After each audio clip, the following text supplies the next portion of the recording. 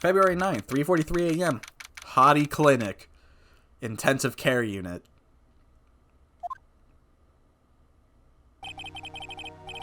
I'm still up at this hour, reading through the trial records of a certain case. It's the first case my mentor Mia Fey had ever handled in a court of law. The horrifying truth that I refuse to accept is holding me hostage here within its pages. Dahlia Hawthorne. What have I read? I don't want to believe. What is written here? This isn't the Dahlia I knew. After falling into Eagle River, I was somehow miraculously saved. But I ended up catching a cold that seemed to knock me around the world and back. And I feel dizzy. My ears are ringing. My throat burns and my head is on fire. Are you going to tell me that Dahlia saved him? But I will recover. I have to recover by this afternoon. I have to meet with the most ill-tempered witness imaginable. And I know that he will be able to help. That he will be able to help. He will be able to help me with him somehow.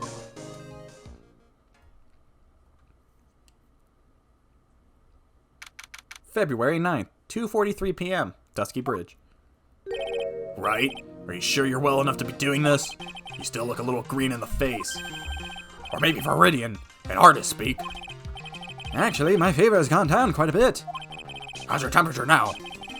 Only 102.2 degrees, nothing to worry about.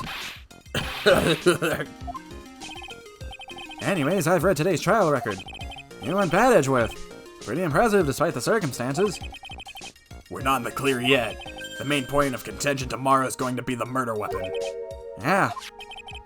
In the end, the Shishishito did not deliver the deadly blow, which means there must be another sword hiding out there that we don't know about. Another sword, huh? Don't you worry about a thing, pal. I'll dig up the murder weapon myself, or I'll eat my coat. Thanks again, Edgeworth. I'll handle things from here. It's probably for the best. Actually, I was thinking about paying the old precinct a little visit. There's something I want to look into. And that is? Our client's background, naturally. You mean Iris, sir? I have the feeling that we've met before. All I want is confirmation, one way or the other. And since I won't be getting that from you, I'm sorry, Edgeworth. I bid you adieu, Wright. Take care. Guess I should get moving too. Why? Do you need to be somewhere? Yeah, I gotta get to work on this bridge, pal. I'm rigging something up so we can get across to the other side. Ah, that's right. I is still stuck on the inner temple. But don't you worry, pal. As soon as it's all set, you'll be the first to know. Thank you, Gumshoes. No problem, pal. Just try not to give me that cough of yours. Alright, I'm off. Hang in there, Maya. We'll get you out. I promise. In the meantime, I've got to continue collecting evidence. So I should still have everything. Oh, now Edgeworth is in here. An old friend, said to be #1 at the DA's office studies foreign judicial system now. He's a what? Oh, he studies foreign judicial systems. Alright, let's get out of here. Let's go to Larry's home. February 9th, Heavenly Hall. Looks like no one's here. Larry! Loris! I'm sure you'd be hiding here. Guess I'll try again later. I can't go in? Nothing suspicious around. February 9th, Hazakuri Temple main gate. Oh, please, it's for art's sake, I swear. There's only one guy I know who could be this persistent and high-strung. I'm talking about the heroine here. The heroine in my book, it'll make you famous. Oh. Enough! Fools who foolishly accept the foolishness of a fool's fool. Wouldn't you agree, Phoenix Wright? Me? Wait a second. I know you. Ah! Your reflexes and mine need to shape up. My brain's frying like a sunny side up, and you want me to grill... You want to grill me over a name? Frenzy, you can do that. Even as we speak, Nick's on the brink of death. Or so I'm told. Whip a dead horse. Isn't that one of your American sayings? No, it's not. And I'm not on the brink of death, brink of anything. Oh, Nick, tell her, would you? Tell her she needs to model for my new picture book, Franzie's Whippity Whip Trip. Before you ask me to model, learn to give at least semi-coherent testimony. And before that, you'll have to learn how to live a semi-coherent life, Larry. Alright, well now Larry is just like sticking to her. I don't care what anyone says, I'm telling the truth, I saw what I saw. She flew, I'm telling you. Whoosh! It's like over there with the dude red underwear. Wait, what? I don't think I'm gonna forgive you guys when you come crawling back to apologize. Ah, off he goes. It's amazing how little has changed with you in the past year, Phoenix Wright. Sup, Franziska? Have you been in Germany all this time? That's right. Extending my perfect win record, naturally. Oh, joy. Sounds like she hasn't changed a bit. Has it really been a year since we first met? I am Franziska von Karma, the prodigy. I see. I gave up a promising career in Germany and came to this country for the one sole reason. Revenge. Franziska was born and raised in Germany, and became a prosecutor at the age of 13. Her father was the legendary prosecutor Manfred von Karma. Never thought I'd see his picture again. He had a perfect win record for 40 long years, but now he is gone from this world. He's dead? Don't tell me you still hold a grudge against me, because of what happened to your father. Phoenix Wright, you will fall before me, this, I promise. But it will be for my sake, not my father's, are we clear? Yes. Crystal. In truth, I was shocked. I came back to America with the intention of defeating you. Instead, it was my little brother who was leading the defense. Edgeworth. Come to think of it, Edgeworth was pulled into being a prosecutor by Manfred von Karma as well. Miles Edgeworth told me something very interesting, you know. He said that this case has a special significance to you. Because it does. And that's precisely why I am here. Your personal involvement would make crushing you into teeny-weeny pieces all the better. It's probably the fever, but she's so openly hostile that it's almost kind of cute. Ouch! No smirking. No whipping the sick. That foolish fool doing such a foolish favor for such a foolishly foolish fool. Edgeworth. Make no mistake, Phoenix Wright. I came here for one thing and one thing only, to pulverize you. It's not like I thought you were here to bring me some cold killer X, you know? I went over the whole case file on the flight over. You read the whole thing? Yes, every last word, of every last sentence, of every last paragraph. All the ridiculous things you did made it a very interesting read, you know. Attempting to cross a burning bridge. Did you even consider the dangers? No. The only thing that thought in my mind was, I have to get across. A fool who doesn't think is more foolish than a fool who foolishly thinks. She said he'd let me know once the bridge was repaired. She's gotta be okay, I just know it. Plus, I need to ask her about what really happened at the Inner Temple that night. Yeah, that seems to be where the dead end is right now. It's like, what happened over there? Hey, you'll talk to me, right? We're chill now. What do you think of Larry? About this, yeah. I refuse to help you, Phoenix. I should have known better than to try. What do you think about Godot? Do you know Godot? No, you don't know. What about Pearl? Where's Pearl? No? What do you think about Scruffy? No, you don't. You got nothing to say about Scruffy? What do you think about Maya? You got nothing to say about Maya? What do you think about Edgeworth? You got nothing to say about Edgeworth? What do you think about what do you think about yourself? You got nothing to say about yourself? God, cringe. What do you think about You wanna see a dead body? Alright, I'm out of here. February 9th, how's a Curry Temple main hall? That was one long sigh. Sister Bikini. My, I didn't know you were here. How are you doing? You don't have to pretend to be in a good mood for my sake. I suppose I've made a terrible mess of things, haven't I? I let Mr. Khalees die, and then there's Iris as well. Mr. Khalees, now that I think about it. There's an accolade stuck at the Inner Temple. And that poor little girl has gone missing too. A little girl? You don't mean Pearls, do you? Yes, I'm afraid I do. She hasn't been seen since the morning after the incident. Pearls? She's missing? Why didn't anyone tell me about this? I must be getting old. I think I've seriously lost faith in myself. Are you talking about your performance at the trial today? You believe me, don't you? I'm not a liar, I would never lie. I know what he saw. I saw Iris pull that sword from Mr. Khalees's body that night. I'm certain of it. At least, it was until this morning. I don't see any psyche locks, but she must be telling the truth. Why are you so sure of yourself all of a sudden? You know that artist who testified after me? I saw Iris flying her white head fluttering. I felt like I might start flying myself. When I saw that man testify so fervently about something so impossible, I started to wonder if I had acted just like him when I was on the witness stand.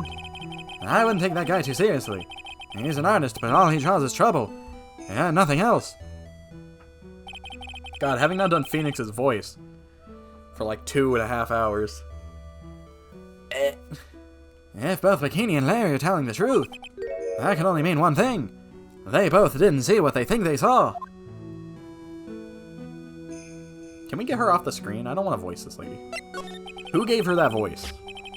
On the night of the incident, you met Iris at the Inner Temple, is that correct? That's right. I'm sure it was. Iris claims she was in her room in Hazakura Temple. I knew I shouldn't have come back here that night. Not because you did. Iris stuck all by herself at the Inner Temple.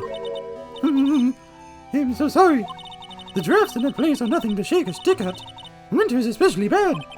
I'll bet. The training hall looks like it's about to fall down at any second.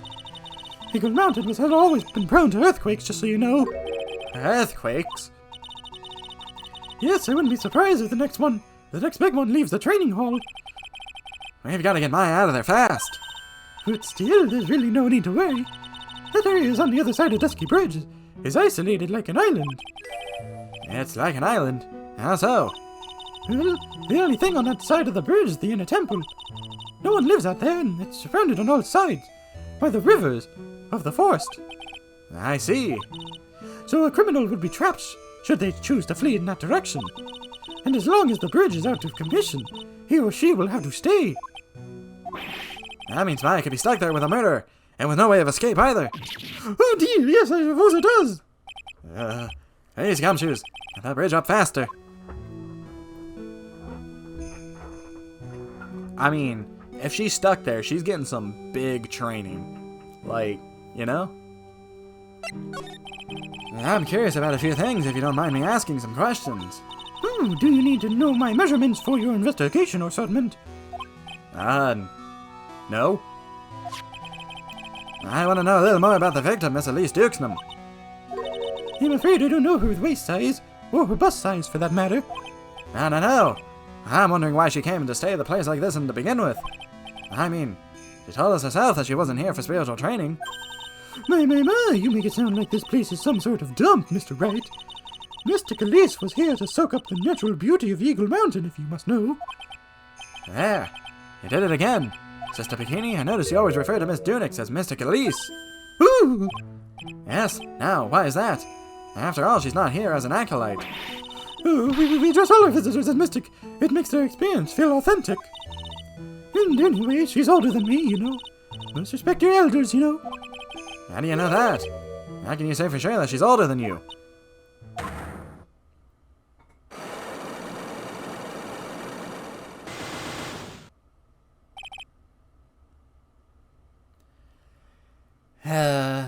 It seems Miss Dukesnam was no ordinary visitor after all. And there's Pearls. She was with Miss Dukesnam on the evening of the murder, and now she's vanished. It's all gonna be connected somehow. Yeah, what about Pearl? Why did Pearls have to get mixed up in this mess? Please, Mr. Wright, I know you're worried, but try to keep it together. Oh, man. My head's throbbing so bad it's killing me. Pearls, she was with Miss Dukesnam on the night of the murder, remember? Yes, but I have a temple to run, you know. I was busy preparing for training. We didn't see the little darling once after we'd finished eating dinner.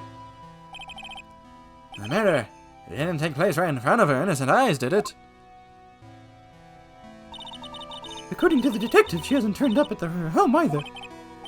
Come on, keep calm. There's one place left where Pearls could be. She just has to be there.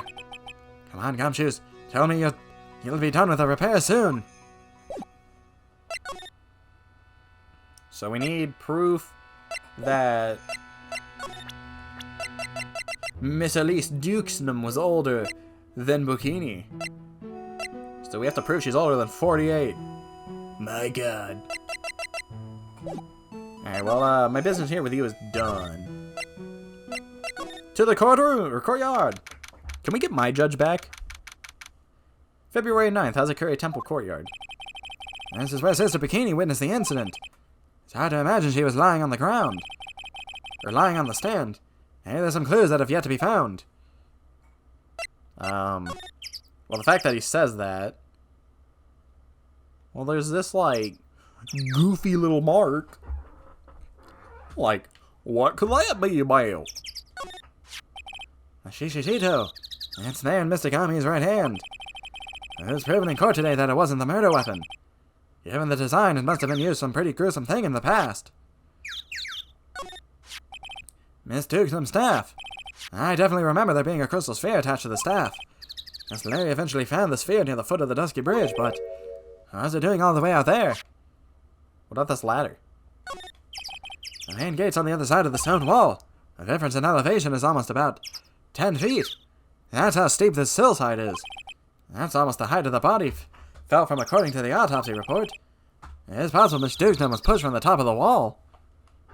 I don't think there's anything here. We leave. Hey! What was the jarring and considerable loud yell? So this is where you've been keeping nice and warm, I see. Detective, have you... The bridge, yeah, I did. I told you I'd let you know. Well, then I'll come along with you and... Sorry, ma'am. No unauthorized entry access is restricted to the people involved in this case. What was that? I'm involved, aren't I? You couldn't get much more involved than me. Well, yeah, but that's not what I meant. Ah! It's been a while, Scruffy. Oh god, the flashbacks are coming back to me. On karma. Sister, please leave the investigation to me. My, well, you certainly seem to have everything under control. I am on your side. I won't do anything you won't want me to. As you'd work to pin the blame on Iris. What are you daydreaming about, Phoenix, Wright? Ow! That hurts. Silence. High Francisca von Karma will presently guide you through your investigation. So you will follow me. She's not seriously going to follow me around, is she?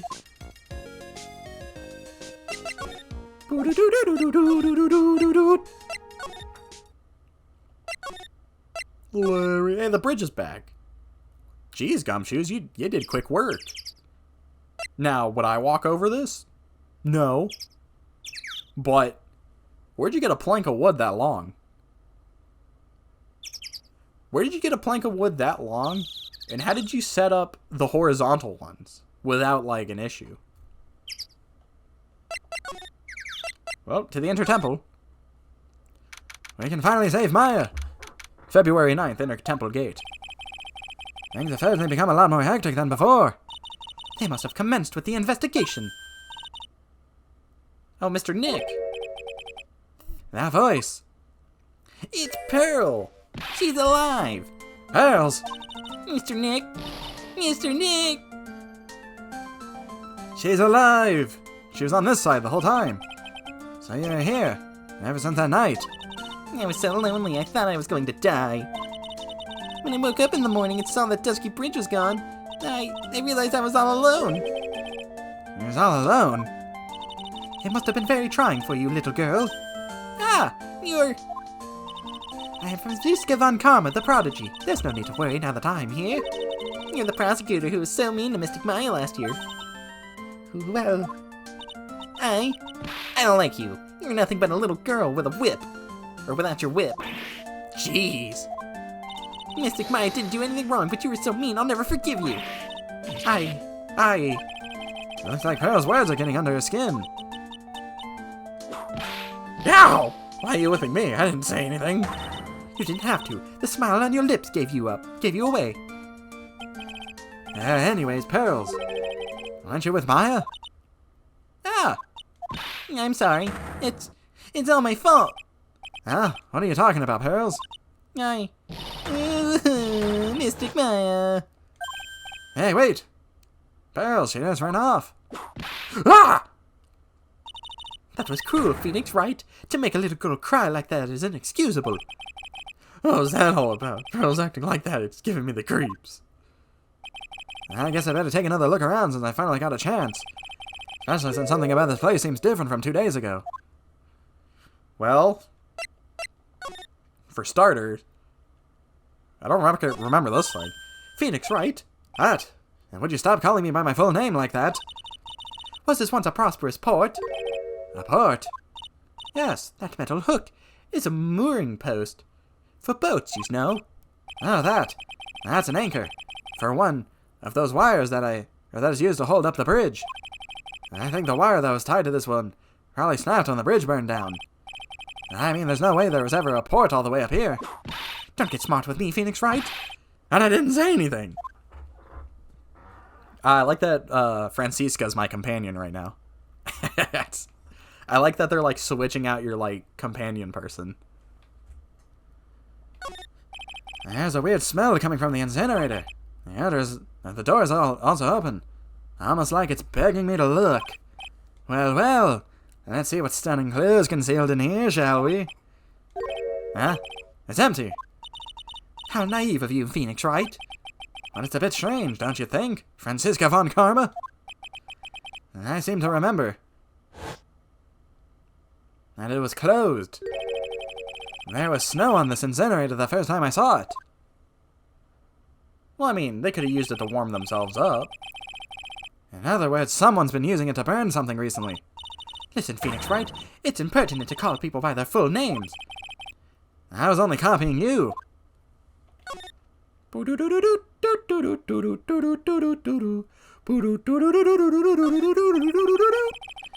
a little gate that leads into the garden. It says no entry on the sign, though. Come now, Phoenix, right? What are you doing? Let's go in. It's half open anyways. What harm could come of it? But it says no entry. Don't you Americans enjoy doing whatever you like and then simply say whatever? That's got nothing to do with anything. Who told you that?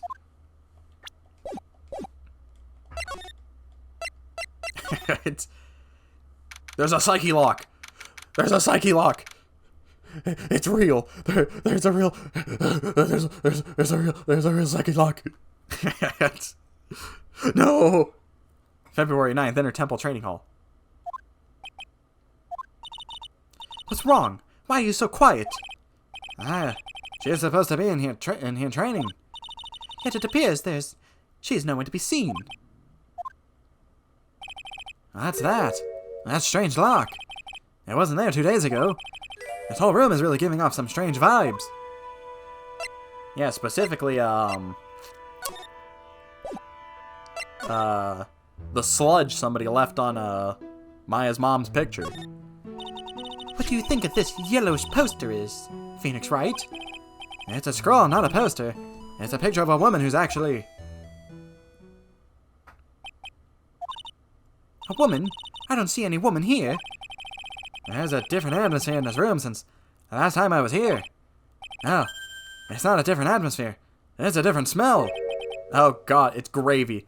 Oh no, the freaking, what are they? The protesters. The protesters have been slinging, like, gravy and stuff on museum art. They've made their way in here. It's gravy. What's the matter? This scroll. It's been completely covered in gravy. Ah, yes. There's a very appetizing smell in the air. But gravy is a type of sauce. So when you run out of paint, you Americans use gravy as a substitute, I see. No. No one does that. For starters, it stinks. This must be the gravy that we had with the roast on the night of the incident. But why would anyone do this? Why this scroll? Misty Faye's image is completely obscured. So... Okay, they completely overwrote my other evidence. But you can see your feet! For the feet people! The scroll shows the picture of Misty Faye, master of the Korean channeling technique. Why would anyone cover it in gravy? I can't make out what's drawn on this scroll at all. I'll never understand you Americans and your so-called artists. Artist? Yeah. Yeah, we do have Larry, and he's an artist now. Ah, the store. When I was here 2 days ago, that weird lock wasn't on it. Those chains, it's almost as if they're guarding something inside that cavern. I've never seen a lock quite like this before. I have. I've seen locks and chains just like this before. They look just like the ones that guard a person's secrets during a psyche lock. I wonder if this lock is guarding something too. Dark secrets in a dark cavern. What took you so long? Oh, I thought even you'd managed to get here faster than this, Mr. Trite. Prosecutor Godot. I didn't know you were here. Prosecutor? How come you didn't show up at the trial today? I could ask you the exact same question. Huh? But I had a cold, so... I had something slightly more important than a common cold to deal with. The importance of which is something that you have hoped to ever understand. Enough, I believe I have the measure of you. You are the very worst kind of prosecutor. What could be more important than a trial? Who's the wild mare, Trite? This is Miss Von Karma. She was the acting prosecutor in your absence. Well, I guess I owe you one then. But you can go now, princess. It's time for the big boys to take the reins. Just who do you think you are? This case is mine. Hey, Philly. Know your role and shut your mouth. I can't stand women like you. I'm only going to say this once, Lady Von Wippenberg. Go home. Phoenix Wright? What are you hitting me for? You deserve more cracks of the whip than that, Trite. Oh, what? You still don't get it, do you? You don't realize that you've set something into motion that you'll never be able to undo. There's something different about Godot today. I'm getting such a strong sense of something from behind that mask of his. Is it anger, or is it sorrow? Come on, Godot, we're homies. You can spill it. What's wrong? Talk to me. Hey, don't make fun of Von Karma in front of me. She's gonna whip me. You had some important business that that's why you weren't in court. So what was it? I told you once before, but perhaps you don't remember. I've returned from the depths of hell to do battle with you. You see, Trite, I've experienced something most have not. Death. You died? Of course, being extradited from hell is a tedious affair. The meticulous regeneration and adjustments of all your internal organs is... Well, let's just say modern medicine allows us to live to a ripe old age. Even someone like me. So you mean, that mask you wear is... This ugly device? I promise it's not a fashion statement, my unenlightened friend. Without this, I can't see your frequently dumbfounded face. Oh, he has no eyes. I didn't know.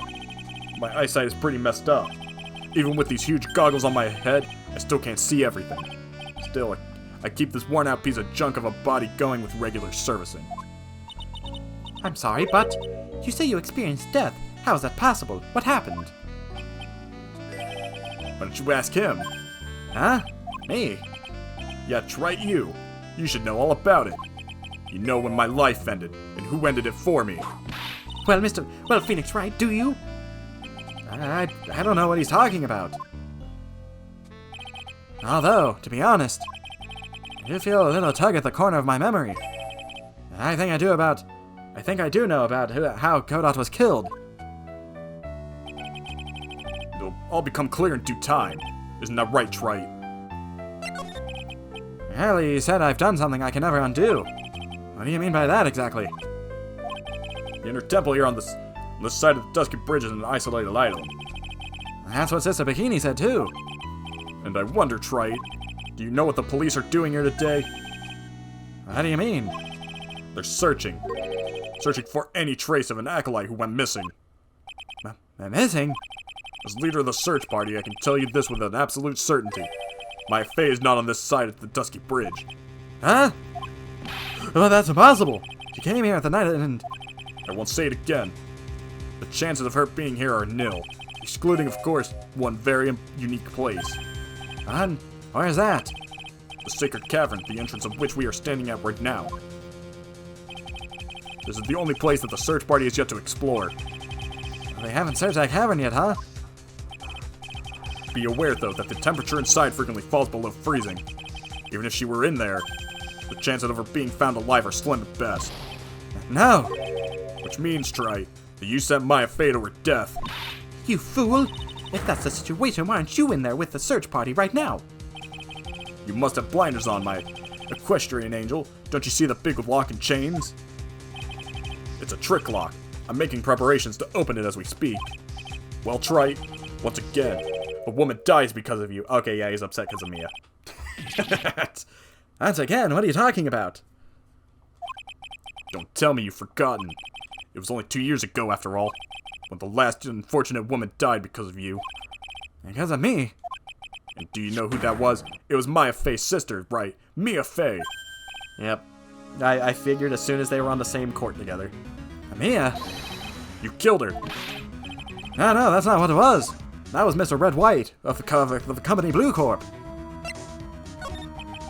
It was 2 years ago. Mia Fey was pursuing someone, a man. But she bit off more than she could chew. She made a very dangerous enemy. Yeah, that's one case I'll never forget. But I got that guy, personally. Sure, Miss Fey's murderer was caught. But that won't bring her back. You think, but I've had to deal with her every case almost.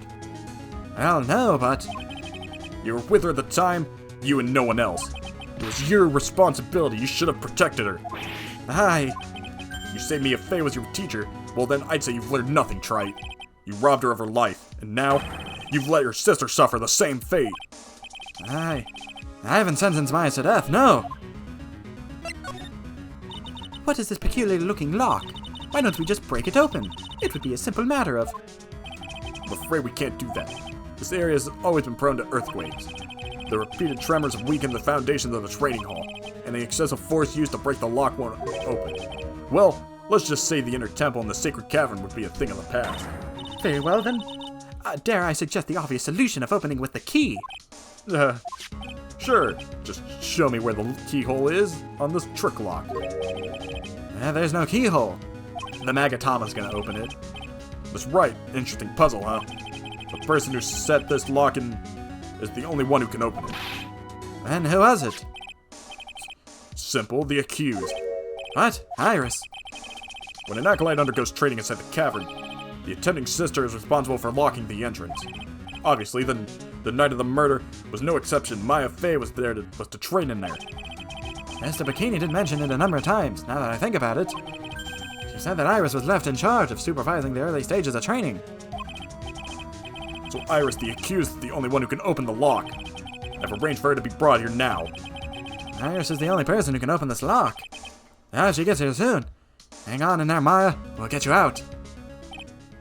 So, I should be getting back to work. Wait, Godot. How sure about Maya are you? There's no doubt in my mind. She's in the sacred cavern somewhere. It's the only place she could be. You better start praying. You better pray that your friend of yours brings the accused back here.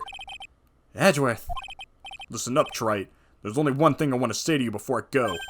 I'll never accept you. Never. Goodbye. You should choose your friends more carefully, Phoenix Wright. That's what everyone says. It looks like I don't have much of a choice. I guess I'll just have to do whatever I can for now.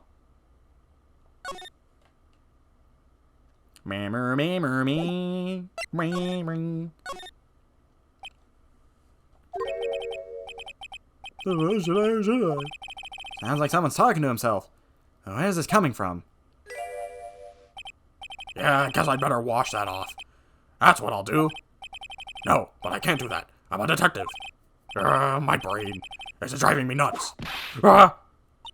Is something troubling you, Scruffy? Please don't whip me like that all of a sudden, sir. It was merely a simple greeting. A friendly tap on the shoulder with my whip. So, what's up, Gumshoes? Something on your mind? How did you know, pal? Perhaps you were trying to decide if you wanted to wash that off or not. How did you know, sir? Oh, yeah, I nearly forgot. You can't go through that little gate there, okay? You mean the one next to that says no entry on it? I, kinda already snuck in there. Is he trying to be clever or something? So, what's behind there, Scruffy? Huh? A kind of a garden-like garden. A garden? Yeah, anyways, it's under investigation right now, so keep out. I'm not telling you. I'm not asking. Or I'm asking you, pal. You got me? Isn't it normally the other way around? Well, see you later. We know you're running from Francisca. So, shall we adjourn to this garden, Phoenix Wright? Of course. What else would we do? I really know what Gumshoe was thinking of washing off. Oh! Dude, something happened over here, and whatever it was crazy. February 9th, enter Temple Garden. There's a strange feeling in the air. I wonder what it is. Strange feeling? Forget about that. Why's that strange writing on the stone lantern? Ah! What are you doing in here, sir? I thought you said you can't come in here. Don't you know, Scruffy? Avant Karma will always show up wherever there is a clue. And there are plenty of clues to be found here. But... Oh god, everything is circling back together. Now we're back to the Mia death case. Now we got Maya's name on something again. Did she write it? What the heck is that? Uh-oh. You spotted it, huh, pal? Are you kidding me? It couldn't be more obvious. It says Maya. Yeah, and before you ask, it's written in blood. You will answer all our questions now, Scruffy, without exception. Yes, sir. What about this thing? There's a charm or something poking out from the snow. Looks pretty old. There's a leather cord tied to it, too. Apparently it belonged to the victim. To Miss Elise Dukesnum. Yeah, there was a broken leather cord around the lady's neck. The ends of the cords were found on both the victim and on the charm match, exactly. Sounds to me like this little trinket is going to be my ticket to getting some very big answers. The Crane Master's Talisman. What about this broom? Oh my god, somebody was flying. Oh, never mind, I can't examine the broom. There's a couple of torches here. I guess you need all the lights you can get up here in the mountains. Yeah, I was looking at those things, pal. It looks like they've been lit pretty recently. Recently? How recent are we talking? As recent as the night of the murder. I was training here on the night of the murder. It's not unreasonable to think these things were lit at the time, I guess. Boop, boop, beep, boop, boop, beep, beep, boop, beep, boop. Ah, this is odd. There's no snow on the ground here. And it's an almost perfect rectangle. It couldn't have happened naturally. Yes, it appears as though someone has carefully cleared away the snow. No doubt it was you, wasn't it, Scruffy? Huh? No, it wasn't me, sir. It was already like that when my men and I got here to start the investigation. If it wasn't the police, then who did it? Oh yeah, there's something I need to tell you just between the three of us, okay? What is it? It's top secret. You can't tell anyone else, got it? Understood? Well, when I was a kid, I got knocked out at the local wrestling contest, you see? I was so disappointed I just picked up my mouth guard and cried all the way home. Man, I got in so much trouble when I left it on the couch. Is that it? That's it. Ah! Whoever cleared the snow, he must have had a reason. Although I can't begin to even imagine what the reason could be.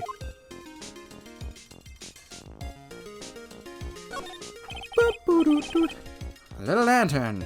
A little statue. It is certainly a quaint little garden. Oh. What is this huge bowl here thing? Oh, I know this one. It's a water bowl, isn't it? Everything else is completely frozen over. But the ice in this bowl has been broken. That's true. I wonder if this has any impact on the case. Well, I doused my face earlier with the water in this.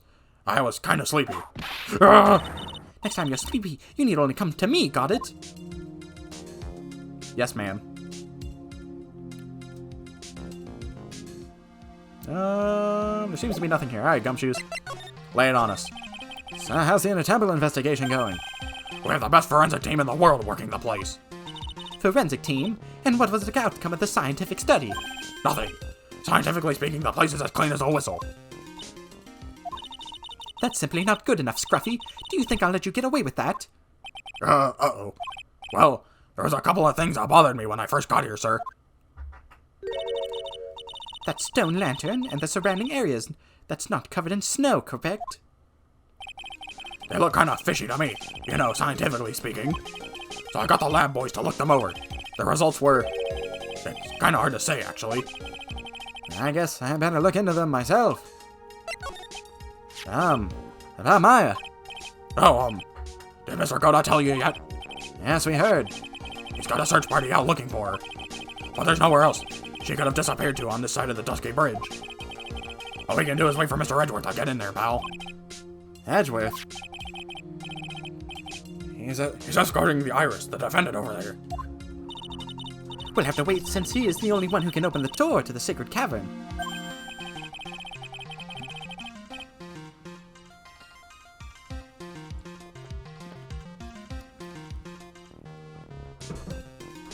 Oh, I think Mr. Edgeworth wants to talk to you about something too, pal.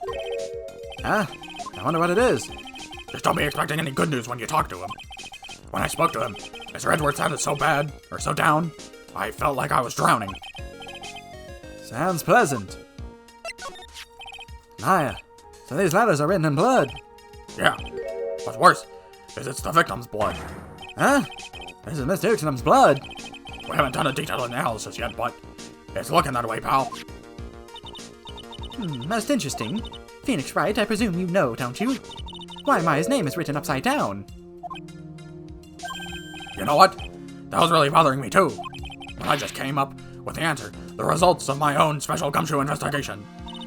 Really? Do tell. Well, on the night of the murder, that stone lantern was upside down.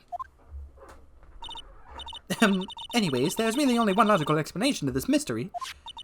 Miss Elise Dukesnam wrote these letters herself, in her own blood. Yeah, you must be joking, that's impossible.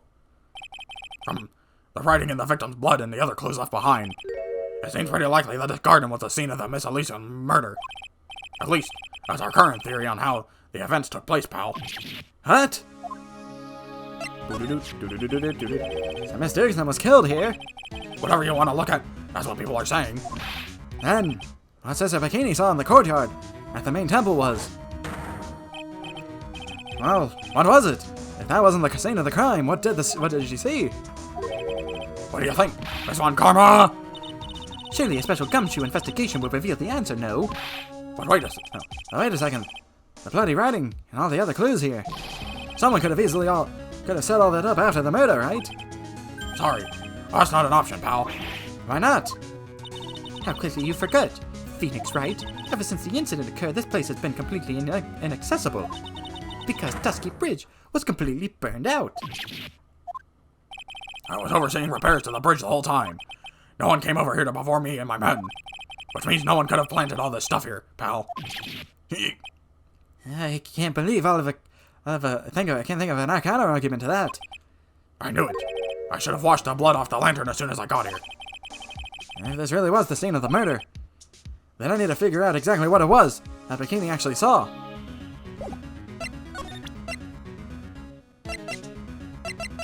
What do you think about this, Gumshoe? You know anything about this scroll, detective?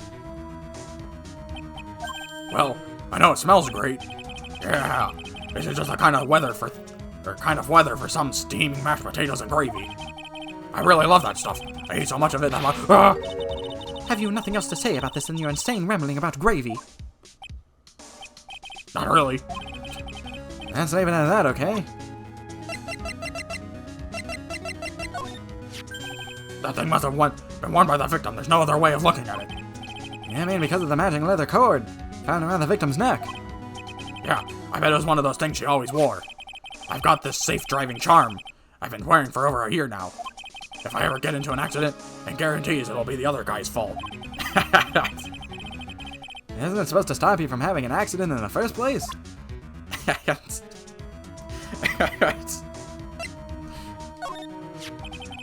This was found close to Dusky Bridge, wasn't it?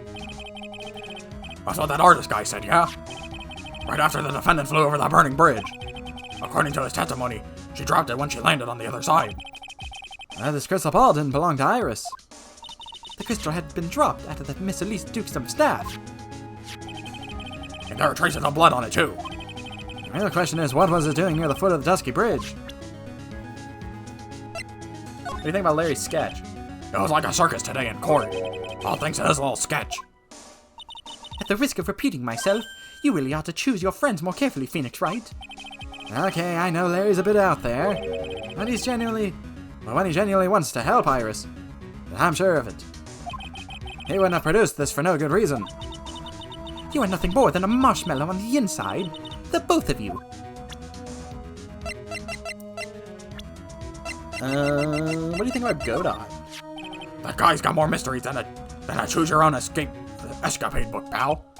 Ah, no, trust me, I already know. I can't believe he skipped the trial like that, without even getting permission.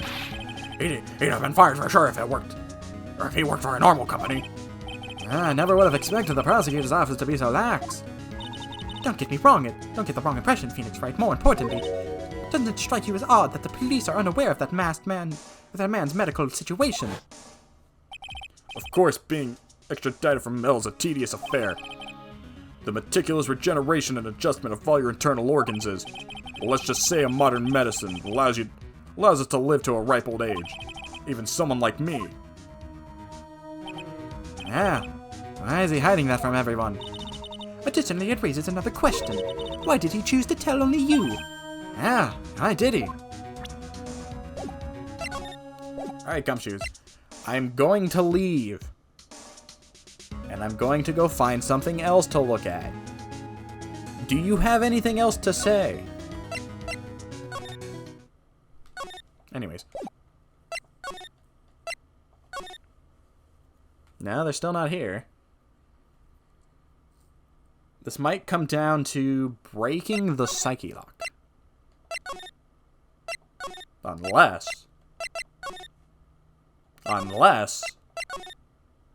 Aha! February 9th, Hazakuri Temple Gate. It seems you have a visitor.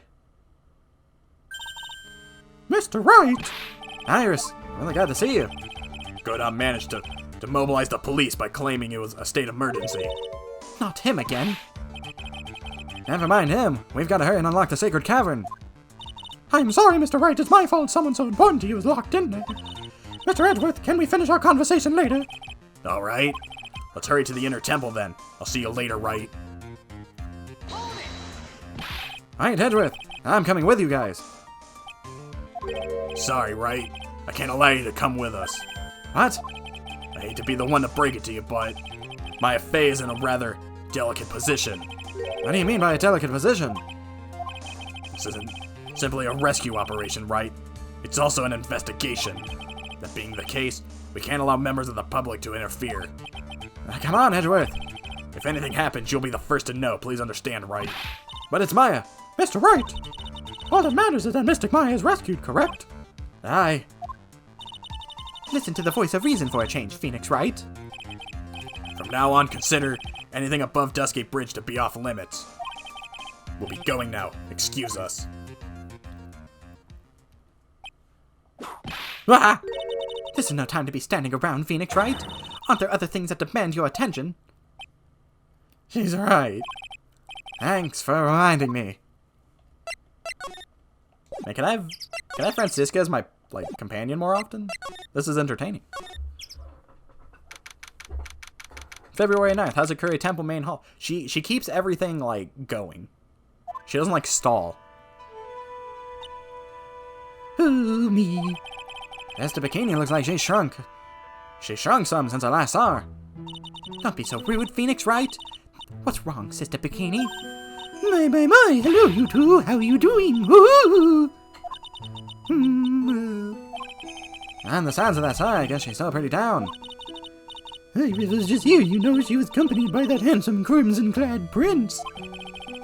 Is she talking about Edgeworth? It was just a courtesy call. I wasn't allowed to talk with her at all. Oh dear, it's all my fault that this has happened. Poor Iris, she was worried about my back, wouldn't you believe?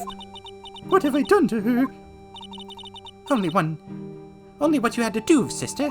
You've bravely and truthfully testified about what you saw. There's no shame in that. And we'll see it to it that your testimony wasn't made in vain. Well, I don't hear anyone else saying that. Mr. Blue Suits doesn't seem to share your opinion, I see. Ah, me? Ah! Glare. Oh, yeah. You did great, Sister Bikini. Absolutely spectacular! You two are the only ones who have said that to me. I can't shake the feeling that I just became a shill to a shrew. Do you have any problems, Phoenix Wright? Sure, she was brave to testify so truthfully like that. I know she's still hiding something. Guess it's time to break those psyche locks.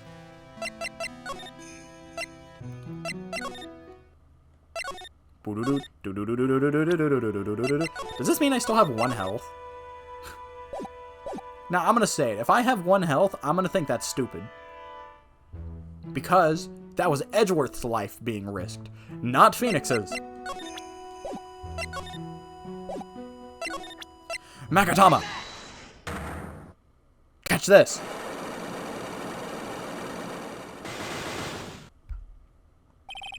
Elise Dukesnam. Okay, no, I have full health. Sister Bikini, the truth is becoming increasingly clear to me. I'm convinced that Miss Elise Dukesnam had a special significance to this temple. As to why she had a special significance, I believe it has to do with her true identity. What on earth are you talking about? She was... Mystic Elise was an author, just an author of picture books. To be honest, I had my suspicions almost immediately after I met her. This is suspicions? Yes. I didn't have any evidence to support my theory, though. But now I do. This piece of evidence proves Miss Dukes' true identity. Miss Dukesnam, or Miss Dukesnam, had this charm with her at the time. Where did you get that? This isn't some cheap good luck charm either. What do you think of it, Mr. Wright? What could a talisman like that possibly mean? It's a talisman, isn't it? Interesting. Oops. This thing speaks volumes about who Miss Dukesnam really was. This talisman and the other items unequivocally prove Miss Dukes' true identity. The staff? No. Really got to think. It's probably the orb then. Yeah. I don't care to read all this pointless dialogue. It's not the orb either. Interesting.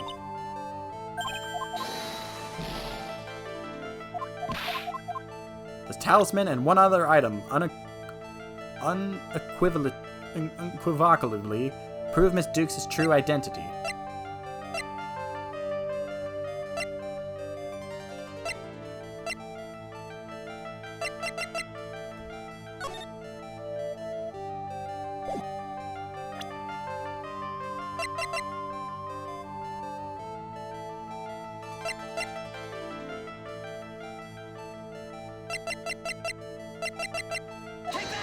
No. God dang it. Well, now I'm back down to 1 health. I knew it.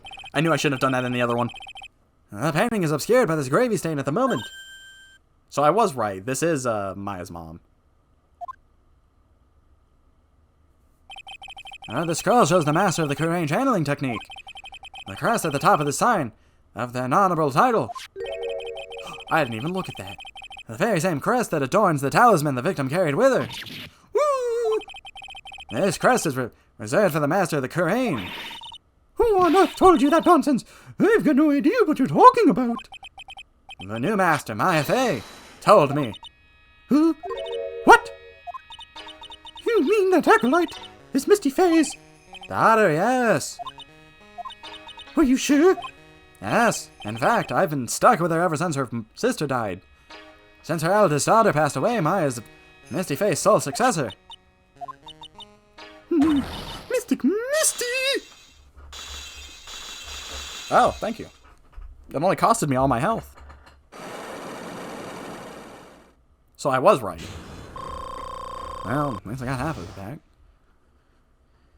Elise Dukesnam. Mystic Elise graced us with her presence about a week ago.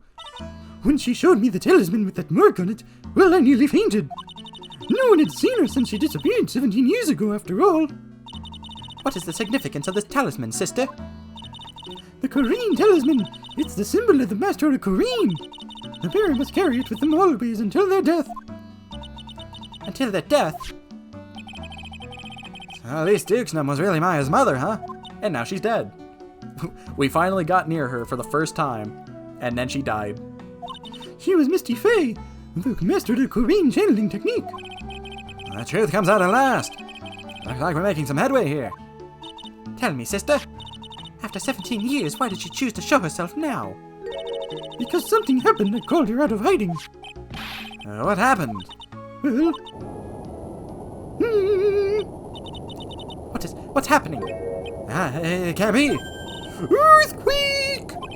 Oh my goodness, the inner temple! This kind of charmer might. The inner temple? The secret cavern in the training hall, it might very well cave in! What? Ah!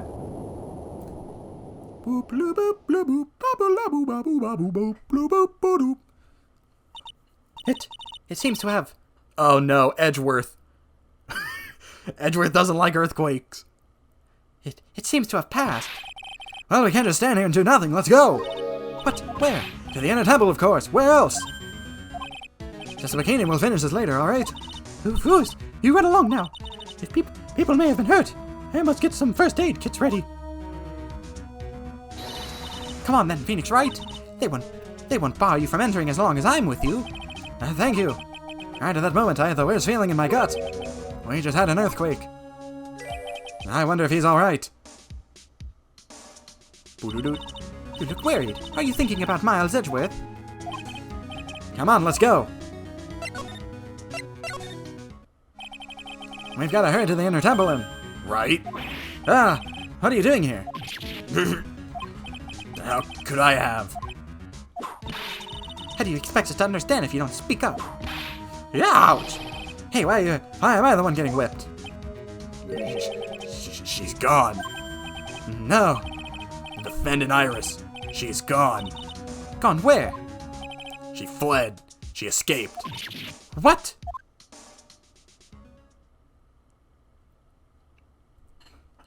A rat is always a rat. So it was just now during the... It's easy to see Edgeworth's one and only weakness. His fear of earthquakes. I should have known better than to escort the defendant alone. As soon as the ground started shaking, everything went dark before my eyes, and I stupidly passed out. That incident haunts you to this day, doesn't it? That's no excuse for letting the suspect get away. I can't believe I let it happen. Right, the inner temple area is a dead end, so she could have only escaped to this side. We haven't seen her. Then we need to get a manhunt underway now, and search Eagle Mountain from top to bottom. Wait, Edgeworth. Have you thoroughly checked the inner temple yet? Don't be ridiculous. Why would I? The inner temple is like an island. There's no way to escape but to cross. No, that's not it. Iris isn't the type of person to run away, Edgeworth. What are you talking about? Sister Bikini mentioned something when we were here. She said that the sacred cavern might have caved in because of the quake. Then you think Iris might have gone to the inner temple to check on the situation? Listen, Edgeworth. I'm sure she's at the inner temple. A manhunt is not necessary. Right? Let's not waste any more time. We need to get to the training hall sacred cavern now. Alright, let's go. February 9th, Inner Temple Training Hall. Fortunately, the sacred cavern hadn't caved in. But what we found was something none of us could have ever expected. Oh no. Oh no! Oh no. Remember when I said that this is the worst mechanic in the game? The mechanics become real! How can there be even more locks? What is the meaning of this? Iris? Iris, please tell me. What the hell is going on?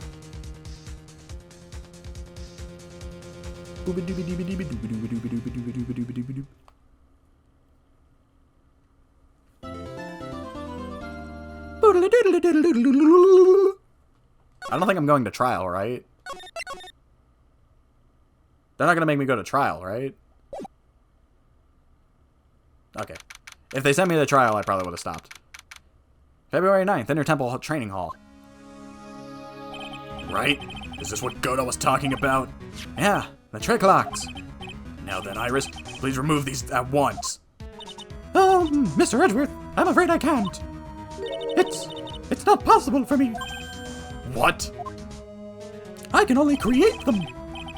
During the earthquake when the cavern was in danger of caving in, Iris escaped. And I know that there was only one lock when I last came in here. So you're saying that you can't undo the new locks? Yes. If only I was stronger. Edgeworth, how are you feeling? You look a little pale in the face. Like you're one to talk with your face all green. Miles Edgeworth, go on and get some air. I'll watch over the suspect. You go and get a grip on yourself. Don't be ridiculous, I'm perfectly... There's no telling what sort of mistakes you could make in your current state. Go and get some rest. That's your only concern now, Miles Edgeworth. Understood. I'll handle the investigation in the garden. You take care of things here. Edgeworth. He's got so much pride that he's probably off crying in a corner of the garden. Pride is simply another trap that hinders us in our lives. That said, one must have pride to be effective on the job. At any rate, it seems that this is where we part ways, Phoenix Wright. I'm going to stay here and see if I can't help solve these bothersome puzzles. I see. Well, thanks for your help. Now then, you mind if I ask you a few things, Iris? No, not at all.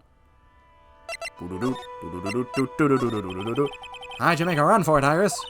I'm sorry. I heard the Inner Temple had been severely shaken by the strong earthquakes we had. I was so worried. I just had to come and see. In other words, you didn't run away to escape the law, at least we're clear on that.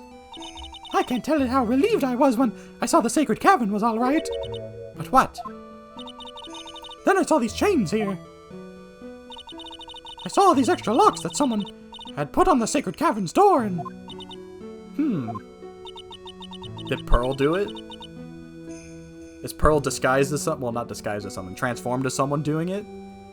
Or not. Who in the world would do something like this? The trick locks. These trick locks are a sacred treasure of the Korean tradition. There are hundreds of ways to set them up. That's why only the person who set the locks can open it. And you aren't the one who set these locks. I don't think it's that simple, Franziska von Karma. When we were here the first time, there was only one lock. But now, somehow there's 5 of them. What does that mean? It means that someone wanted to secure the place even more. And they wanted to secure it before they got here. Or before you got here, Iris. Presumably because they wanted to make sure Maya couldn't get out. This means that Iris can only open these locks. The first one. Yes, that's correct. What? Iris? Try to think, please. Isn't there any way around this? Well, like I said, there are hundreds of different ways to set these locks. I suppose if I went through every combination with each one, I could remove them. But... it will take time, won't it? Yes, about a day if I had to guess. A whole day? Well, that's better than leaving the locks in place. Will you do it for us? Sure, I'll do whatever I can. We've got to wait another day. Hang in there, Maya. You're going to have to call on your inner strength now. You know what, Iris? There's still one thing I don't quite get. And what might that be, Mr. Wright? Phoenix Wright? I think it's obvious. Iris, on the night of the murder, where were you? Please, Iris, don't give me that look. You told us that you were in your room at Hazakuri Temple at the time of the incident. But you were seen here. You seen that time. I'm messing up more and more right now. But you were seen at the same. But you were seen that same evening at the Inner Temple. And then you were spotted at the scene of the crime in Hazakuri Temple too. Being spotted at both Hazakuri Temple and the Inner Temple. It's as if you were... Well, Iris, I think it's about time you told us the truth.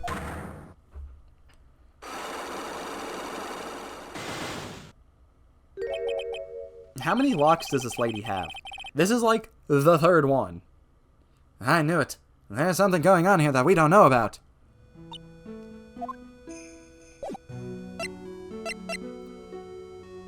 I'm leaving. For that reason, I'm out. February 9th, Inner Temple Gate. I'm finally getting to the bottom of this case. I can count on Iris to break those locks, so I should try to gather more clues. From Sister Bikini, Edgeworth, Gumshoe, and Pearls. Yeah, where is she? February 9th, Inner Temple Garden. The cops are still combing the place. I look pretty nervous. I'd be nervous too. It's gotta be a tough job. Especially with someone giving you the evil eye the whole time. Edgeworth, how's it going? Mutter. How could I have done that? I can't believe it's still bothering him. Edgeworth! Ugh. Hey, don't you dare run away! What do you want, Wright? What do I want? If you came here to laugh at me, then get on with it. Go on, laugh away. I was ready to hug it out with him, but he's just the same prideful Edgeworth. You went back to the Criminal Affairs Department, right? You said you wanted to look into something concerning Iris. Yes. And thanks to what I found, I was reminded of something terrible. You guys are putting on a lot of effort into the investigation of the garden here, huh? There's a high chance this is the actual scene of the crime. That's why. You mean because of the writing in the blood? And the talisman in the snow? Exactly. As you know, those things couldn't have been planted here after the murder. But surely, you don't suspect. Maya, do you? We have to treat everyone as a suspect, Maya as well. Maya as well as Iris. It's our job, right? No, Maya's the suspect again. So I guess you still haven't gotten over your fear of earthquakes. No. Though thankfully my nightmares have stopped. But still, if the ground gives even the slightest tremor, I find myself short of breath. 17 years ago, when we were little kids at the same elementary school. Edgeworth found himself in the middle of a murder. We're really gonna recap this case? It all started with that big quake that hit the courthouse.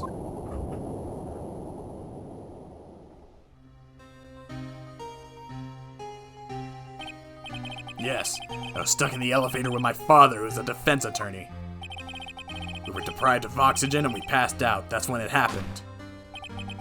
That single gunshot shattered my whole life. Well, let's not say your whole life, your whole childhood. I lost everything that day, all because of that earthquake.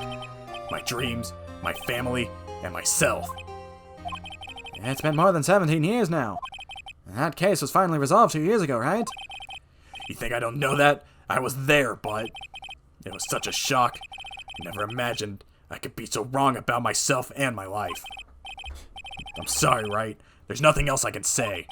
Not after you chose to become a lawyer for my sake, and not after you saved me. Edgeworth, you're stronger than you think. So no more of this self-pity, okay? There was something that bothered me about her from the moment when we met. I felt like I'd seen her somewhere before. No, wait. Not somewhere. I felt like I'd seen her in the court before. So you went back to the Criminal Affairs Department to look at her file? Yes, I checked over every case file I've ever worked on. And I was right. I'd seen her face before, 6 years ago. 6 years ago? It was my first appearance in court. And as cases go, it was my worst nightmare. So who is she? I'm sorry, Wright. I can't give that information away to the member of a general public.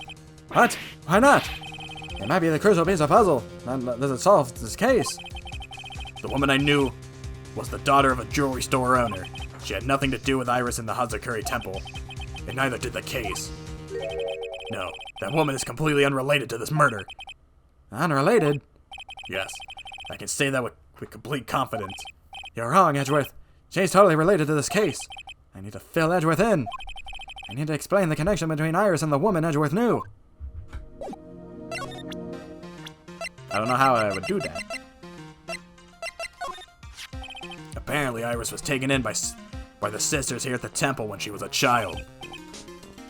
However, we still don't know much about her past, so we're looking into it. That reminds me, Edgeworth went back to the criminal department to look her up and some stuff. I should ask him what she found. Well, I didn't add anything new, so, you know. What do you think about the Magatama? What do you think about this? Sorry, Wright? You're a defense attorney and I'm a prosecutor. It wouldn't be right for us to discuss. Is that your attorney's badge? Interesting. I never imagined I'd ever see you wearing one of these, right? It's because of you that I became one, Edgeworth. Not that I have any regrets. I really don't. If you're trying to say things, you can start by saying it a bit louder. I might not have much here for Edgeworth. So, I'm a hip-hop and skedaddle on out. February 9th, Dusky Bridge. It's weird that no one's around all of a sudden. It sure gets quiet up here in the mountains when you're all on your own. Speaking of alone, I should go check out the shack just down this path. Maybe I'll find Larry there sulking again. Larry! February 9th, Heavenly Hall. Oh, Mr. Nick. Pals, what are you doing here? Nothing. What about Miss Maya? Is she alright? Well, we don't know yet. No, I see. Hey, what do you think you're doing here, Nick? Larry. This is the loser's shack. We're losers get together to lose themselves. This is the what?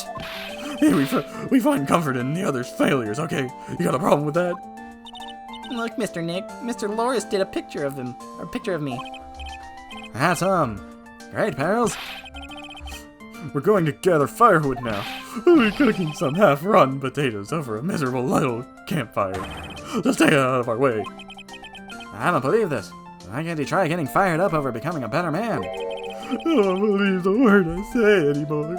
Listen to me, Pearl. You don't want to trust this kind of guy, okay? He'll only let you down. Oh, Mr. Maya. Hey, is there something you want to tell me about this picture? There's nothing to say to you, Nick.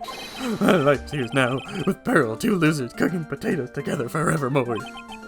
What am I gonna do with him? Alright then. What do you think about this picture, Pearls? I think it's really well drawn.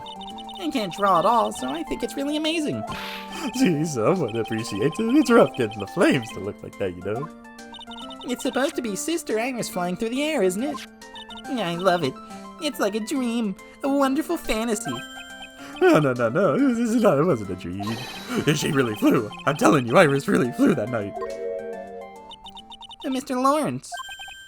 You too. Please don't look at me like that, Pearl. Don't look at me like that I'm some kind of nutcase, I beg of you. I guess this picture really is a representation of what Larry thinks he saw. Okay, so I was half asleep when I saw it. I was here that night. Oh my god. When I was wide awake after the lightning struck. And I saw what I saw. It was illustrated like a tree in the picture. And it looks like I don't have any choice but to take this sketch at face value. Hey, what's the look of doubt on your face? Pearl's really the only one we don't know much about. Pearls. Yes, Mr. Nick? I've been meaning to ask you about the night of the murder. Where were you? What exactly were you doing when it all happened? I was just, well, I'm just a kid, you know. I'm sure it doesn't really matter what I was doing. Does it, Mr. Nick? Sorry, Pearls, but yes, it does. On the night of the murder, you were supposed to be in Miss Dukesnam's room reading a book together. But Miss Dukesnam was murdered, and you, Pearls, are at the inner temple. She's gonna pull psyche locks. Just what exactly happened that night, Pearls? I'm really sorry, Mr. Nick.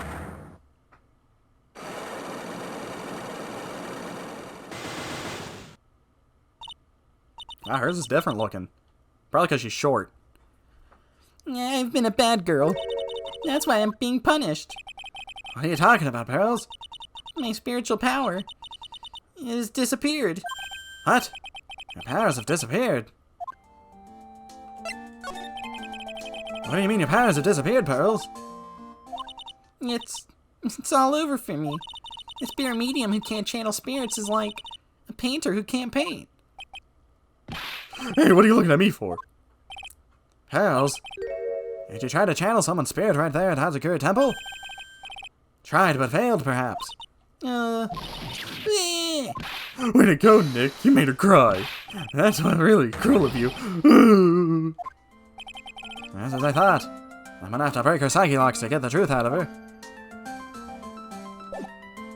Alright, well, I'm gonna scram. Let's clear all our tracks first before I try any psyche locks. February 9th, Hakakuri Temple Main Gate. I wonder if Sister Bikini is in the main hall yet. I haven't seen Gumshoes around for a while either. Maybe they're having a cup of tea together. I bet Gumshoes is Sister Bikini's type. Brain dead and stupid. February 9th, Hazakuri Temple Main Hall. Well, what solved the damage? How is the sacred cavern? Yeah, it looks like it survived. But we have a bigger problem now. I told Sister Bikini all about it. About the 5 locks that were stopping us from getting inside the sacred cavern. But who? Who could have done that? The only person who knew how to set those trick locks are those of the Korean tradition. We have Iris at the sacred cavern trying her best to open them for us right now. Actually, there's something I've been meaning to talk with you about, Sister Bikini. Oh, yes. We were in the middle of a chat, weren't we? Yes. You're telling me how the master of the Korean disappeared 14 or 17 years ago. I want to know why Mystic Faye suddenly appeared at this temple. It was about a week ago when Mystic Elise, no, I mean Mystic Misty, arrived. After she showed me the talisman that proved she was the master, she said, "Someone is trying to destroy the Korean tradition's main Oh no. Don't do it to me. Don't tell me she's here. Don't tell me. I am here to put a stop to them."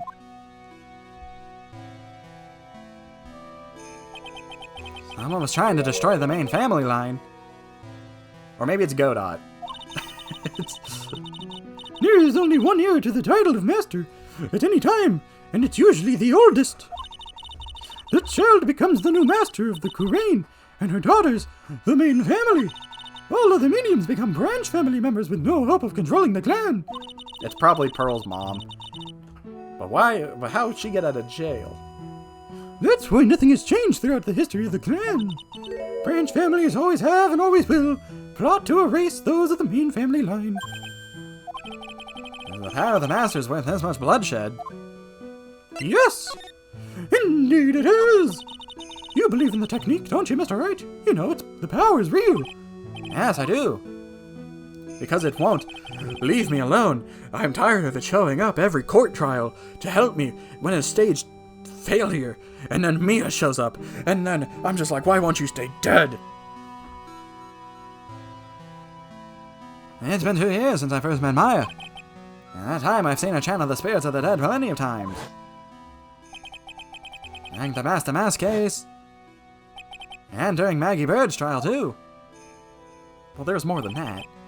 Thanks to Maya, Mia's always on hand to help me out when I need her the most. Stay dead. The Korean technique has made a huge difference to the world, you know. No, clearly it hasn't. I mean the ability to commune with the dead, that's true psychic powers, you know. Members of the tradition have always been there behind every important leader. Who wouldn't respect such a tremendous skill? I suppose so, but with all that power and influence, I kind of expected you'd be really rich by now. Are you saying we're poor? That's right. Woohoo! You're very direct, aren't you? People don't believe in it anymore, you see. All because of one little mistake. A mistake? What mistake? Oh, the DL6 incident. It was 17 years ago, that's when everything came crashing down. All because of that incident. That incident? Is she talking about what I think she is? I'm sure the records still exist if you're interested. Locked up somewhere, of course. It was called the DL6 incident. That's the name of the file. DL6 incident. I knew it. No, it's all circling back. Next thing you know, Von Karma's gonna come rolling up and be Family Feud. I love that show. A VL6 incident? I know it well. I handled a related case just 2 years ago. Oh, that's right. So it was you who was the defense attorney on that case. A murder that took place 17 years ago. Well, It was the first time in the country's history the police ever used a spirit medium. The idea was to channel the victim's spirit to learn the identity of the murderer. and then Grossberg was like, hey, yo, I'm gonna sell this to Mr. White. And then Mr. White was like, no. And then this became this, and then she left. And then freaking Pearl's mom was like, I'm gonna take over the Courtroom, yada yada yada. And then we were like, no to that. And then she was banished, but then freaking Iris over here, aka whoa, said she's gonna become a problem. And then now we got Misty Faye and she's dead. I've summarized the game.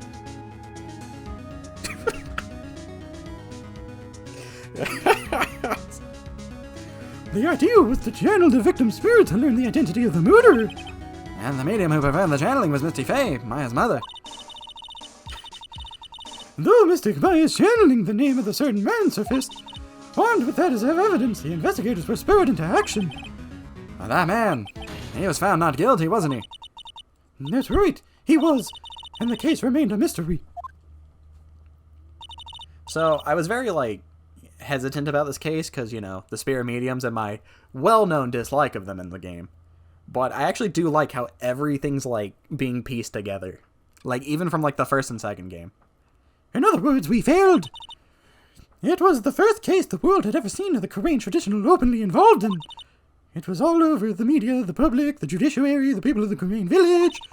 Everyone judged her. Everyone said Mystic Maya's powers were a sham. And then she just disappeared, vanished, while everyone was still thought of her as a fraud. But I know the truth. Misty Faye's spirit channeling wasn't a sham at all. Of course it wasn't. And since you managed to reveal the truth, we're finally making a comeback. The Korean tradition is starting to recover at last. But with a new master wielding the power of the clan... How'd she mean Maya? Family Feud. The spiritual power of the Korean channeling technique is in the blood. Maya's told me the exact same thing before. We, the women of the Fae clan, have always been spirit mediums. It's because of the power to communicate with spirits flows so strongly through us. According to Maya, only the women in the family can inherit that power. That's the first time I've talked as Maya since, the beginning. The main family's bloodline stems directly from Mystic Ami. But with each new generation, only one daughter becomes the new master. And the one who doesn't becomes branch families, right? That's right. And it's always the cause of tragedy. Maya had a sister too. An older sister named Mia. Oh yes, I've heard of her. What? You know about Mia? Of course. She became a lawyer in hopes of discovering what happened to her mother. And lost her life. As a result. You know what Mystic Mia is rumored to have said. She said it wasn't only because of her mother that she became a lawyer. She also didn't want to fight with her sister over the leadership of the tradition. Really? When she saw what happened to her own mother, Mystic Misty, as she grew up, I guess Mystic Mia got tired of seeing all the rivalry between her mother and her aunt. That's right. Misty Faye had an elder sister too. And Misty Faye, Misty having superior powers, managed to usurp the Master Seed from her. Mystic Misty's sister is Mystic Morgan, as you probably know. No! Morgan. There's a name I know well. It was a year ago now at Maya's home, Korean village. What'd that afro do? What she did was terrible. It was also she can make her own daughter the next master. I suppose if you know about Mystic Morgan's daughter, then you must already realize that Iris... Huh? Iris? What's Iris got to do with any of that? That Iris is... Mystic Morgan's daughter. What? Iris is what? Is she kidding me? Iris is Morgan Faye's daughter? Excuse me?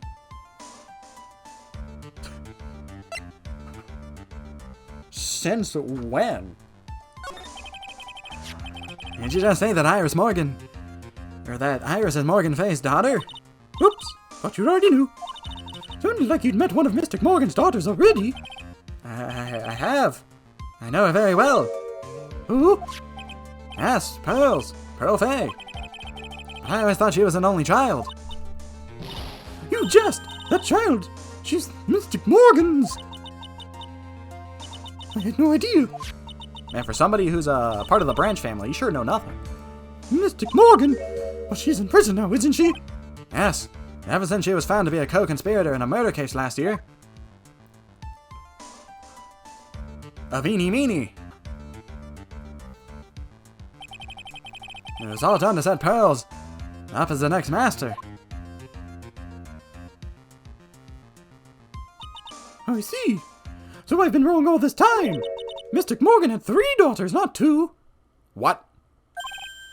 Wait, what? 3? Yes, Iris, her twin sister. And Mystic Pearl. What? What? Twin sister? Oh, you didn't know it all happened 20 years ago. After the clan leadership was taken from her by her sister, Mystic Morgan's life crumbled. It was many years later that Corinne's reputation hit an all-time low. When Mystic Morgan's husband realized his wife would never become the master, he left her and the village, taking their twin daughters with them. So, Dahlia and Iris are 2 different people. Blech. Ah, how awful. He was a jeweler, you know, and in the end he remarried. And that's when it happened. No. He decided to give one of his girls up to be looked after by us here at the temple. So, That was Iris, you see. it's unbelievable. If Iris has a twin sister. Could it be? Could you tell me one more thing, Sister Bikini? Not Perkins. What was the name of Iris' sister? I'm sorry, Mr. Wright. I just can't remember. All I can recall is that her father was a jeweler. Well, that's a clue, I guess. Jeweler. Thank you very much. You've helped me clear up a lot of details. Pearl's had 2 older sisters, huh? Yes, that's right. No doubt it was all because of Mystic Morgan's anger towards the main family. Anger? What do you mean? Her twin daughters were taken from her by her jeweler, her husband. But even that couldn't destroy her dreams that a child of hers would one day lead a clan. That's why she had pearls. It seems that the incident here is a result of Mystic Morgan's anger. It was able to break free of the bars that confine her. So Iris has a twin sister. And the plot thickens. This information will be useful as I can flesh it out a bit. I need to ask more questions to get some more info. My god.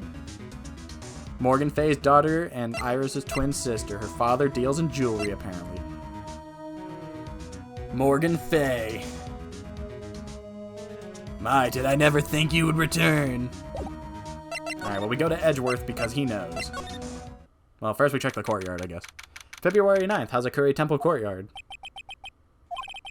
Sounds like someone's unhappy. What tune is that they're humming?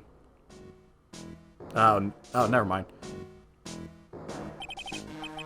No motive, no crime, no motive, no crime. Sing it with me. No motive, no crime. I remember when we used to search in the channeling room of Corinne. Whoops, I love my job. Who cares if the clues I find are no good? That's not what investigating's all about. The investigators investigate for the love of investigating. It's a passion. Good cases we have, good cases we lost. Along the way. I would have never guessed the gumshoes within the reggae. Every case is gonna be airtight. Every case is gonna be airtight. Hey, pal. Huh? Who, me? How long have you been there? I just got here. Oh, okay. So what are you up to, detective? I'm investigating, pal. I made a promise to Mr. Edgeworth. I promised I'd find the real murder weapon. The real murder weapon? The barbed sword thing turned out to be a false lead, right? I'm giving it my best shot here. I still haven't turned up any clues. I just found these weird scrapes of paper. It looked like a letter or something. It doesn't seem to have anything to do with that case, though. A letter? Boing, boing. So, how's the investigation going, Detective Gumshoe? I don't know if I should be telling you, pal, but I guess I can't hurt. Looks like the murder took place in the inner temple garden. And they're taking that bloody writing on the lantern pretty seriously back at HQ. What do you mean? I don't have the details, pal. All I know is, if you don't find Maya down in that sacred cavern, we're gonna be faced with one ugly situation. What kind of ugly situation are we looking at? You got me. I don't know. They're not my words, pal. Then who said it? Mr. Godot. Godot? What did he mean by that? About that letter you found? Don't remind me, pal. I'm busting a gut here trying to find a murder weapon. And all I find is some burned up old letter. Burned up old letter? Yeah, it was in that incinerator right outside the inner temple. An incinerator? I knew it. I knew I wasn't imagining it. There was snow in the incinerator when I first saw it. And now there's not. And after the incinerator, the snow had melted away. Which means someone used the incinerator on the night of the murder. What's up with you, pal? I've got it right here if you want to look at it. Can I? Do you mind? Sure, go nuts. I don't want it. You can have it. If you want my treasure, you can have it. But all you have to do is find it in that one place. It's all spirit mediums and masters and stuff. I bet it's got no relations to the case. Spirit mediums? Burned letter added to the court record. It's gotta be important if it mentions spirit mediums and masters. I'd better give it a good look over. And some serious thought. Make sure you chuck it in the trash when you're done littering a crime, pal. What do we got? Be careful, once night falls. Should be there as soon as you hear the lights out. Belle, you must channel her spirit. Leave everything up to her. Her name is Blank. She is our Blank. The Whole. Here is a picture of her. Use it when you channel her. I know you can do it. Once this is burned, the Blank. Also tell anyone about this letter. Gravely roast the master in the Blank fires of Hades and bring our vengeance to fruition. Alright. So, how do you know about the real murder weapon so far? Well, it wasn't the Shishishito that we found impaled in the victim's body. Mr. Edgeworth proved that in court today. Yes, that's true. In which case, it must have been another blade. And that's what you're running around like a headless chicken looking for now. Yeah. And, man, is it tiring work. Well, let me tell you something, pal. I'm no chicken. We've got the feather of forensics in the cap these days. We're using the department's secret weapons on this. Secret weapons? What's the secret weapon of yours? You want to know? You've got to think scientifically, okay? Alright. The murder weapon was a sword. Swords are, scientifically speaking, made of metal, right? Oh my god, he's got the metal detector. Any questions so far? No. I know what he's gonna say, but I'll let him cook. So what's the perfect tool for the job? Ta-da! A metal detector. Raise your hand if you didn't see this one coming from a mile away. No? I'm not seeing no hands. Well, you want to give it a scientific investigation a go? Me? I've been using this thing for hours now. It's getting pretty boring after a while. Why don't you give it a try? I don't know. Should I help Detective Gumshoes out or not? Let's play forensics. Come on, pal. It's good fun, I'm telling you. Alright then, you got me. I guess I'll give it a go. Like I said, this is the department's most advanced gadget. The absolute best. It's so sensitive, you can make it cry. It's so high-tech you could skydive off of it. Oh, brother. So now I'm gonna tell you how to use it. It's possible the real murder weapon is around here, so... Oh, is this gonna be like the electromagnetic radar? Weapon is around here somewhere, right? Sure, that's what we were trying to find out. Right, but first, let's turn the detector on. Yep, that's exactly what... That's the sound of the metal detector signal bouncing off of something metallic. Next, move the detector around and give the courtyard a good look-see, pal. Don't worry. Okay. And when that happens, press the tab button, the enter button, I meant. The thing picked up metallic objects that are hidden from the sight, too. The thing got... I'm gonna cut him. This looks like a wallet. Aha! That's where it's been. Is it yours, detective? I'm always dropping it, so I put the bell on it. But you still dropped it anyways. Yeah, but now I found it, pal. Your wallet is completely empty. Well, I drop it all the time, so I don't put money in it anymore. And how come the metal detector picked it up? Must be because of the bell, I guess. Well, so much for that. You know, they did think the lantern was sus. No, nothing. Oh. Oh, oh, oh, oh, oh, oh, oh, oh. No. Oh, oh, oh, oh.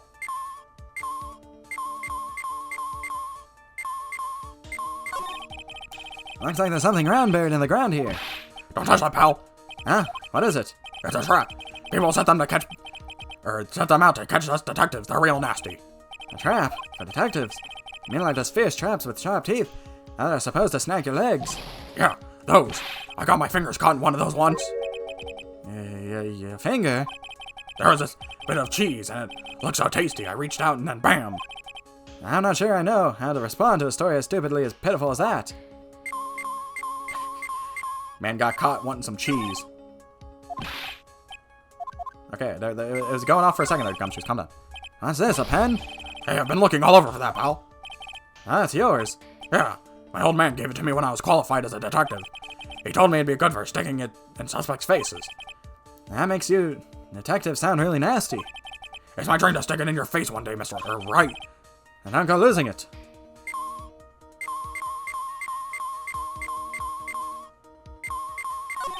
That's odd. This slide's made of plastic. It says Bikini number 1 on the side. Hey, there's something under it. Hey, what's this? A badge. Aha! I've been hunting high and low for that. It's yours, detective? That thing's priceless to a guy like me. A cop can't be a cop without his badge. I'm sure I'm glad I put that dime in there now. How'd you manage to drop your badge here, of all places? I know, I bet it happened this morning. I was playing around with a sled and... Stop right there. I don't need to hear any more. So is this still considered the sled? This must be an old panhandle or something. How do you know that? What? That was my nickname in junior high. What? Panhandle? I didn't have much money back then, pal. I used to bum stuff off of other kids sometimes, so they called me Panhandler. Panhandler, huh? I can see it. Thinking back, it's actually kind of a nice memory now.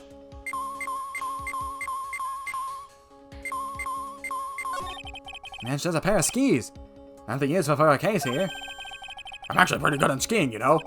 I just love to fly down the slopes with my coat fluttering in the wind. Really? I had no idea. How good are you then?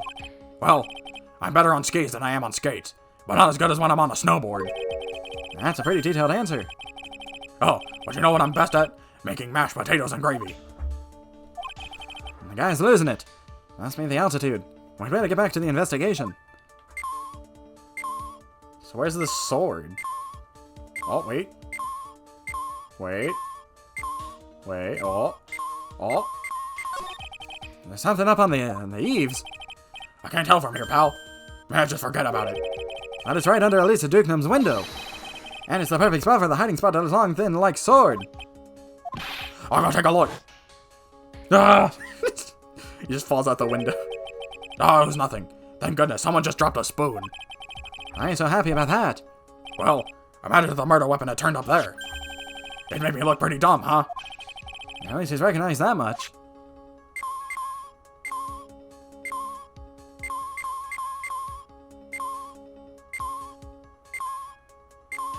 Where the heck is this thing? It's under one of these rocks.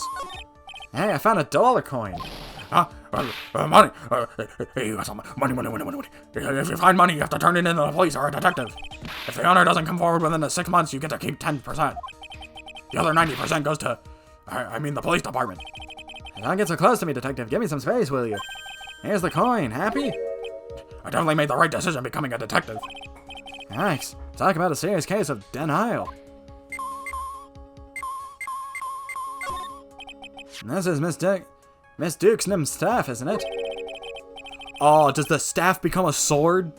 Scientifically speaking, they're usually made of wood. Well, the detective's reacting to it. Yeah, but however you look at it, the thing's made of wood, alright? I don't bother investigating anything unless it looks like it might be metallic. Isn't the whole point of a metal detector to find metal where you can't see it? It's weird that this thing is causing a racket. Here, let me take a look at it. Hey, hands off! Examining evidence is a job for the... Oh my god, it is a sword. Ah, the top is coming off. Look what you've done! You've damaged a really important piece of evidence. Ah! Shing. That's a... A sword. Inside the staff. Is this? Could it be? The murder weapon! We found it, boys. I never guessed there's a sword concealed in the victim's staff. They call this kind of thing a sword cane, pal. I know I want one. This one's a real gem. The workmanship is really something else. Thank goodness it wasn't a cane sword, or else the victim would have stabbed her own foot. I officially give up on trying to figure out how Gumshoe's mind works. The real scene of the crime was the inner temple garden. So why was the sword used to kill the victim found in the main hall courtyard? Hey, Gumshoes, who knows about the hidden sword? No one. Even the police didn't know about this until I discovered it just now. Well, as they say, there's no team in Gumshoe. It doesn't look like there are any traces of blood on it. Then I guess it isn't the murder weapon, huh? No. I'm sure someone just wiped it off after the murder. Yeah, of course.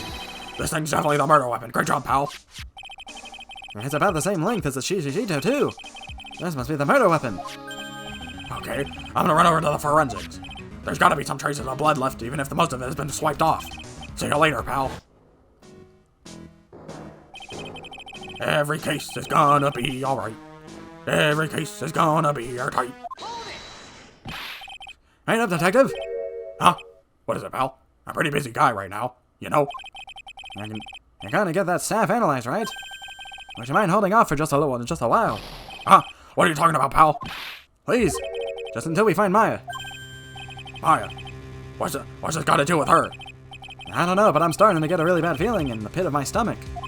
Oh. How so? Look, Maya's trapped inside the sacred cavern right now, and, well, we don't even know if she's okay or not.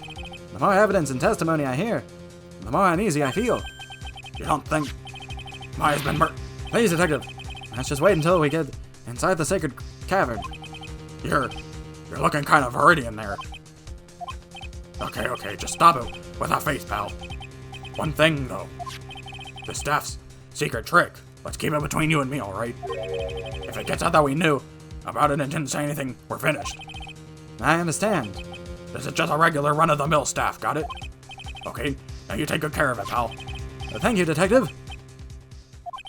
Don't worry, she'll be fine. Gumshoe. You know, there's a place at the base of this mountain that has some really good pasta. How about I take you there when you find Maya, huh, pal? Sure, thanks. Victim staff received. Has a sword hidden inside. No one knows, except me and Detective Gumshoes. I can't help but wonder, though. What was Elise Dukesnum doing with a staff like this in the first place?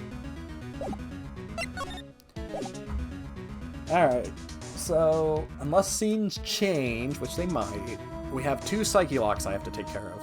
I have Pearl's Psyche Lock, and I have Iris's Psyche Lock. Unless Gumshoes has more to talk about, but I'm gonna assume he doesn't. So I'm gonna go and taste my luck at a Psyche Lock.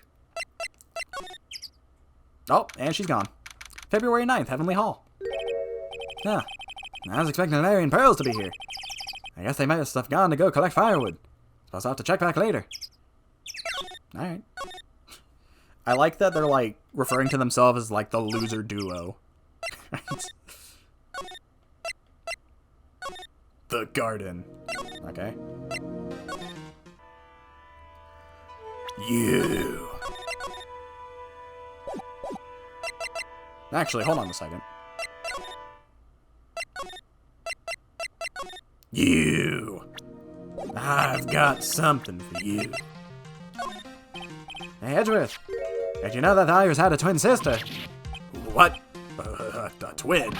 You can't be serious. Mr. Perkins told me, but the problem is she didn't know the name of the twin. There was nothing about Iris having a twin sister in the files I checked. Well, Iris was taken in by the temple when she was really young. Apparently her sister was raised by her father. A jeweler, I think. A jeweler? Right, I just might know who this twin sister of hers is. I had a feeling you'd say that. Let me guess. Her name is Dahlia Hawthorne, right? Yes, exactly. Please tell me what you know about her, Edgeworth. Please. It was my first court case 6 years ago. I was a greenhorn, and due to my inexperience, the defendant died. You're talking about Terry Falls, right? You know about that case? You're not the only one who noticed something about Iris and Dahlia Hawthorne. I checked one of Mina's old files from 6 years ago. Yes, Dahlia was a key witness in that case. Dahlia and Terry Falls conspired together to stage a fake kidnapping 11 years ago.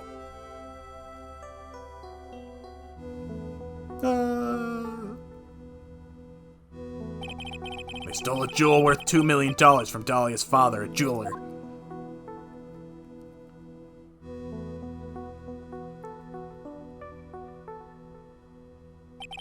And 5 years after that, she murdered her own sister, Valerie Hawthorne, to keep her from talking. Her sister? Wait. Never mind.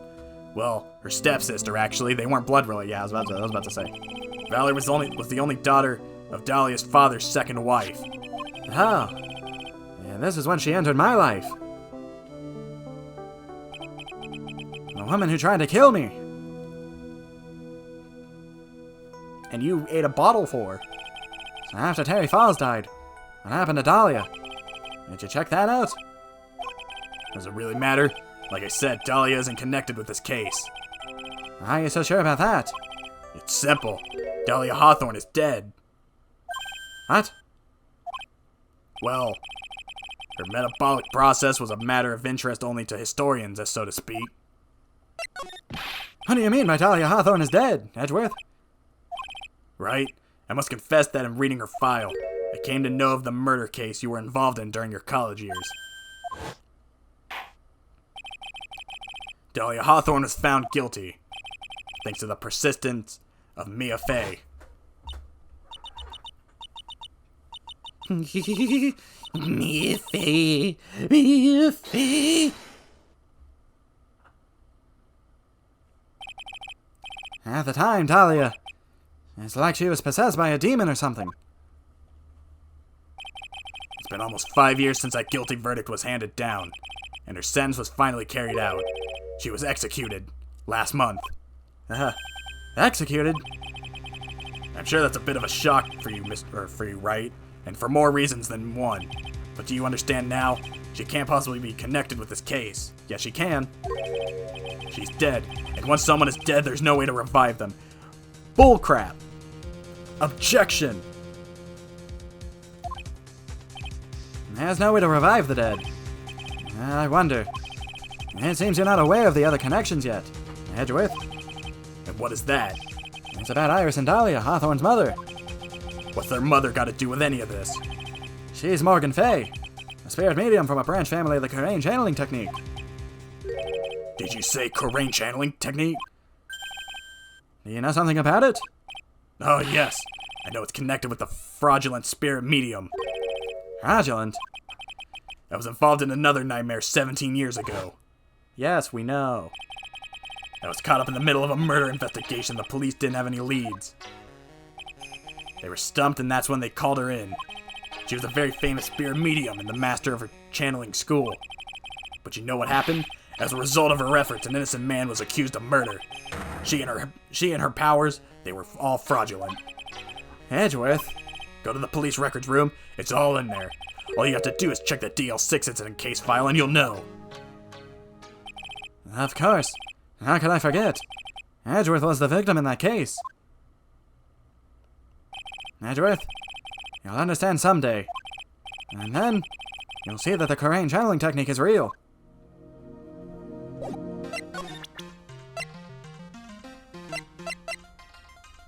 They literally have the same portrait. They just recolored her. Deceased. She was executed. Jeez. I mean, I know what she did, but like...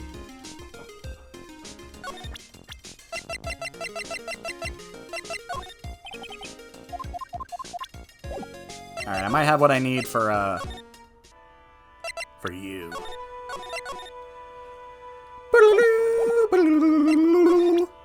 Alright, Miss. I need a to be continued because my voice is getting tired. So let's not cause any issues here. The night of the crime. I think it's time you told the truth about what you were doing on that night. You said you were in your room at Hazakura Temple the entire time. You still claim to be there. Yes, that's where I was. Iris, I believe you're innocent. That's why I want to believe what you're telling me, too, but I can't. Because this person saw you somewhere else on the night of the murder.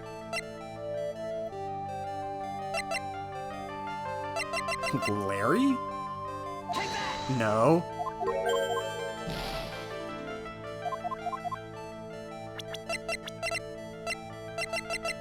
Okay, I should have went with my first guess. For some reason I was like, Larry, question mark?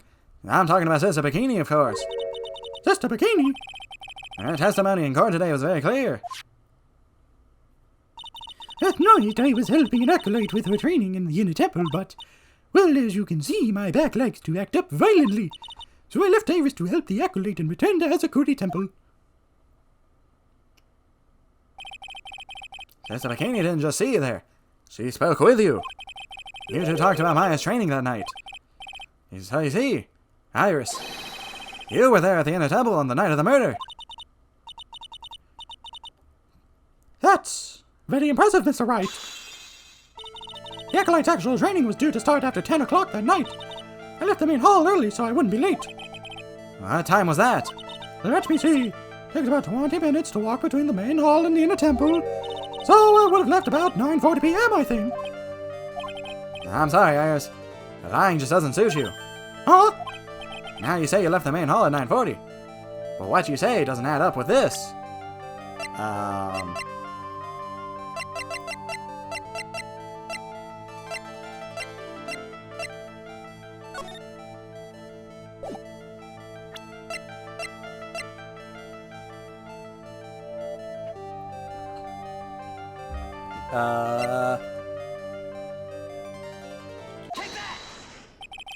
You yourself testified to the contrary, don't you remember? You said you rang the lights out bell at 10 o'clock that night. Oh! Thus, only moments before you rang that bell, you were seen at the main hall by the most reliable witness I have. Who's that? Me. Mr. Wright? We even spoke a little that evening. That's when you gave me this. Surely you haven't forgotten. No, that's right. I remember. And that brings us to another puzzling fact, Iris. At 10 o'clock on the night of the murder, you were seen in two different places at the same time. It's because someone channeled her twin sister.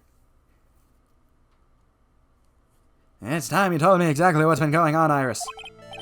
So far, I've managed to prove that first, on the night of the incident, you were at the inner temple, and second, at the exact same time, you were ringing the bell at that Hazakura Temple. There's only one possible explanation for this apparent impossibility. There were two of you. Prepare for trouble and make it double. On the night of the incident, you were seen in two different places at the same time, which means there must have been two of you. Either A, your twin came back to life, B, you hit the Shadow Clone Jutsu, or 3, you're an imposter. I can't think of any other explanation, Iris. What? Well, that's crazy. How can that be? There's only one of me. It's impossible. Impossible? I wonder. The way you're trembling certainly seems to suggest otherwise. You're seriously trying to suggest there's more than one of me? Then show me the evidence. Show me something that proves there's more than one of me. Take that. I have a firm grasp of the situation now, Iris. You have a sister, don't you? A twin sister, perhaps. Oh, That's right. Dahlia Hawthorne, a woman I know only too well. I had no idea you knew of her. Very impressive, Mr. Wright. But she's no longer. Yeah, no. Her sentence was carried out recently, wasn't it? I'm sorry. Thank you. There's no need to explain now, is there? Second, you, who was here at the temple the night of the murder. It was your twin sister, Dahlia Hawthorne. But you just said it yourself a second ago. My sister's dead. Have you forgotten that? Have you forgotten this, Iris? This is a channeling dojo, a training grounds of the Courtroom channeling technique. That night, someone channeled Dahlia's spirit, and you knew about it. And that's the secret you've been trying to hide from me. Ooh! The demon lurks again. The demon lurks again. The demon lurks again. The night of the crime. He was in my room in the main hall that night. As soon as I heard that I'd been spotted at the inner temple, I knew. I knew it was my sister. Dahlia, the other half of me who passed away last month. Just as I suspected. Iris, the sister Bikini, saw the inner temple on the night of the murder. It was Dahlia Hawthorne. Why didn't you tell me this before? Because my sister always does the right thing. Excuse me? And because I mustn't get in the way of what she's trying to do. I already betrayed her once before. I can't do it again. You betrayed her? What do you mean? That's why I have to accept I may be found guilty in this one way or the other. What is she talking about? You know about it, don't you, Mr. Wright? About the fake kidnapping that took place here on the Eagle Mountain 11 years ago. That was the start of it all. It's what started her down that twisted path.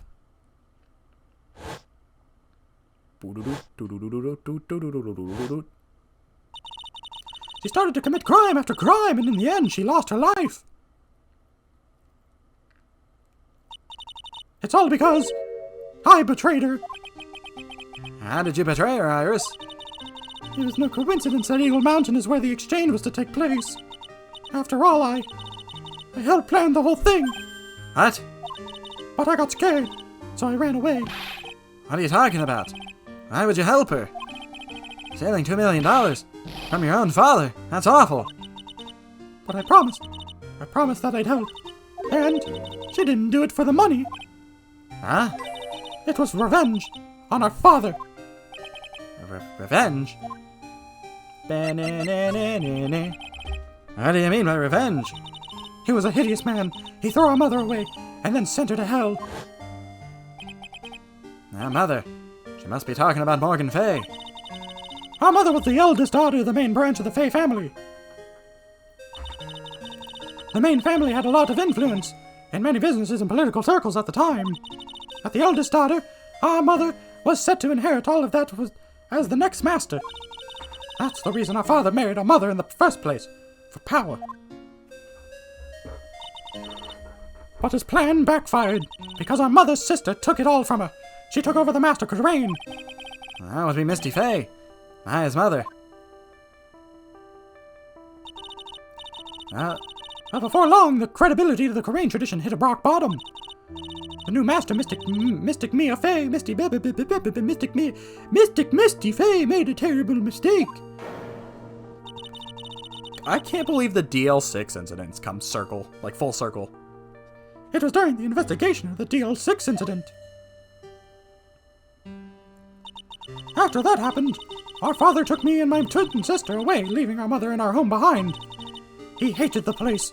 He hated it. He said it was a hick dive, and that he had no reason to stay there. And that's when you came here to Hazakura Temple. Yes. The woman my father took as his next wife already had a daughter, Valerie. I had no place in his new family, you see. Oh. And I haven't seen my mother once since then. Having the master's seat stolen from her and being rejected by her own mother, I have heard she's been very battered, spiritually and emotionally. I think I'm finally beginning to see how the pieces fit together. Oh, you're here, I forgot. I have asked everything I can in my capacity as a prosecutor, This incident, everything related to it goes back to the history of the Fae clan. That's what it looks like. Iris, there's just one more thing I want you to tell me. What is it? And the incident in which your sister Dahlia Hawthorne poisoned a lawyer. She began a relationship with a certain college student in order to hide the evidence.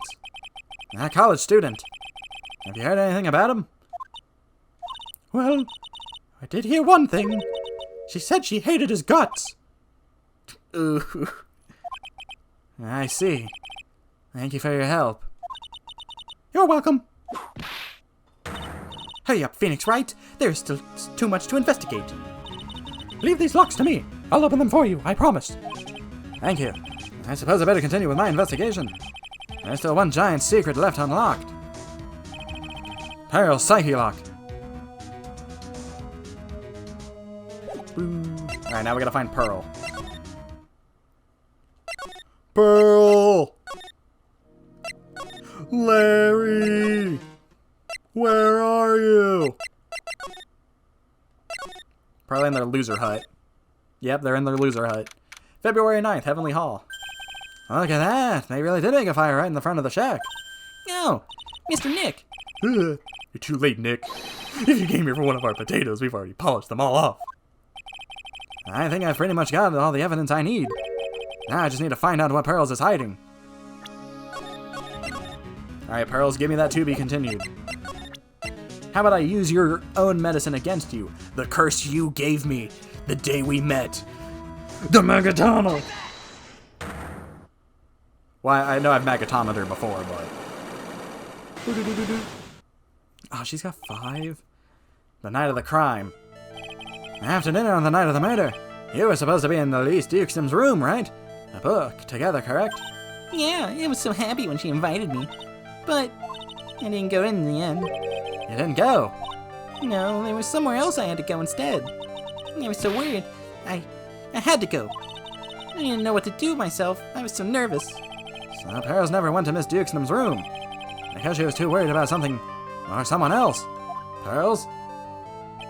On the night of the murder, you went to this place, didn't you? Certainly you weren't worried about Larry. You went here, didn't you, Pearls? Looks like she's still not going to open up to me. This is where you went because you were so worried, right? And the next question is, who or what were you worried about? Now I'm going to take a guess, and you tell me if I'm right or wrong. You mean you know? If I'm right, will you tell me the whole truth? Okay. You went to this place for the one very simple reason, and this is... Yeah, it's obvious that you were so worried about Pearls. It was Maya, wasn't it? You knew the training Maya was undertaking was dangerous. After all, it was the special course. Dude, Maya's gonna come out and she's gonna be, like, enlightened. I signed up for the special course. Well, my, quite brave of you considering how cold it is. Young people can be so reckless with their health. Don't blame me if you become one with those you channel. Woohoo! Sister Bikini scared you with that, what she said, didn't she? And because it was you who introduced Hazakura Temple to Maya in the first place, you felt responsible. Thinking about what could happen to Mystic Maya made me more and more worried. I couldn't sit at all. That's why I decided to go and find out how she was doing in the temple. And we're clear now that you went to the inner temple that night, Pearls. What's not clear is what happened after that. About what time was it when you headed over to the inner temple? It was probably around 9:30 when I left the main hall. I heard the real training was supposed to start at 10. I wanted to get there before it started. But there was so much snow I didn't get to go until after 10 o'clock. Until after 10? How'd you know what time it was? Because I heard the bell ringing for lights out. You heard the lights out bell. The Hazakura Temple's bell is pretty much small enough. Or small though, isn't it? You must have really good hearing. I was really trying to pick up the sound of that bell, that's all. I didn't want to miss it. That would be terrible. She's trying to hear the bell. Tell me, Pearls. Why are you so worried about hearing that bell? I think I know why. The reason you were so worried about that bell was because of this.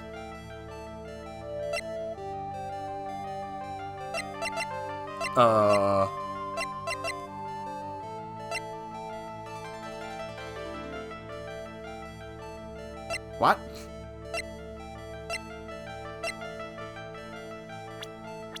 It would be the lights out. I think I know why. The reason you were so worried about that bell was because of this. The weather report?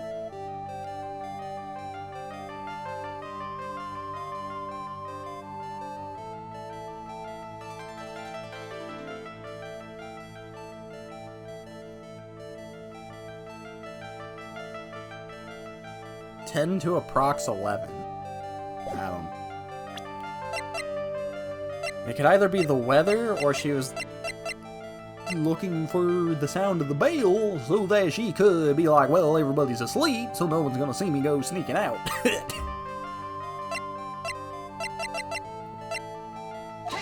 Okay, it wasn't the testimony. Looks like picking this piece of evidence wasn't so sharp. Not the weather data.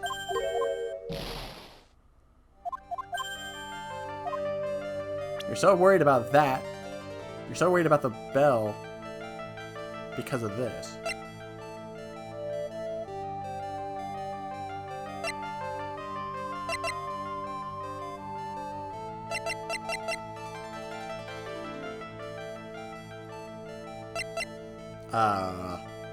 It's...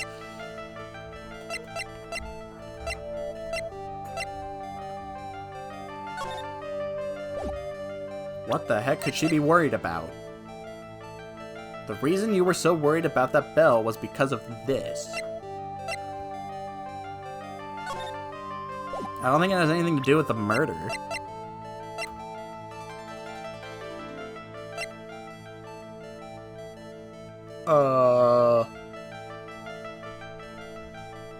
What would Pearls be scared of?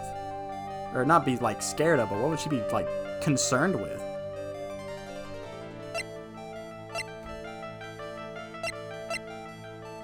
Because of this. Maybe it's a person, actually. Bikini, maybe?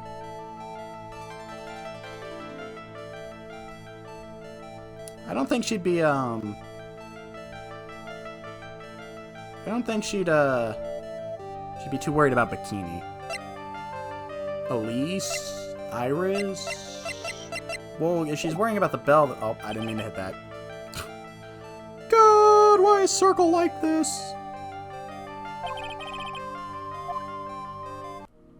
Now I gotta do it all again. Take that!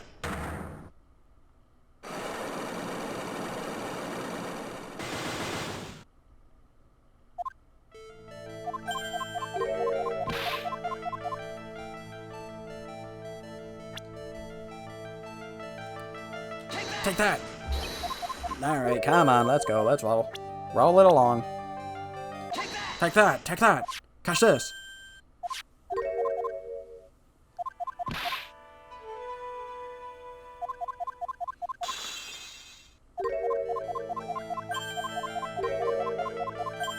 Whoop, bloop, bloop, bloop, bloop, bloop. I think I know why the reason you were so worried about that bell was because of this. So if it's not the weather, it's not the testimony, it has nothing to do with the murder, if I have a guess.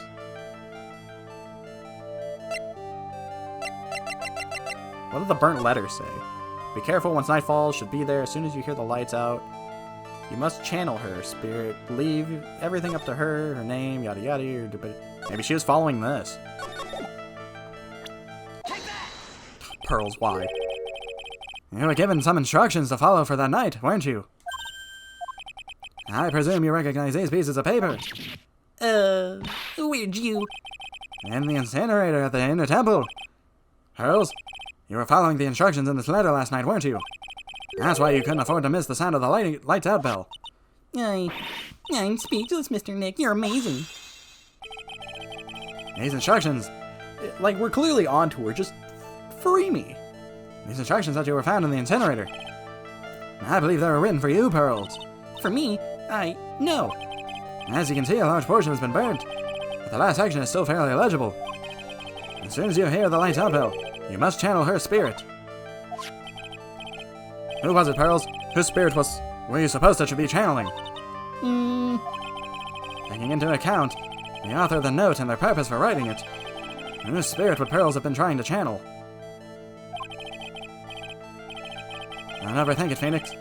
It's pretty obvious who Pearls was supposed to summon. The person you were trying to channel that night, Pearls was.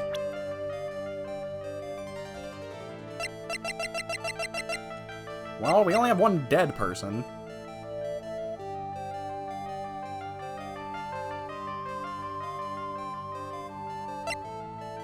Her mom's not dead, is she? She was just arrested, right?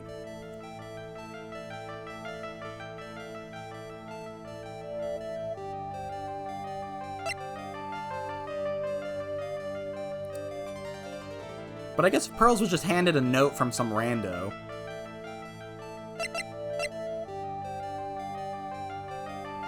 None of these idiots. Especially not you. Let's, She's not dead. No way she's dead. Well, Pearls, am I right? I can't channel anyone anymore.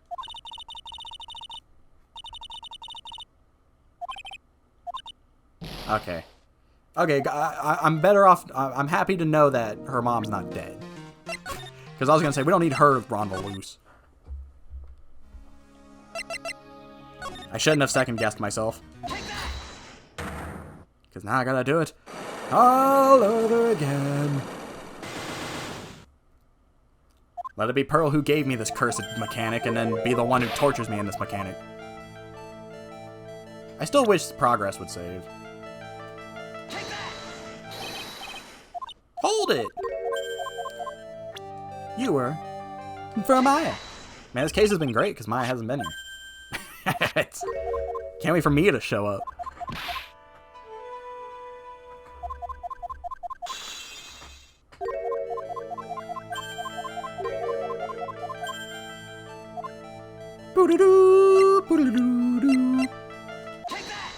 Hold it! Catch this! Objection! Take that! You were supposed to summon Dahlia Hawthorne because she's the only dead person on this list, and I was stupid because I overcomplicated things because I'm dumb! It was Dahlia Hawthorne, wasn't it? That was the name of... that was in the letter. It's just as I suspected. It wasn't Iris whose sister Bikini met at the inner temple that night. Is that why she could fly? Did being dead give you flight? It was Dahlia Hawthorne. You know anything about her, Pearls? You know what kind of woman Dahlia Hawthorne was? No. I've never heard of anyone by the name before reading those instructions. I thought so. Pearls doesn't have a clue. She doesn't even know Dahlia's her sister. Man, I'm sorry for your loss, Pearl. Are you gonna be related to that? I've had the instructions in the letter I found, Pearls. Who wrote them? Whoever it was asked you to channel the spirit of someone you'd never heard of. You must have quite a lot of respect for them. This will be her mother. But then how did her mother get the mail here? After all, you followed their instructions without question. So here's my next question. Who wrote the set of instructions for you to follow? Pearls, I have to wonder about something. You didn't have any idea what these instructions were meant, did you? But How'd you follow them to the letter regardless? Why? Because it was your own mother who asked you. That's why. So, all of this has happened, I hate to say it, because of Pearl. Everything here has happened is because of her.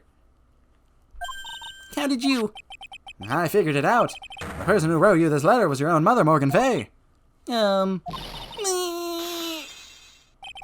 Alright, Pearls. It's time you started telling me the truth.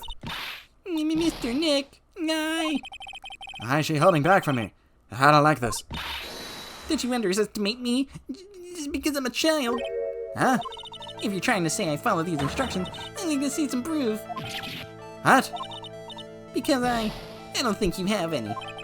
You didn't say anything rather than admit that carrying out those instructions. I guess I'll have to produce some evidence. More than I should. Alright, Pearls. We both know someone carried out these instructions on the night of the murder.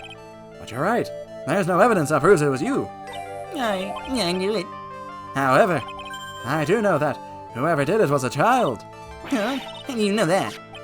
He couldn't have been any adult. No adult would have made a simple mistake like that. A simple mistake? What do you mean? I'm sure you thought you were carefully following the instructions you'd been given, but you misunderstood some of the words, and this is the evidence that proves it. Alright, well, let me read the letter. Be careful, once night falls, should be there. As soon as you hear the lights out, you must channel her.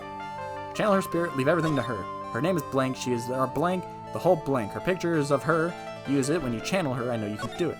Once this is burned, the bing, also make the ding, bing. Tell anyone about this letter, bing, bing, gravely roast the master in the...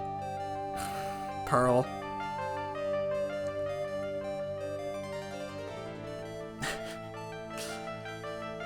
Pearl. It doesn't say gravy, it says gravely.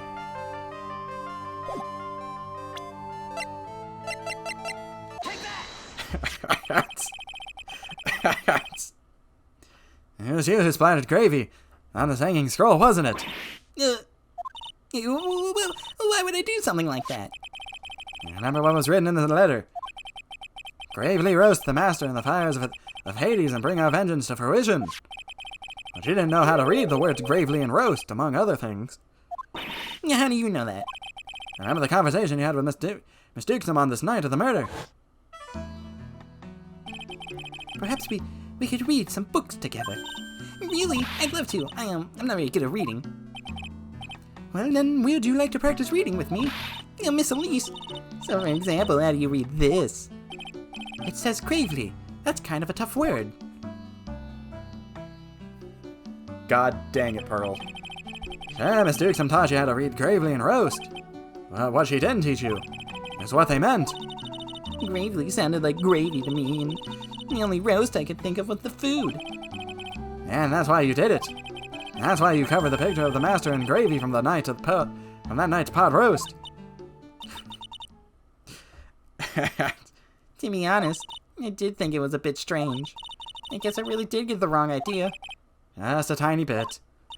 I really am useless. I can't even frame the letter properly as my mother had asked me to. So, does this theoretically make Pearl an accomplice? Such a simple thing, and I couldn't even do it right.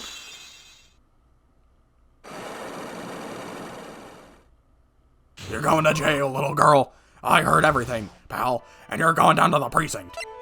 Lost powers. Wait, didn't I talk to her about this? It was written right in my mother's letter.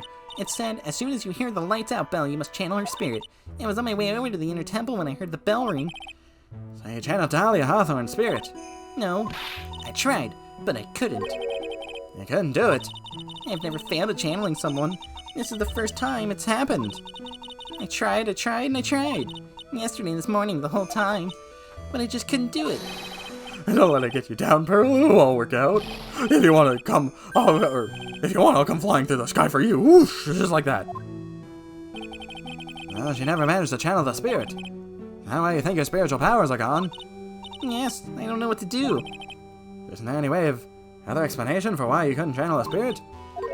I suppose there's one other possibility. It's not very likely.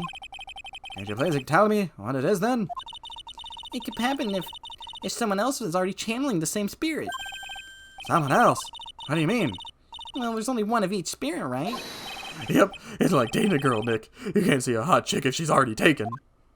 Well, you can. It's just frowned upon. Then, that would mean on the night of the murder, someone else channeled her spirit before Pearls could. Someone else channeled the spirit of Dahlia Hawthorne. Quick, Pearl, channel Mia. Actually, don't. I'm a failure. I didn't even grant my mother's final wish. The final wish? Yeah, this letter. This is my last wish, she said. So make sure you follow the instructions carefully. This letter. I definitely need to find out more about it. After dinner that night, I did go to the inner temple with a puff full of leftover gravy. The gravy? I saw the picture on the hanging scroll near the sacred cavern. I was sure it was the master of the Courtroom, like it said in the letter. I see, and then? Well, it was already way past 10 when I got there because of all the snow. So I went to the inner temple guest area. Guest area? Yeah, I thought I could wait there until the training was over. Why didn't you just go to the training hall? Because Mr. Maya's main training had already started and I couldn't interrupt it. So I just stayed where I was and prayed for her to get through it. But then, Pearls, did you fall asleep? I'm sorry, I didn't mean to. I just couldn't help it. Hey, don't worry about it, Pearl. Who cares if you fell asleep? I fell asleep waiting for Iris, too. It happens. Anyways, then you found yourself trapped at the inner temple. Yeah. When I woke up, it was morning. I tried not to cry, but Dusty Bridge wasn't there anymore, and there was no one in the training hall. I thought everyone had left me because I overslept. I threw the letter into the incinerator, then I heated up the leftover gravy. And let off some steam by chucking the gravy at the scroll while you cried. Larry. You must have been pretty scary for you, Pearl. I know what it's like. Nick used to leave me behind when I fell asleep at school, too. Don't equate something so trivial with our experience, Larry. There's gonna be one traumatized kid, I'm gonna tell you that. Morgan's letter. My mother has gone to a place called a penitentiary. Yeah, I know, Pearls. I visit her every month. And last month she told me, "The time we've been waiting for has come, Pearl. There's something I need you to do for me. I hid a letter for you at our home. Before they brought me here. I want you to read it and do exactly what it says. It's for the good of the Fae Clan, my angel. You'll be doing a great thing. Now listen carefully and I'll tell you where the letter's hidden." Yes, because this cop didn't hear it. my mother is so nice to me. I love her very much. Yeah, moms will do anything for the kids, right? She said it was for the good of the Fae Clan, so I knew I had to help. I mean, Mystic Maya is part of the Fae Clan, so it had to be good for her, too. That's right, isn't it, Mr. Nick? I guess so, yeah. There was a picture with her letter, too. A picture? Oh. Miss Delia Hawthorne. Usually a picture is enough to channel someone's spirit, but this time... Pretty weird, huh? I think Larry knows anything about this stuff. There's something else that was strange about my mother's letter. The seal on it was broken, as if someone had already opened it once before. It was Maya. That sure is strange. Someone had opened it already. Burnt letter updated in the court record. Thanks, Pearls. You really helped me out.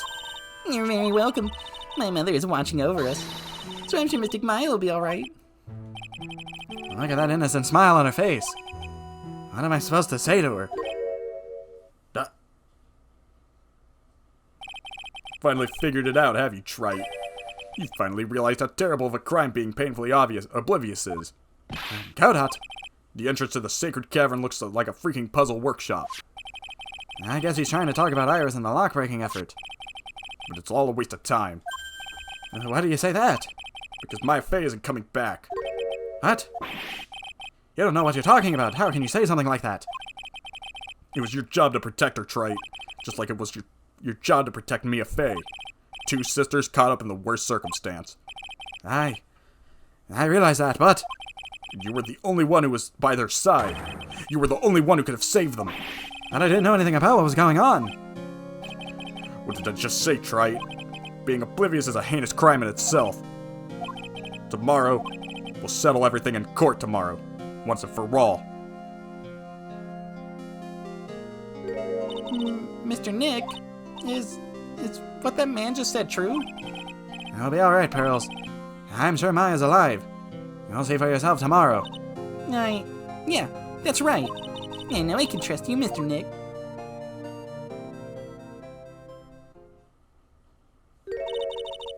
My dear Pearl, you've done so well, my child. My Pearl. It's better than that you don't know what you've done. I knew this day would come for you. The blood of the main family is no more. Now finally, after all this time, the master seat is yours. My last great wish. It seems I was just in time. February 10th, 9:39 a.m., District Court Defendant Lobby Number 1. Good morning. Oh, are you by yourself?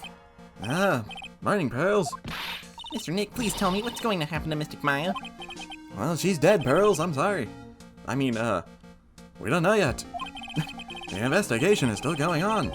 I wasn't allowed into the inner temple. Oh, I see. So is Sister Iris still trying to remove those trick locks in the training hall? No, she's the defendant in this case, so she can't be in the inner temple. She's required to be here in court. Then how come she's not in the defendant's lobby? I have to admit, it's kind of strange. If you're looking for Iris, she's in the prosecutor's lobby. Nope, Edgeworth. Dang it, I took the 50-50 gamble. Edgeworth? What is Iris doing over there? Hello. She's going over today's testimony with the prosecutors as we speak. Today's testimony? You heard me. Iris is going to be testifying as a witness for the prosecution. Wait, what? The prosecutors are squeezing her for a confession, or so I heard. Francisca Von Karma, what are you up to? God, my voice is not awake yet. I know what you're thinking, but Francisca isn't going to be the prosecutor of the day. What? Then who is it? Who else would it be but Godot? Godot? Francisca is engaged in some important work at the Sacred Cavern. The Sacred Cavern? You don't mean that she's... This is the last case. At the last trial. This is the end of the game, I think. Exactly. She has been out there all night trying to remove those trick locks. With the head nun's assistance, naturally. We estimate that the last of the locks should be taken care of in about 3 hours. I hope everything continues to go smoothly and we receive some good news soon. Yeah, thanks, Edgeworth. Prosecutor Godot intends to nail this case shut today. Be prepared to fight like there's no tomorrow. You don't have to tell me that. Touché. I can already see it in your eyes. You're not the same fever-ridden, frantic maniac you were yesterday. It's strange. On the way here, I decided that today would be the end of all this. Almost immediately after I made that decision, I felt myself getting stronger. Interesting. Maybe you've passed your cold on to someone else. Literally. And with that, I leave the rest in your capable hands, partner. Thanks. Man, you didn't even give him a partner bag? That's sad. I still don't have the answers for most of the riddles plaguing this case. The circumstances around the murder of Miss Elise Dukesnam. No, I mean Miss Misty Fay. The impossible flight Larry claims to have seen. And a demon. And what that woman is really after. Oh yeah, I'm just trying to summon God. We're gonna put God on the stand? I will solve them all, and bring this whole tragedy to an end. February 10th, 10 a.m., District Court, Courtroom number 7. Oh, we got my judge back. Court is now in session for the trial of the Iris of Tazakuri Temple. Your Honor, what are you? Who, me? Well, my little brother came to visit me in my chambers earlier this morning. All of a sudden, in the blink of an eye, he developed a scorching fever and fainted. Therefore, I'll be standing in for him. Wait, is the other judge's little brother? I see, Your Honor. So they're brothers. That explains a lot. So are you part Canadian? My poor little brother. He looked a bit pale, not to mention that sad that he couldn't be here. Murmy. It is impossible to predict what the future has in store for any of us. This is precisely why people feel the need to judge the past. And we of the court have been charged with the solemn duty of passing such judgment. Well said, Godot. I understand exactly what you said. At least up until the end, anyways. Now then, Mr. Godot, please proceed with your opening statement. Humans are fragile, fickle beings. Their hearts change with the shifting of the tides. There's only one thing that remains as constant in this crazy world. Catch this! The bitter darkness that lies at the bottom of this mug. So then you mean... forget it. What do you mean? During yesterday's trial, the accused refused to admit her role in the crime. But today, she has had a change of heart. Sister Iris of Hazakuri Temple has a confession to make. Confession? The defendant? Iris, why didn't you discuss this with me first? Very well. This court will now hear the defendant's confession. Come on, Iris, we're on the clock. Upon meeting a beautiful lady, always ask her for her name and profession. That's one of my rules. My name is Iris. I am but a simple nun undergoing training at Hazakuri Temple. Witness, is there something that you need to confess to? Yes, but first, I want to apologize to Mr. Wright. I can't continue lying to everyone. It's alright. What is it? Mr. Wright, I have to admit that I did play a part in this terrible incident. I too got a letter from Mother. Are you actually confessing? Are you saying that you were the one who murdered Miss Elise Dukesum? No, I'm not, Your Honor. But I dealt with the cover-up after the murder took place. After her spirit left, I took the lifeless shell of Mystic Elise, then carried it to the Hazakuri Temple courtyard where I desecrated it. What? What? Who would have guessed? Order in the court, order! Witness, what are you? Are you saying that you were an accomplice to the murder? Yes, that's correct. What? 3 minutes in the court and I'm already covered in cold sweat. Murmur me. Everyone on the planet is accomplice to something. It just happens to be that in this case, it's to murder. Isn't that right, Mr. Trite? Ooh, that Godot. Oh, this is the confession they were conferring about. It pains me to say this. It looks like Iris's testimony was all a lie.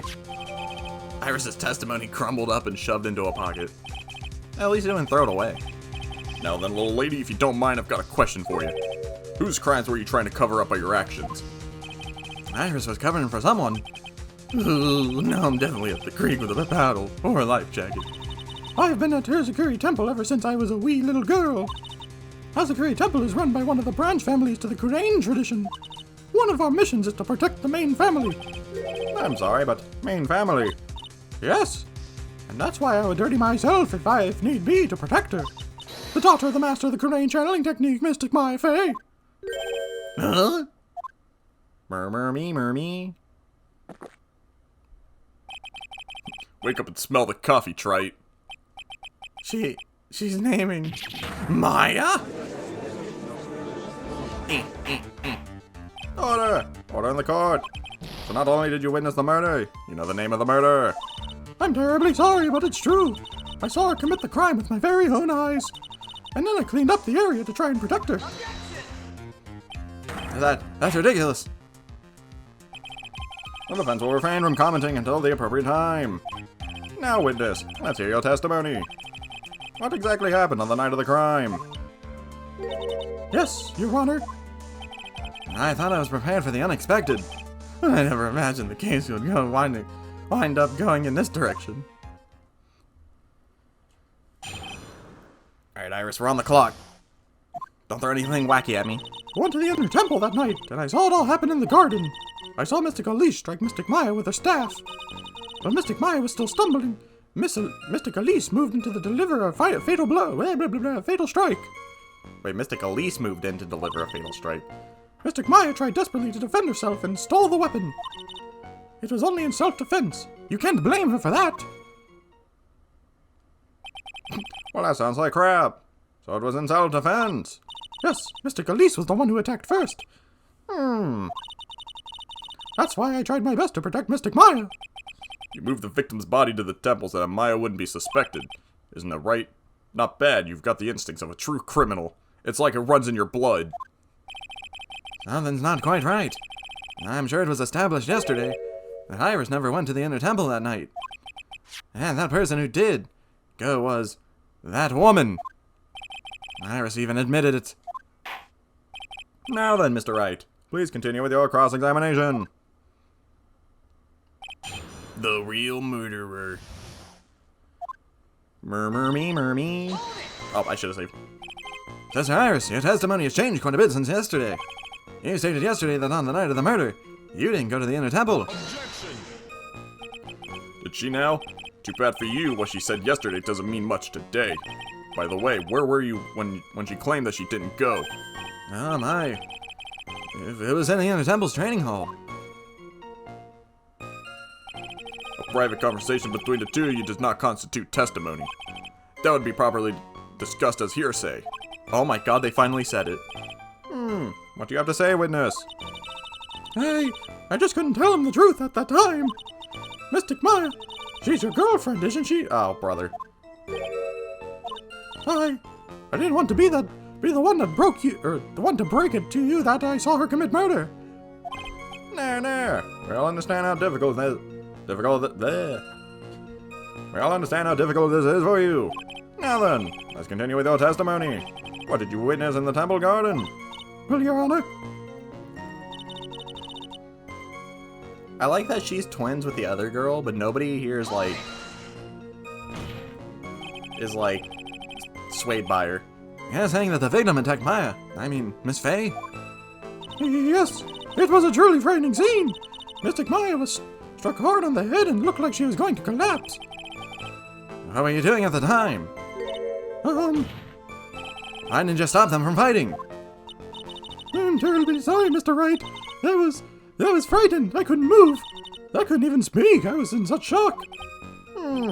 That's perfectly understandable, my dear. This doesn't sound right. I don't believe this testimony for a minute. What happened after that? Oh, I still haven't saved. While Mystic Maya was still stumbling, Mystic Elise Went for the fatal strike. she moved in to deliver a fatal strike. Yes, I'm sure of it. She threw down her staff and reached into her robe for a weapon. She was carrying a Glock. Wait, what was this weapon? It was some kind of dagger. A dagger, huh? And Elise Dukenham tried to stab her with this weapon. To kill Miss Faye. Yes, exactly. You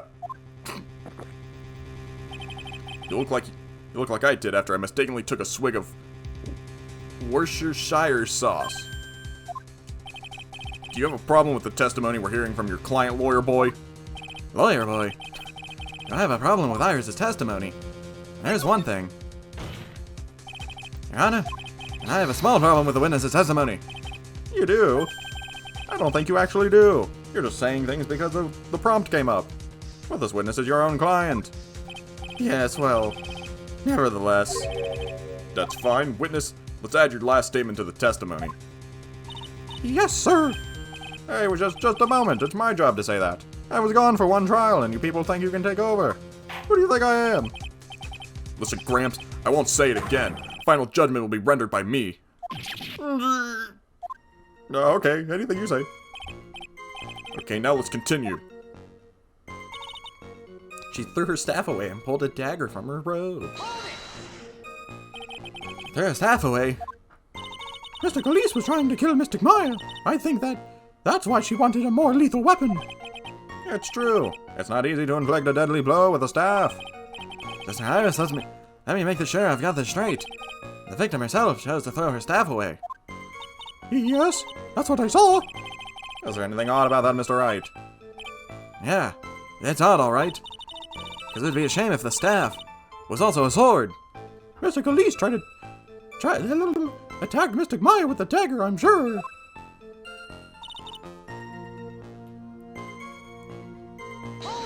Hold it! And then Mystic Maya, she turned things around. And then she put her in the pile driver and slammed her into the ground. It was crazy. And then she pulled a chair from the ground, and it was like, oh my God, she's going for the spin chair tackle maneuver. She used the weapon she had taken and lunged toward for a strike. Witness, are you absolutely certain? Yes, but believe me, she had no choice. If Mystic Maya hadn't done something. Maya Faye's name would have been written on this autopsy report instead. Yes, I see. this is bad. I still can't put the pieces together. Unless I find a contradiction in her testimony, Maya's gonna get the blame for this. How? Why? I only have this to say. It was in self-defense, so therefore it is fine. So you're saying Maya Faye was the one who stabbed Miss Elise Dukenham? Sister Iris, is that really what you saw? Yes. Tisk, tisk, tisk, trite. If your mug is filled with black and bitter suspicions, the only way to get rid of them is to drink them down quick. Like this! I know that's supposed to be a metaphor, but I don't get it. There's only one thing you need to get right. It's called evidence. Now hurry up, before my next cup gets cold. What does that mean? Is Godot waiting for me to point out the contradictions? I'd like to avoid the whole spirit channeling thing if I can.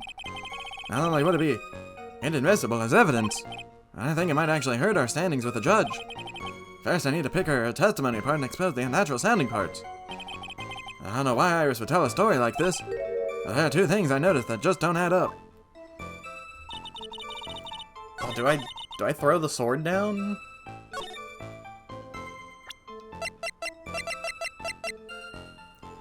Because Gumshoe said not to show it to anybody. Am I good to, like, submit this?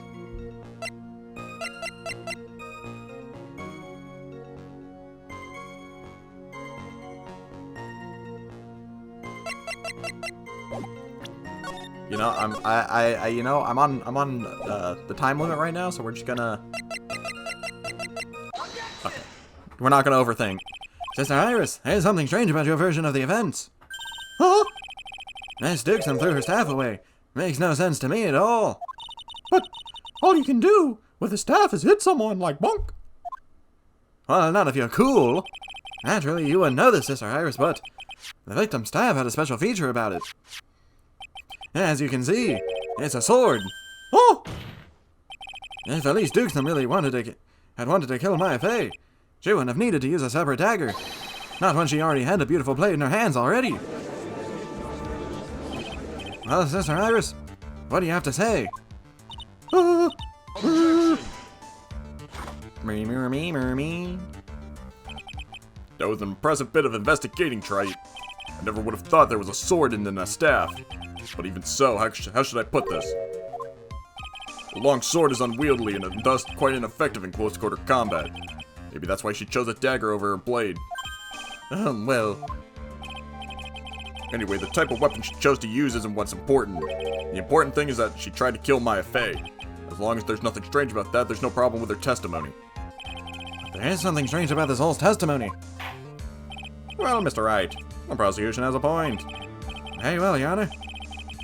The defense will now present its evidence to back its argument. Mr. Wright! I have here another piece of evidence that this testimony can't be trusted.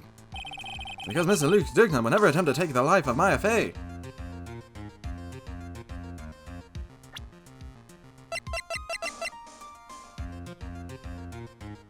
It's because it's her mother.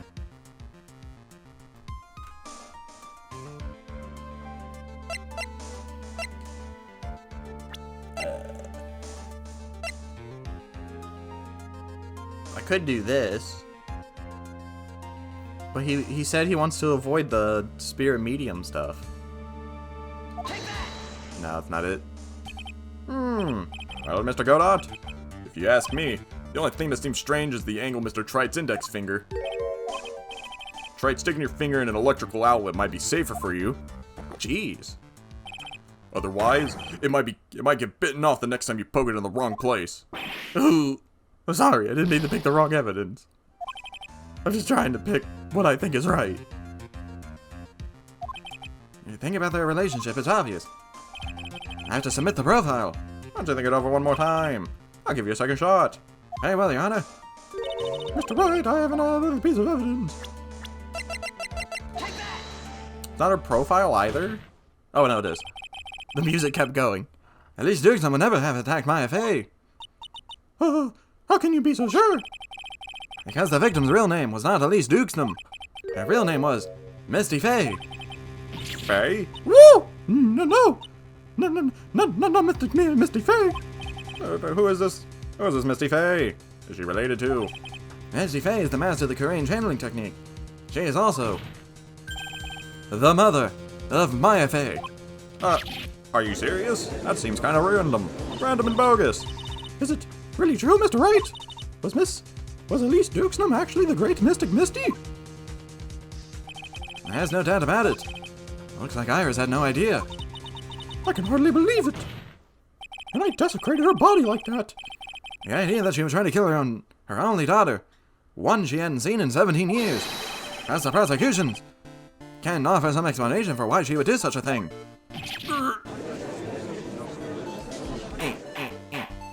Order! In the court! Upon first hearing, the witness's testimony seemed natural enough. However, in light of some facts that have just been presented, one, that the victim supposedly threw away a sword during a fight, and two, that the people battling to the death were mother and daughter. That seems a little weird, don't you ask me? Despite the facts being both believable when taken on their own. When taken together, the entire story seems difficult to believe. Listen, there's nothing in this world that is impossible, except for one little thing.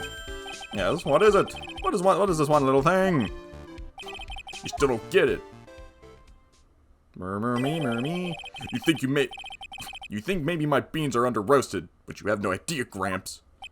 Could you get to your point? I heard this witness's confession this morning, just as I had taken the first sip of my 8th cup of the morning. You're going to ruin your health, my friend. And your teeth. Slap on some smoking and then God, you're dead. Anyways, after hearing this woman's confession, I had a detective who loves to investigate sent to the scene of the crime, and he discovered this little beauty. Is that the dagger with the witnesses testified to seeing? Obviously. Your Honor, do you not notice something else? Now that you mention it, if you look closely, there appears to be blood on it. Oh no! Oh, get this away from me! Where did you find that? I didn't see that when I investigated the crime scene. Godot, how dare you? Did you investigate the pine tree at the crime scene? Huh? The pine tree? This dagger was stuck in the backside of the pine tree. When the last blow was struck, ending the violent battle between the two women, this little baby was thrown in the direction of the back of the pine tree. Which means the blood on this dagger belongs to the victim, correct? Were you even listening, old man? I first heard this confession this morning, just as I'd taken the first sip of my 13th cup of morning coffee. Didn't you say it was your 8th just a few minutes ago? I didn't have enough time to get the blood analyzed on such short notice. In any case, the court will accept the dagger as evidence. Furthermore, I order that the blood test be performed on immediately. This is my sweetheart. Make sure you treat her right. Bailiff, get this piece of evidence to the crime lab for testing immediately. Found behind a tree in the inner temple garden. The blood is being analyzed now. Now then, the testimony we've just heard had numerous unbelievable aspects to it. However, after having found the very dagger the witness spoke of, I believe we can consider a testimony to be credible. Cute girls never lie. Ever. They don't lie, ever. Tell me, do you know of a, no, not you. Do you know of a Dahlia Hawthorne? In any case, witness, if you could please testify again to the court. About what, Your Honor? About the incident you saw, the battle between the two women. I like to hear about catfights. It's my pastime. Yes, Your Honor. The battle. Mystic Maya stumbled briefly after being hit over the head with the staff. But then she dodged Mystic Elise's next attack and stole her weapon. That's a lie. Maya would not even have the mental capacity to dodge. Dodge! Suddenly, Mystic Elise was the one on the defensive with her back to the stone lantern. Yes, and the blood that was left conveniently wrote out Maya. That's when Mystic Maya stabbed Mystic Elise. Mystic Elise managed to fling the knife away, but then she collapsed. That was a very heartbreaking story.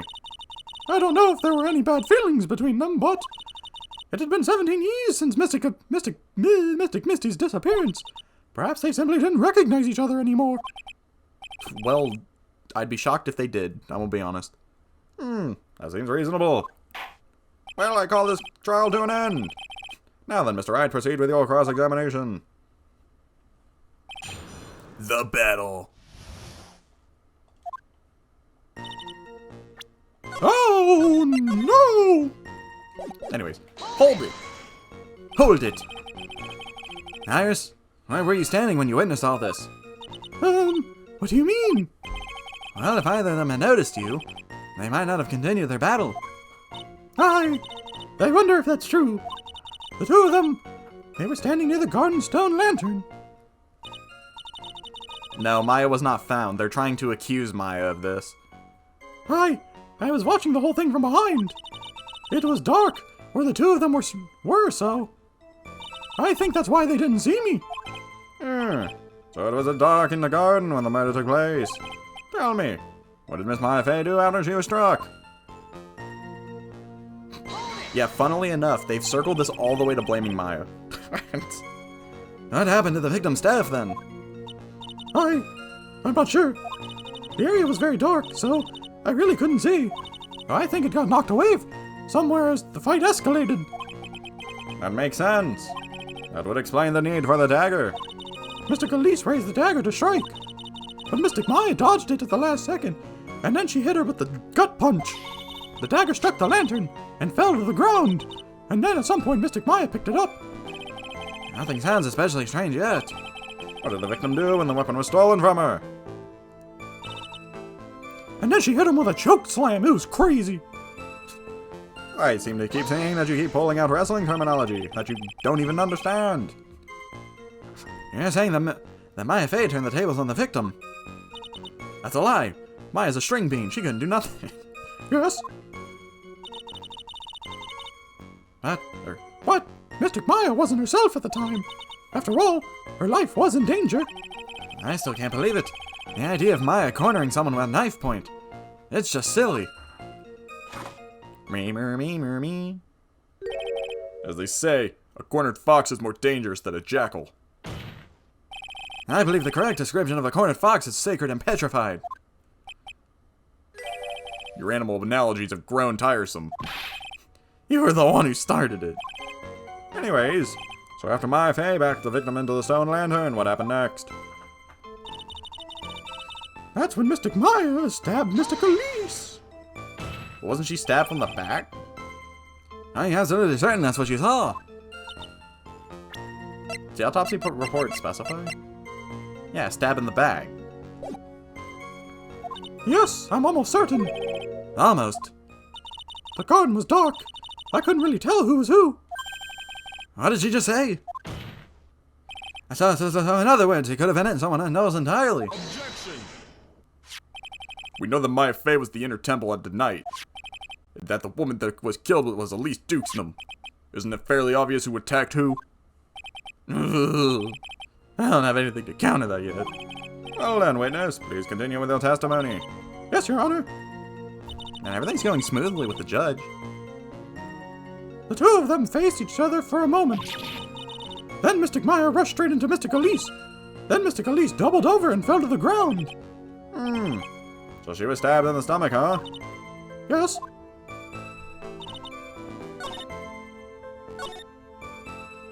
Well, we know where we gotta go. Where did the dagger go? I have no idea. It was dark and I couldn't see. According to the detective who found the dagger, it was stuck into the pine tree in the garden. Most likely it was flung toward the tree after the struggle. That is most likely explanation, yes.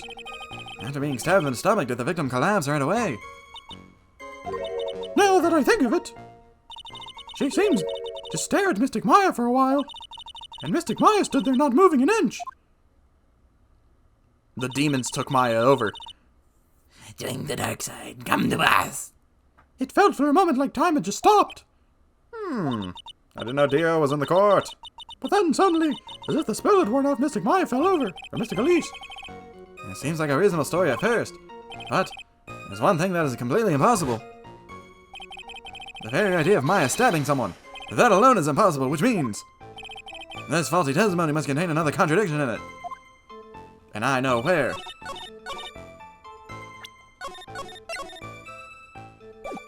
I present the autopsy report. Something about you just isn't right today, Iris. Huh? Until now, I didn't think you were the type to make such a careless mistake. However, the testimony just contains quite a few contradictions. What do you mean? What's so strong or what's so wrong about my testimony? According to you, IFA stabbed the victim while she had her back to the stone lantern, correct? Yes, that's right. But in that case, the victim would have been stabbed in the stomach, right? Yes, I think so. I think that's how it works. But according to the autopsy report, the cause of death was due to the blood loss from a stab wound in the back. What? This proves that the victim was stabbed from behind, not from the front. Sister Iris, it appears another seed of doubt has sprouted from your testimony. Ah! What? What is the meaning of this, Mr. Wright? It's simple. He's a dumb idiot. People are like books. We've all got a front and a back. You get my drift? Is that all you have to say? That wasn't really going anywhere. I can always say that darkness loves to play with the human mind. Could you please knock it off with the cheesy proverbs and illogical metaphors already? The point is, too much of this testimony just doesn't make sense. Throwing away a useful staff, the people fighting being mother and daughter. And now she falsely claims the victim was stabbed in the stomach. There certainly are some inconsistencies. Well, Iris, how about it? Well, it's just... If you ask me, you're just being too naive about the whole thing. What do you mean? Catch this! Dang it. There are 253 distinct types of bitterness in coffee, but to pick out each one requires total concentration and the use of all the senses. Were you really concentrating on what the witness was actually said? You know, Godot, you'd be right. I was like 75% paying attention. Prosecution Godot, explain yourselves! The witness was quite ambiguous.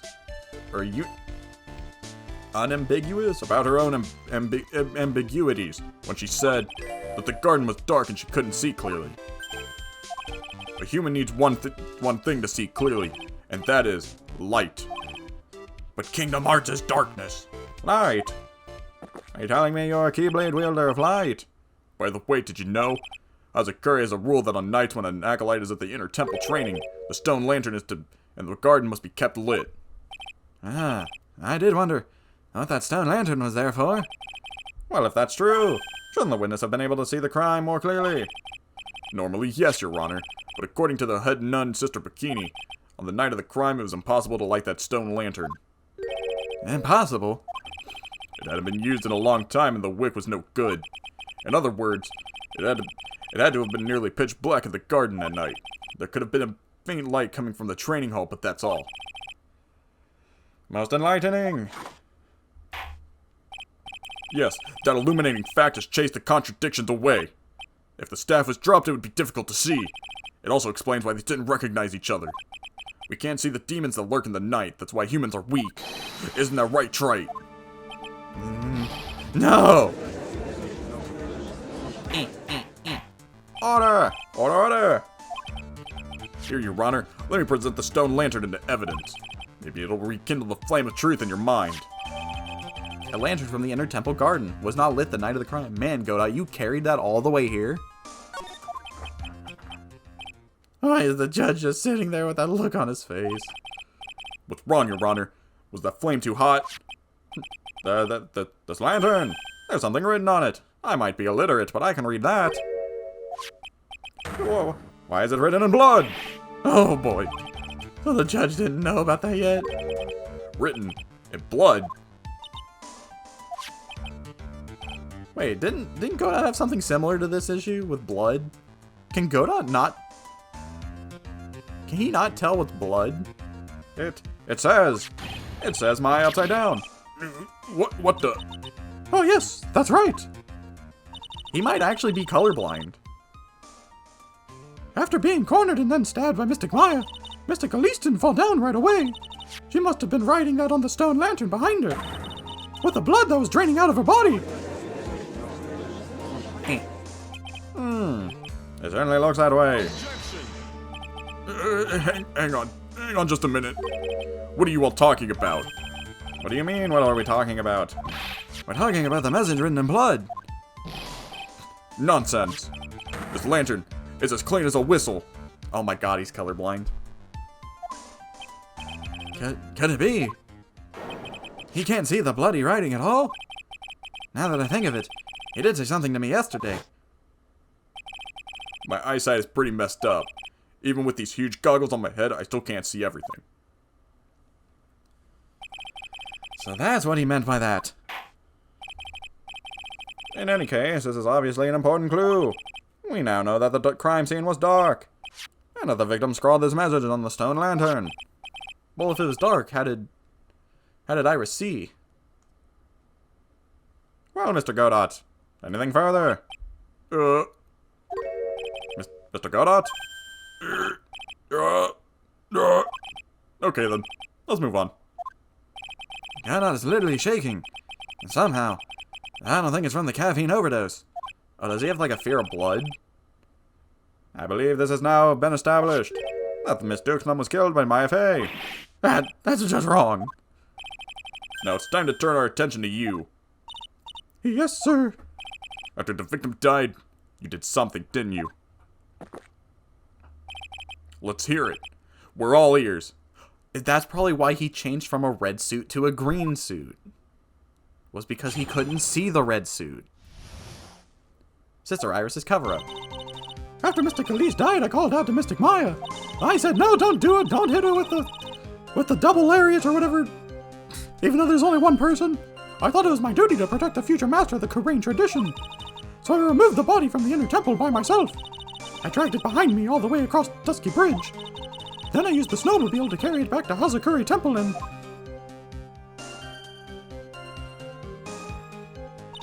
I used the Shishihito to alter the way that the wound looked. So you moved the body? Yes, I was raised at Hazakuri Temple. I owe a great deal of thanks to the Fey clan. But even so, I had never imagined that Elise Duxnum was actually Misty Fey. I've committed a terrible sin. A terrible trick of fate. I believe you're looking for a twist of fate, Your Honor. I intended to return to the inner temple after taking care of the body, but... You were spotted by the head nun, correct? Yes, and that's why I couldn't go back. Your story makes sense, I suppose. Mr. Wright, go ahead with your cross-examination. Man, the judge is, like, on point today. Yes, Your Honor. He's not making false, just like, Well, I think that's guilty. not yet. Maybe he's upset because he missed the first part of the trial. So you waited until everything was over before making a move. No, it's not like that. She saw someone murdered right in front of her eyes. It's not surprising that she was a little timid. Yes, I suppose that's true. Sometimes when I'm watching lawyers argue back and forth with each other, I feel so helpless that I just sit quietly and wait for them to reach a conclusion. Isn't it your job as the judge to mediate the argument? It wasn't until Mystic Maya saw me that it finally dawned on her what she had done. I just like to sit back and watch. It's quite entertaining. Oh, then you knew. You knew the significance of the name Maya Fey. Yes, of course I did. That's odd. I mean, Sister Bikini didn't recognize Maya's name, let alone her position. Anyways, she was a very special person indeed. So I removed the body from the temple. That would have taken quite a bit. Why did you do that? Because I didn't want Mystic Maya to be suspected in any way. Like, what do you think? I thought the best thing would be to remove the body from the crime scene. You moved the body all by yourself? Yes, I did. See, the little thing you don't believe about us people up in the mountains is that we're actually quite jacked. It would have been impossible if it wasn't for the snow. The snow, huh? Hold it. It's pretty amazing you can make it all the way across that rickety old bridge. It looks worse than it is. It's surprisingly sturdy despite its age. It's like they say, idiots are too stupid to catch even a simple cold. Well, there's one other thing that bothers me. Why not just throw the body into the Eagle River? We're back to this. It would have been much easier than dragging it all the way to Hazakuri Temple. I thought that it would still cast too much suspicion on Mystic Maya. That's why I tried to take the body as far away as possible. That's stupid. That's literally dumb. You just throw the body in the water, no one's gonna know where it came from. Makes perfect sense to me, for the time being. Anyways, what did you do after you crossed the bridge? Then I used the snowmobile to carry it back. The snowmobile? I knew that's That would show up sooner or later. Yes, I had the key. I used the snowmobile to travel from Hazakuri Temple to Dusky Bridge. This is the part that in question the other day. Should I ask for more details?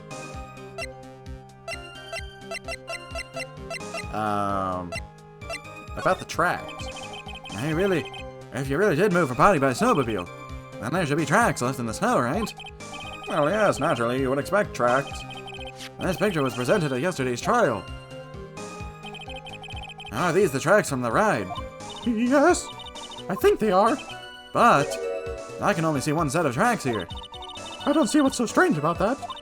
Snow was still falling when I left Hazakuri Temple. I see. Snow is falling, huh? And then, when the murder took place, it had already stopped. That's why there are such fresh-looking tracks. How about it, Mr. Wright?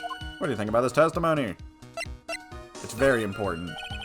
When the murder took place, the snow had already stopped. That doesn't make sense if you stack it up against the other evidence. Your Honor, I'd like the statement Iris just made added to the testimony. But, does it have something to do with this case? All will be made clear if you allow your statement to be added to the record. This should be fun. Let's get this snow business cleared up, shall we? Yes, sir. By the time the murder took place, the snow had already stopped. Wait, it just jumped.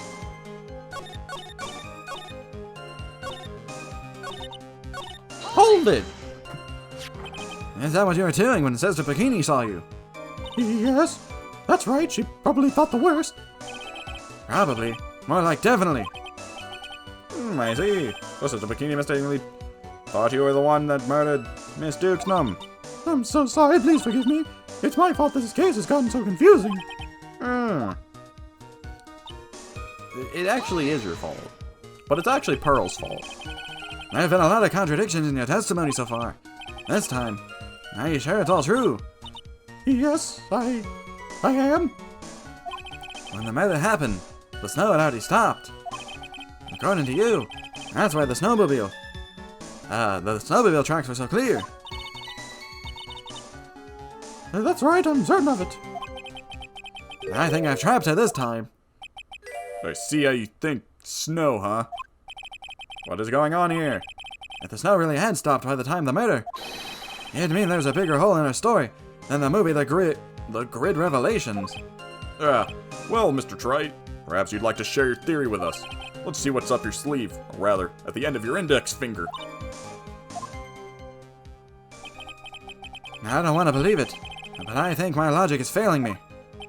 Iris is trying to pin the murder on Maya. But why would she want to do that? There's only one reason I can think of. That this is an Iris.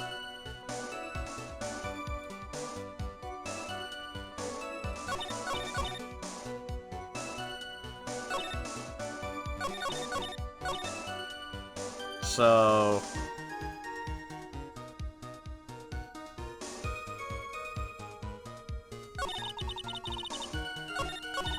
So we got after Mystic Elise died, I called out to Mystic Maya. I thought it was my duty to protect the future of the master of the Kurain tradition, so I removed the body from the inner temple by myself. I dragged it behind me all the way across Dusky Bridge.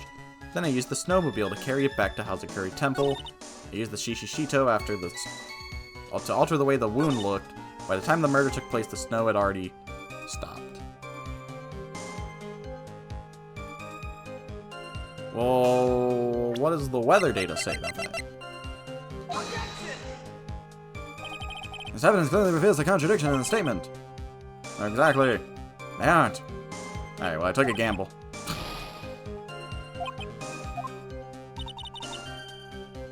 I don't think I saved. I should have saved. So...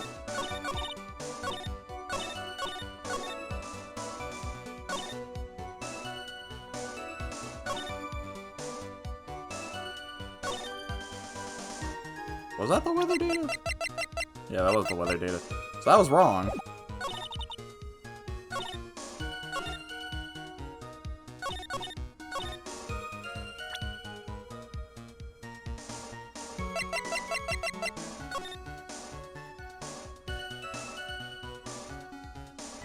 Something tells me this is needed here. Because we're in a topic of snow right now.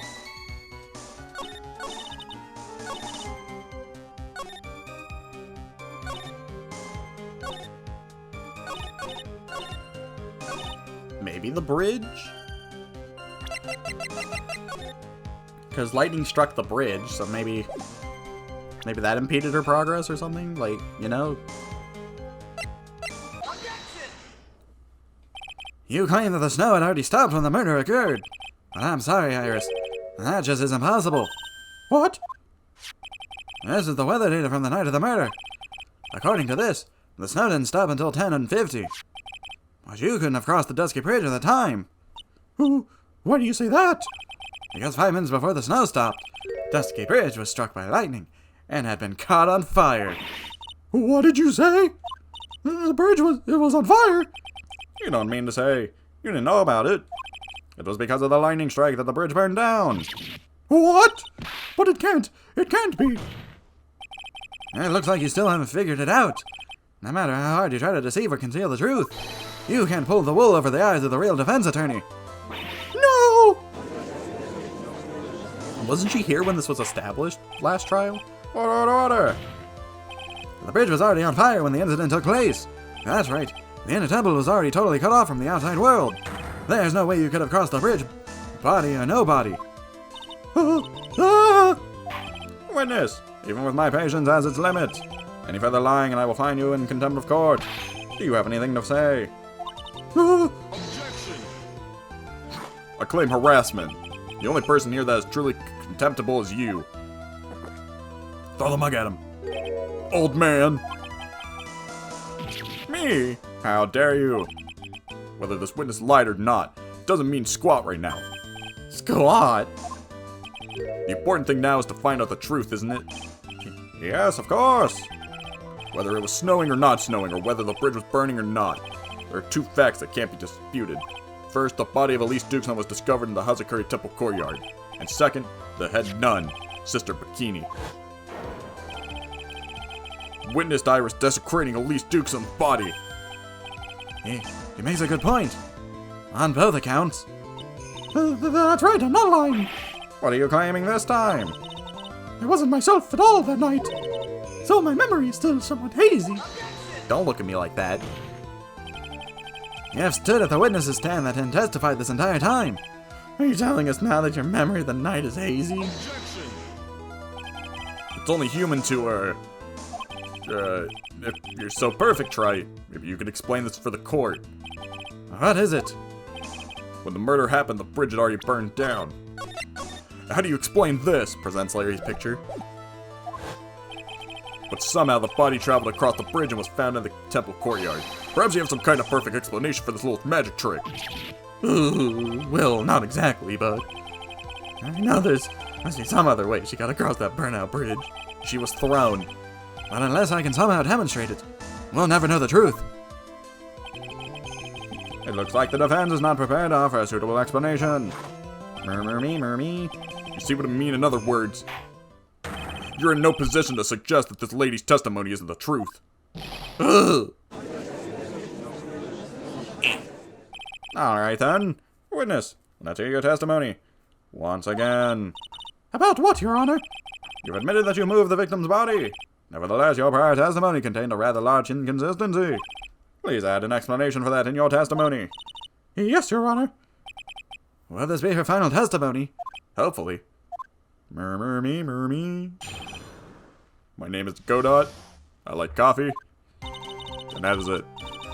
Other than walking over the bridge, there's no way to move the body. I didn't think what I was gonna say through. So I must have just gotten confused, I guess. Was the snow still falling or had it stopped? Does it really matter that much? Or are you saying that there is a way to cross a burning bridge? There is.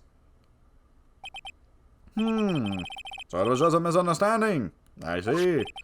This is a photo of Dusky Bridge after it burned down from the lightning blast. It was taken on the morning after the incident. You can 100% cross that. It certainly was burned to a crisp, and one of the suspension wires even snapped. It's amazing the whole bridge didn't fall. I could cross that. I'd be terrified, but I could cross that. Clearly, it would be impossible to carry a corpse across a bridge in this condition. Now, carrying a corpse in that condition, then, you know... Unless I do something to discredit this testimony, it's going to be deemed as the truth, and Maya will be accused of murder. Again! Tried, I'm only gonna say it one more time. It is only human to, and only humans can spot the errors of our ways. The more sense he makes, the less sense he makes. Alright, Mr. Wright, please begin your final cross-examination. Oh man, the trial's already done? Crazy. I didn't think we'd get done with that fast. It's not. There's gonna be like 20 testimonies. We're probably gonna have every single person on the stand. Hold it! Yes, but if the snow had already stopped when the incident took place. I couldn't have crossed the bridge, naturally. But I think it's just like Mr. Godot said. The body did make it across somehow. You don't even know how it got there. But you seemed quite sure of yourself when you gave your testimony. You said you were sure the snow had already stopped. I'm terribly sorry. I was wrong. Does she really think an apology is gonna get her off the hook?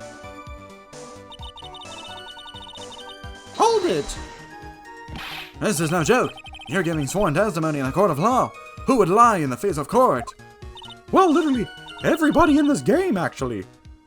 Everyone who's up on this stand will lie and does lie. Well, Mr. Wright, let me ask you a question. Do you remember what the weather was like 1 week ago today? Yeah. It sucked. Well, naturally, it was, You see? It's not that easy to remember, is it? What if it had been some kind of special day? I would have remembered. For example, it was pouring rain on the day of my elementary school graduation. Objection! That's a point. That's a fair point.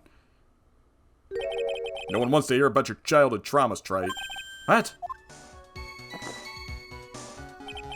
By the time the murder took place, the snow had already stopped. If you insist on obsessing over that one statement, let's see the proof. Show us some evidence that the body somehow crossed the bridge while it was on fire. Oh my god, are we gonna present Larry's picture? Are you saying, does I? We're gonna have to present Larry's picture. Well, I don't see why there couldn't be a way to cross. Mr. Wright, don't you think that sounds a bit silly? A dead body crossing a burning bridge. Did anyone actually witness such a thing? Larry! Ah, if there was, I don't think you'd call someone like that a witness. You call him an insane person. After all, a dream isn't the same as actually seeing something. I've come all this way, so I owe it to everyone to figure this out.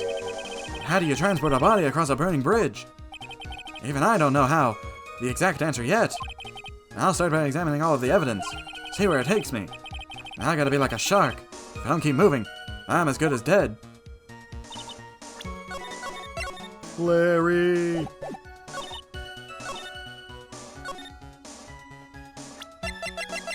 But what if you flew? We're actually gonna use the Larry picture. A dead body flying over a burning bridge. I wouldn't exactly rule out the possibility. What? You're saying it's possible. Don't make me laugh. The only thing that's possible about your claim is that it's been pulled out of thin air. I don't know about that. In any case, we have a witness who did see it happen. Preposterous. Who is it? Who is this witness? I can't chicken out here. I've got to keep on the attack and go, go, go. Miss Elise Dukesum's brilliant and highly gifted apprentice, Lawrence Dukesum. Brilliant. Highly gifted. Apprentice?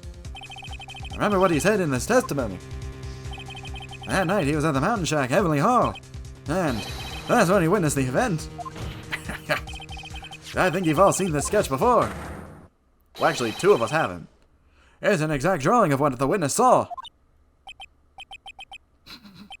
Are you serious? Today's not April Fool's Day, is it? That's right. Are you seriously claiming that the victim flew through the air? Are you using this pathetic scribble to support your argument? Larry comes down to the stand, walks up to the judge, slaps him, and leaves. Uh-oh. The judge looks like he's about to blow a gasket. Well, Trite, there's nowhere for you to hide now. Other than looking like it was drawn by a 6-year-old, does the sketch prove anything? Yes, I'm pretty sure it does. and I'm gonna prove it. Listen, I know your tricks. You're trying to turn this whole thing upside down. If you're so eager to turn this case upside down, why not start with the sketch? Upside down? Why did Godot say that? Did Larry draw it in reverse? Alright then, let's hear the defense's theory. What exactly is this sketch trying to show? I don't think this old whisker face is going to forgive any more mistakes. Alright, Phoenix, look carefully and think it over. She wasn't flying, she was falling. That sketch drawn by Loris Dukesnum is evidence of nothing, a complete contradiction. Exactly what happened. They're not really giving me much to go off of here. But I'm gonna say, I believe in Larry. Larry would never betray me. Sure, he threw me some psyche locks, but you know, that's just what friends do. I think it's exactly what happened. Of course the victim was flying through the air. You can see it right here. There in the sketch. Whoosh! You know, you're starting to remind me of yesterday's witness. What? That was the last thing I wanted to hear. Do you have any evidence that the victim flew through the air? Just so you know, we haven't discovered a giant human catapult at the inner temple yet. No, but what you do is you get a spirit medium who becomes the strongest man in the world. They take the dead body, throw them across the bridge, and then there you go. Ugh, I wish they had. Even if you're a lousy lawyer, at least you're 1 cup's worth of entertainment. I think we should skip the penalty this time. There must be some way. I just know it. There must be a way. It's 'cause his head was upside down. There must be a way to use Larry's sketch to show the truth of what happened. Alright then. The witness will now return to her testimony.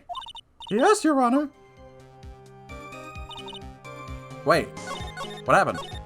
No, send me back.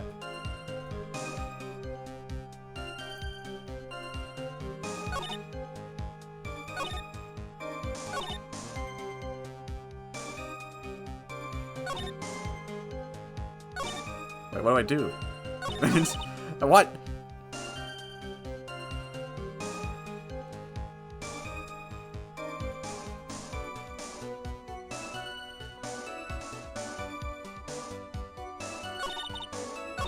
Wait, maybe I picked the wrong answer. Hold on.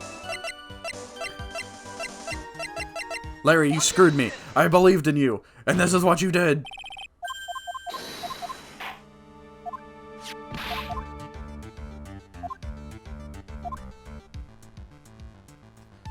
I should have had faith in you. I let you cook and this is what you did. I said it's exactly what happened. This is a complete contradiction. Something is obviously funny about the sketch. I'm no art critic, but even I can see that. No, that's not what I mean, Your Honor. Loris Dukesnum stated it over and over, that this sketch was exactly what he saw. And I believe Larry, but not that much now, after you just screwed me. However, if we're to believe his testimony, then the sketch contradicts reality as we know it.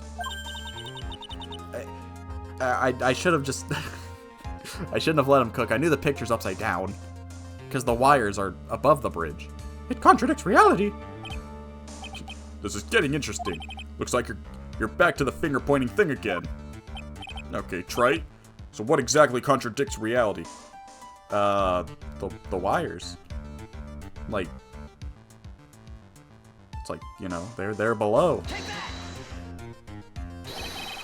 It's this wire connected to the bridge. The wire? What about the wire? It's just doing its job. Like me.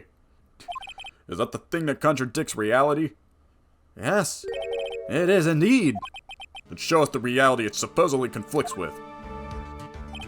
Show us something that will point out how the sketch is a contradiction of reality.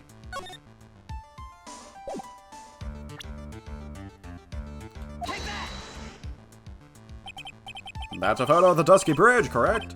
Yes. Now compare the sketch and the photo for a minute. In the sketch, the wires appear to be above the guard wires. But on the actual Dusky Bridge, Jehoshaphat,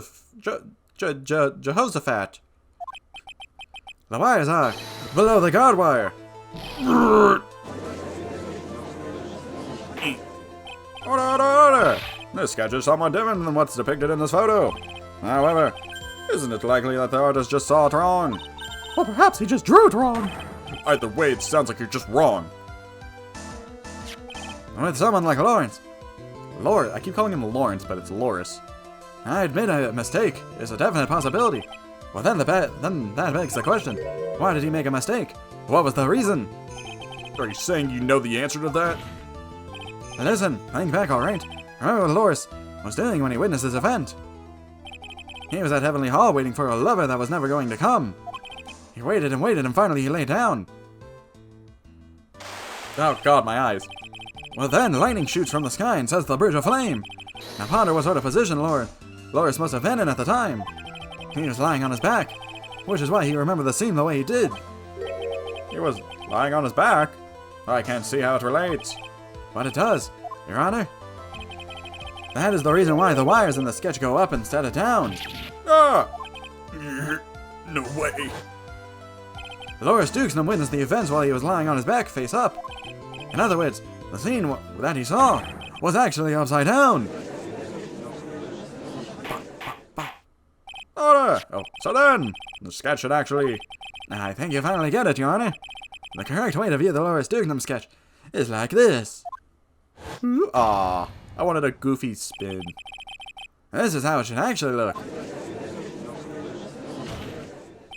The victim's body wasn't flying above the bridge. It was actually swinging below. That's right, just like a pendulum. Oh, and that's why one of the wires was broken. That's crazy. Ridiculous. Order! All the things to say. Pendulum. The bridge was burning to the crisp, and there was no way to get across. But if the body had been found in the inner temple, it would have caused problems. And this is where the criminal decided to take a gamble. They used the burning bridge to get the body across the other side. And the pendulum was the only way to get it done. Let's think about this for a minute, shall we? Dusky Bridge is about 20 yards long, which means it's about that far from the inner temple to the opposite cliff. Yes, that sounds right. In other words, to cover that distance with a pendulum, you need a rope at least 10 yards long. To get a rope that long, you'd have to plan ahead. The lightning strike that night can only have been an accident, so it doesn't make sense that the culprit would have prepared the rope beforehand. So then, they didn't have to get the rope ready. The rope was already right in front of them. What? I'm saying that it was just a matter of using what was already there. In that case, Mr. Wright, please give us an explanation to support your theory. What makes you think the criminal had the rope on hand to create the pendulum?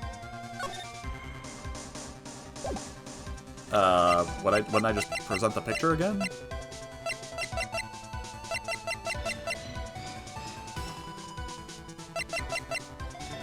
I think I would just present the Dusky Bridge picture again.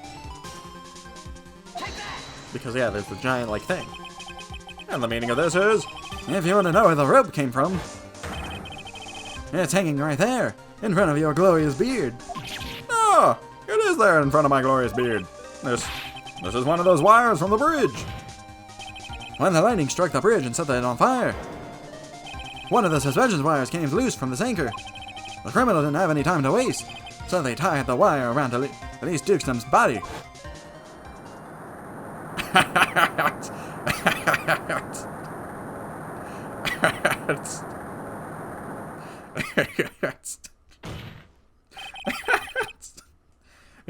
Because there was simply no other way to move the body. Murmur me.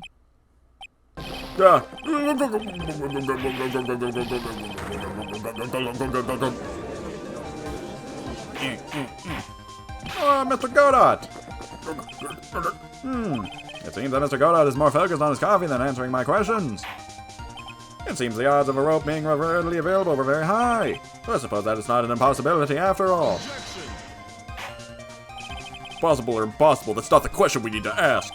There's only one question. Did that really happen? Wright, I wonder if you could prove what happened to us. Do you have any actual evidence that the body was swung over like a pendulum? Yes, the autopsy report, she was bruised. Get wrecked, idiot. Before I present my evidence, let me review what we know so far. According to this photo, one of the wires snapped. Looking at the map, we can see that it's the one that was in front of the inner temple. Well then, what was the spot for the criminal? Yes, precisely. Now let us consider the body's movement by looking at the overhead map again. If the body was pushed from this point here, and swung to this point here, that's a big drop. It would drop on the opposite bank at approximately this point. Did you say drop? Well, they must have failed to catch the body on the other bank. What? What makes you think something like that happened? Because I have evidence that suggests our body dropped some distance. What kind of evidence? Take a look at this. Autopsy report. It says here her body fell about 10 feet after death. 10 feet, huh? And most likely the height difference between the two sides. The body overswung due to the forward momentum, but then came loose and fell about 10 feet. And then, as a result of the landing impact, this crystal sphere was knocked loose. That's... Yes, this blood-stained amethyst crystal. It's the one that came off of Miss Luce Deacon's staff. And even more important in this place was where the crystal sphere was found. Indeed. I believe it's already been marked on this overhead map. The crystal was found. Precisely, Your Honor. In the very spot the pendulum would arrive if given the right amount of speed. This has explained your theory quite well, Mr. Wright. I have to say, that's quite hilarious. You have provided us with a way the body could have been moved that night. An important and impressive deduction, Mr. Wright. Most impressive. Mr. Wright! I didn't know you like coffee.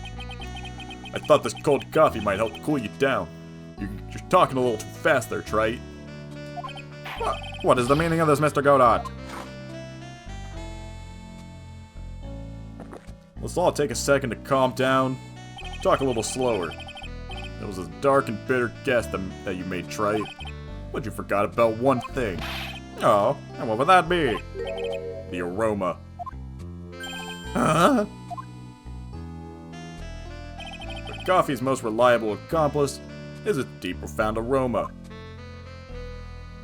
As the coin doesn't speak Coffinese. Can you elaborate a little more? If the criminal had sent the body to the other side like you said, then naturally, there must have been an accomplice lying in wait to catch it. An accomplice? The criminal wasn't able to cross Dusky Bridge. So who collected the body? What do you have to say about that, Trite? Mr. Godot is correct. This can't be the work of a single person. Well, Mr. Wright, you know what you must do. Yes, Your Honor. The body couldn't have made it to Hazakuri Temple without an accomplice. Blah, blah, blah. Very well, if you please, Mr. Wright.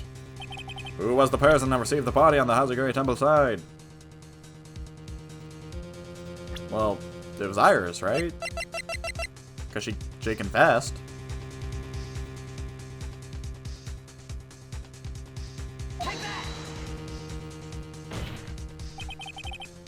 That can only be you, Sister Iris. Huh? Oh! But I don't see why you're so surprised. The only way to transport the body from Dusky Bridge is by snowmobile. But with her bad back, Sister Bikini can never pick up a body like that. You're the only one that could have managed it. Right. Were you even listening to the witness's testimony? On the night of the crime, the little cutie pie was on the cleanup duty in the inner temple garden after the mother-daughter bloodbath. I haven't forgotten. But have you, Mr. Godot?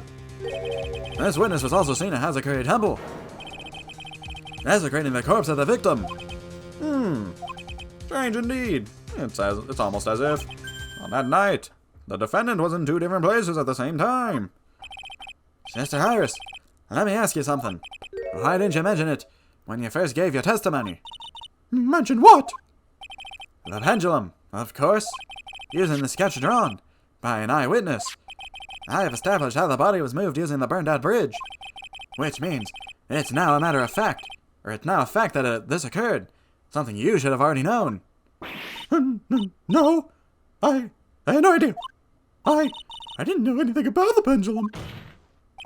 Well, the body couldn't have been passed along to the other side without your help. So you should have known about it. In fact, it'd be impossible for you to be clueless about this whole thing. Unless you're not really Iris to begin with. My god. What? How can you say that, Mr. Wright? What? What kind of nonsense is this? You're saying this witness isn't Iris of Hazakuri Temple? Are you serious, Trite? You mean this woman is... There's no one besides Iris that could have received the corpse that night. Now I get it. Now I know why I've been sick to my stomach this whole trial. Why her whole demeanor changed so suddenly from yesterday. I was gonna say, she seems a bit different. And why she's trying to pin this murder on Maya. The woman that's standing there at the witness stand, her real name is...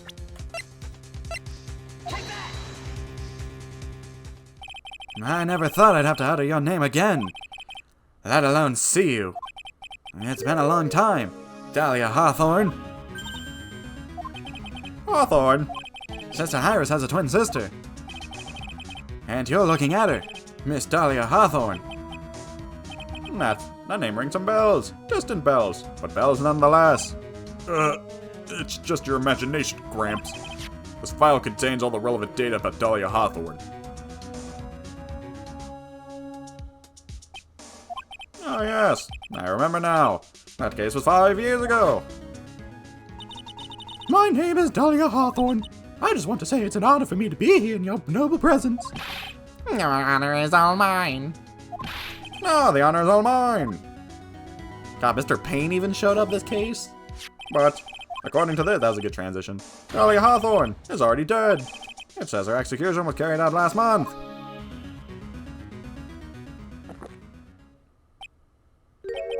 So what? Death has no meaning in this courtroom. What? Yeah, not with spirit mediums existing. You've seen it firsthand, Judge. Order. Oh, wait a minute. How can you? My sister, she's already dead. Oh, kind of. Sorry. You of all people should already understand, after all. The blood of the master of the Courage channeling technique flows within that body. The Courage channeling technique? Now, where have I heard that? That's right. You're not Dahlia Hawthorne herself. You're the spirit of Dahlia, currently inhabiting the body of a spirit medium. Is it gonna be revealed that this is Maya's body? What an exciting story. Exciting, but quite impossible. You're asking us to buy that Dahlia Hawthorne just happened to be channeled by someone? On the very night of the murder to the temple where her twin sister Iris was. Well, if you're gonna put things that way, then yes. We're supposed to believe a coincidence like that just happened? Naturally, it was no coincidence. The whole thing was part of a plan from the very beginning. It's all written right here in these instructions. Oh, what's that? These instructions were written by your mother, Morgan Fay. And part of the plan called for Dahlia Hawthorne to be channeled. That night, there were 2 irises at Hazakuri Temple. Two of them? Even the time of the channeling was planned out. As soon as you hear the lights out bell, in other words, 10 a.m. or p.m. However, Iris was seen before dinner time. That means the Iris that was at dinner was the real Iris. And the Iris who gave me this hood in the main hall was also the real Iris. Meaning that the Iris says that Bikini saw at the inner temple was someone else dressed as her, namely one Dahlia Hawthorne. Do you even know what you're saying, Trite? This whole channeling spirit of Dahlia Hawthorne thing. Yes, it's true that you found plans that talk about it. However, there's one thing that's perfectly clear. The witness currently standing in the witness stand is the real Iris. Huh? What? Me. Calm down and remember what you know about the night of the crime. After meeting Sister Bikini, the Dahlia Hawthorne that had been channeled would have been stranded on the inner temple due to the lightning strike. Whee! They took her shoes. It was later that the body was moved by pendulum. That's right. Naturally, that would mean that the Iris that received the body was the real Iris. Are you with me so far? Yes? After being notified of what happened, the police came to Hazakuri Temple's main hall. There they found Iris in her room and arrested her. And ever since, she's been under police supervision at the detention center. Yes, I suppose. I can't deny any of that. Oh, thank goodness.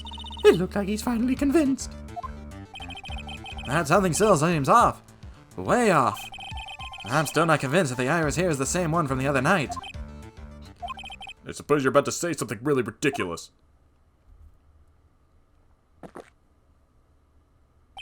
Like, the real Iris and the spirit of Dahlia somehow switched places. Switch places? To be perfectly honest, there are still quite a few things I don't understand. But I do know now. But I do know that unless we confirm the witness's identity, we can't continue with this trial. Iris doesn't have the spiritual power needed to channel Dahlia. Which means they must have switched places somewhere. Well, Mr. Wright, since the time she was arrested at Hazakuri Temple, have there been any changes or chances for Iris to switch places with Dahlia Hawthorne? During the earthquake? Yeah, it would have to be during the earthquake, because she broke free from Your Honor, I think the night, or there might have been one chance. Oh, explain yourself. Yesterday for a few minutes, Iris' whereabouts were unknown. Unknown? What do you mean? What I mean is, there was a span of time in which Iris was able to move about freely, unsupervised. Well, who was it? Who gave this murderous suspect the time to move about freely? I'm sorry. I didn't mean to. It wasn't your fault. The person who gave Iris the chance to freely move around was Miles Edgeworth. An old friend. This is Mr. Edgeworth, isn't it? I heard he became a defense attorney recently. Your Honor, there was a fairly large earthquake yesterday, was there not? An earthquake? Earthquake! Oh my goodness, the inner temple! This kind of tremor might...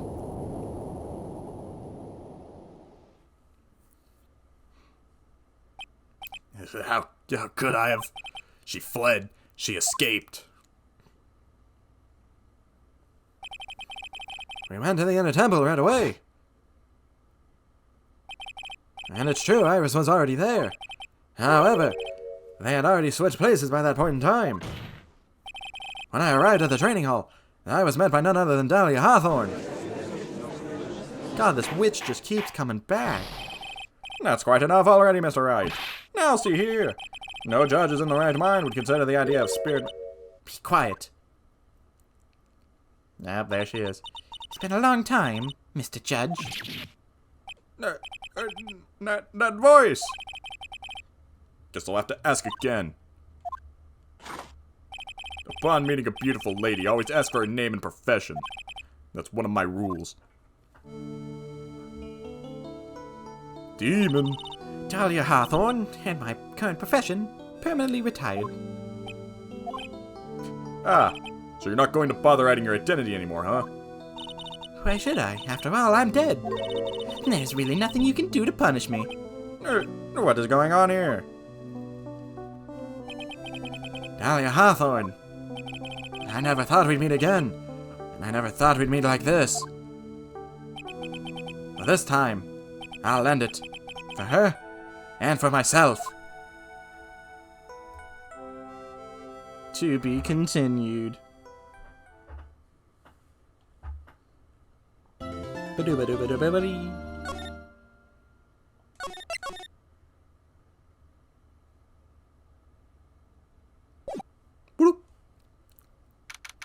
February 10th, 1:06 p.m., District Court, Courtroom number 7. Oh. Now then, let's continue where we left off, shall we? Well, witness? Yes, how can I help you, Mr. Judge?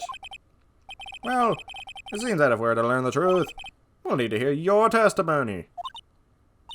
I have no problem with that. But when you've seen what I have, sometimes the truth is better left unknown. In any case, let's hear your testimony. Tell us about the plan that was carried out that night.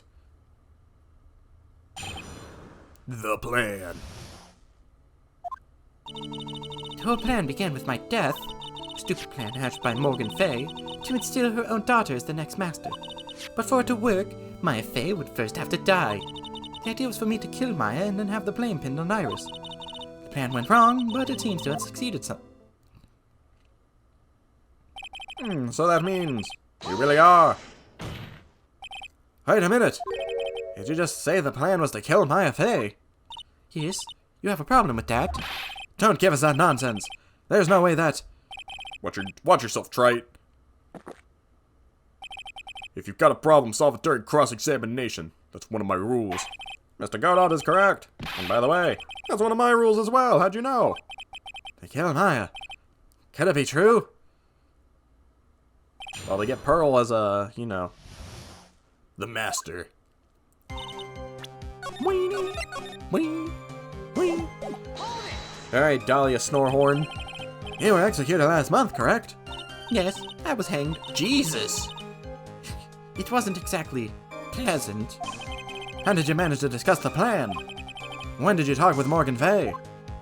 Last year, she was transferred to the same detention center as me. Since I was on death row and she was my mother, it was actually pretty easy to meet with her. I see. Well, that's when you discussed the plan. Are you crazy? At first, that woman was planning to kill me as well, even though I'm her own daughter. How to make Pearl Fay the master of Courtroom? She's a cold, twisted woman. She thought she could finally regain her lost honor. The honor that she lost when her youngest sister Misty took her place as the master. Ever since that day, she has been working on this plan. Leave me alone, bug. A plan, huh? A stupid plan? A very stupid plan. You're talking about Pearl Fay, is that correct? Yes, though at first she had high hopes for the two of us. You and your twin sister, Iris. That's correct. Fortunately, neither of us had much spiritual power. That's why we were abandoned by her, along with our father. Abandoned? The only person I ever really cared about in my life was myself. My sister was a nuisance, so I convinced my father to leave her at the old temple. You mean Iris? Yes, my father remarried a woman who had a daughter. The less children you have, the more money there is to go around, right? And on top of that, my father had absolutely no interest in children in general. How horrible! Why isn't he on the stand? The really horrible one was the woman, that bitter, vengeful woman. It was her stubbornness that gave birth to that child, Pearl Fay. She was born with an abundance of spiritual power. Unfortunately for her, Morgan Fay helped or heaped all of her broken hopes and dreams onto that poor child's back. All because of her pathetic dreams of having a bloodline become the main family. But for it to work, Maya would have to die. But why? for her bloodline to succeed as the main family, thus making Pearl the new master. The remaining descendants of the current master had to be taken care of. My Pearls would never agree to a plan like that. She adores Maya. How sad. You still don't get it, do you? What Pearls wanted had nothing to do with it. Morgan didn't care one bit about Pearl. The only thing she cared about was the position of the master, that's all. That's ridiculous. She was willing to sacrifice anything and anyone to achieve her goal. The life of her daughter and naturally the life of Maya Fey herself. How could anyone do that? Hold it. You'd think they would, like, give her, like, a shot that, like, killed her or something like that. No, they hung her. Like, of all the modern ways you could have, like, executed someone. You were going to kill Maya. Pearl didn't need to know anything about it. All she had to do was follow the instructions in the letter and channel me. Then I would have simply have used her body and finished the job. In any case, I'm already dead, and there's nothing any of you can do to me. I mean, she's got a point. So the plan was to blame the crime on your younger twin, on Sister Iris at Hazakuri Temple. She and I looked absolutely identical. No one could tell us apart. If someone were to witness me killing Maya, naturally they would think it was Iris who had done it. And the witness in this case was the head nun, Sister Bikini. I never would have guessed she was going to return to Hazakuri Temple that night. But she wound up seeing Iris' crime anyway. By the way, but why did you want to pin the murder on Iris in the first place? She's your twin sister, isn't she? Twin sister? Don't make me laugh. She's nothing but a backstabber. I couldn't care less about her. Backstabber? You just don't understand. You never will. Anyway. The plan went wrong, but it seems to have succeeded anyways. You think the plan was succeeded? You heard me. Just as that woman had hoped. Maya Fey is dead. Now the title of Master will pass on to Pearl Fay. I call it baloney. That's absurd. Maya's just... She's just trapped. Trapped inside the sacred cavern.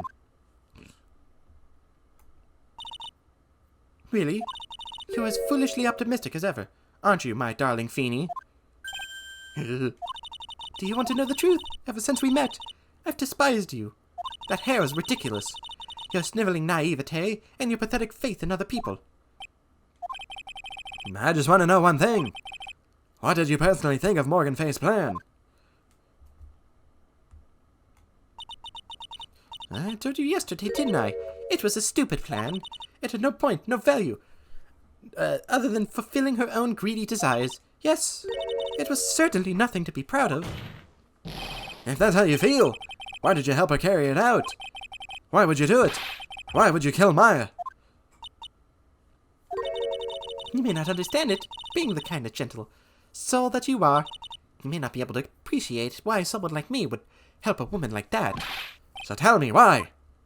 Isn't it obvious? I'm not like that woman. I only acted my own self-interest. The reason I helped her was for myself, for my own personal satisfaction. What did you say? So this woman, Dahlia Hawthorne, she had her own reasons for wanting Maya dead.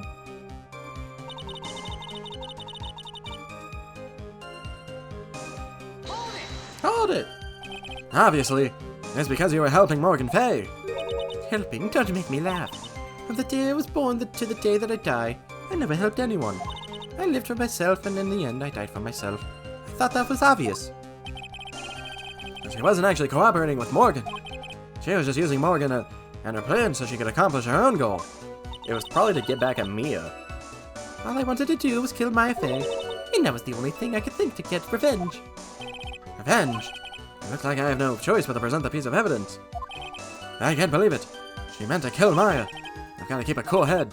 And I need more information out of her. It's only the way to understand this plan, and what was she after all? Alright, well, we know what she's after. She's after revenge on Mia. Because Mia ruined her life. Could it be that your actual goal had nothing to do with Maya Fay herself?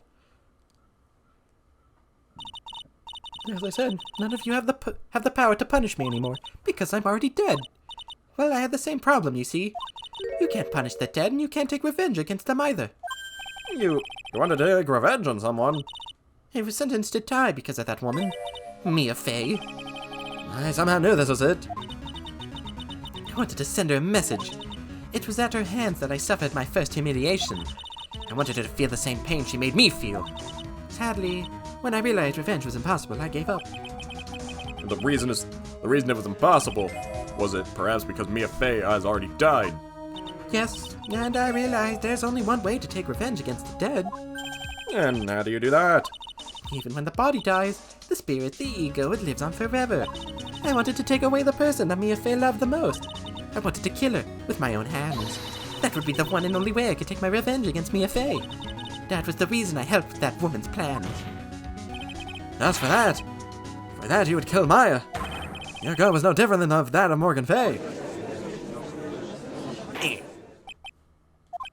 As they say, the apple doesn't fall far from the tree. What a cruel plan. Cruel, cold, and heartless. Don't waste your time preaching to the dead. I've already told you there's not a thing you can do to me. Well, we can hang you again. That night, at about 9:30 p.m., I materialized into this world. I quickly pinned my hair up and put on the demon-warding hood. And I picked up the staff that was by my side, left Hazakuri Temple. So, it was at least Duke Num who channeled her after all. That ridiculous had none and never noticed a thing. She left Maya at the inner temple and wobbled back, clutching her poor old back. What did you do to her then? That kid was easier to handle than I hoped for. I caught up with her in front of the stone lantern. Then I took out the dagger and I got from the storeroom and... Shiakazing!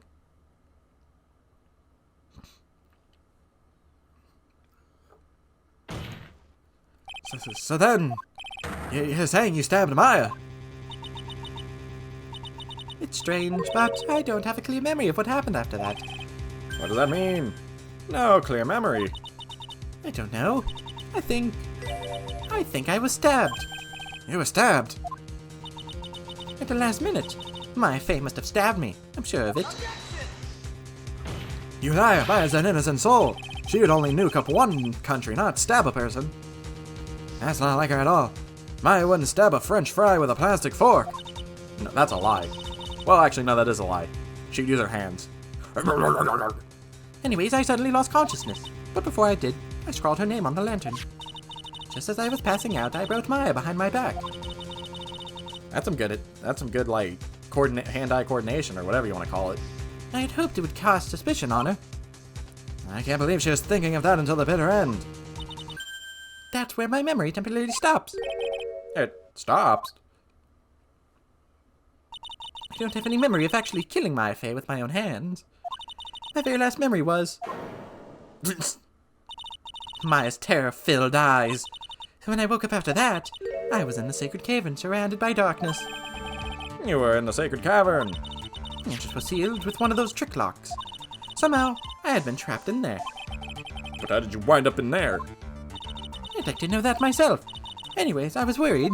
I didn't know whether or not Maya Faye was dead, and I swore I wouldn't return to the underworld until I knew I had killed her myself. Well, you won't kill her because you are Maya. For a ghost, you're one tough cookie. I wanted to get out of there and make sure she was dead, but I couldn't do it. I couldn't get out. The trick lock stopped you. I didn't know how to remove it. So then you're saying you were actually confined against your will inside the sacred cavern. Yes, I wanted to get rid of that annoying lock as soon as possible, but it wasn't easy. I kept getting interrupted while I was working on it. Interrupted? It was early in the morning, but someone came into the training hall. What? Who? Could it have been Maya? Oh, I thought the same thing, but I couldn't see. Why not? If someone had spotted me, I would have lost my chance to take revenge, so I made sure to hide myself well at the back of the sacred cavern. That morning, only two people could have gone into the training hall. Maya and Pearls. Oh, it was Pearl. Pearls went there to cover the hanging scroll and gravy. Still, I finally managed to remove the lock, but I was too late. What do you mean by that? The files had already started to gather. Or the flies had already started to gather. The bridge up in face of the police has started their investigation, correct? Naturally, I couldn't go out, so instead I returned to the cave and put the lock back on myself. I realized I wouldn't get a chance to see Maya's corpse as I hoped, but just then, Lady Luck showed up. Lady Luck? After that big earthquake, she showed up all by herself. Oh, is Iris dead? The real Iris. She said she'd come to make sure the sacred cavern was all right. Stupid girl. I came out from the sacred cavern and got a feel for the situation.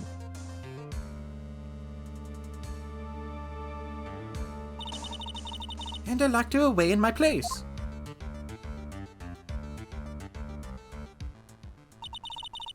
I had finally learned exactly what had happened. It was then that I learned that the plan had actually succeeded. What do you mean your plan has succeeded? I had misunderstood one thing, you see. That night, the one that had summoned me, I had assumed that it was Pearl Faye. Well, of course you would have assumed that. It was written in the instructions. But I was wrong. The person that had actually called my spirit back was Misty Faye, the picture book author. What? Well, that really is the only possibility, isn't it? After I lost consciousness in the garden, it was her body that was lying there stabbed. Or just lying there, no? My Faye. I wasn't able to kill her with my own hands, after all, but even so I made her commit the most vile sin a human can commit. And that is? Matricide. The sin of killing her own mother. Ooh. No way! Order in the court! What is the meaning of this? It's true that I was the one who attacked Maya Faye, but even so, The murderer who actually snuffed out Misty Faye's life was none other than your darling little Maya. Ridiculous! That's nonsense!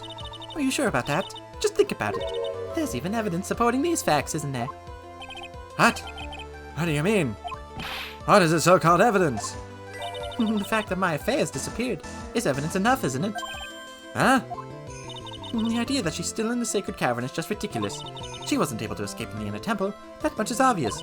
In that case, there is only one place she could be. Where? Do I have to spell it out? The bottom of the Eagle River, where else? Eagle River. Maya Faye killed her long-lost mother. Can you imagine the guilt she must have felt when she realized that? That's why she threw herself into the Eagle River. Most bodies that wind up in there are never lost forever.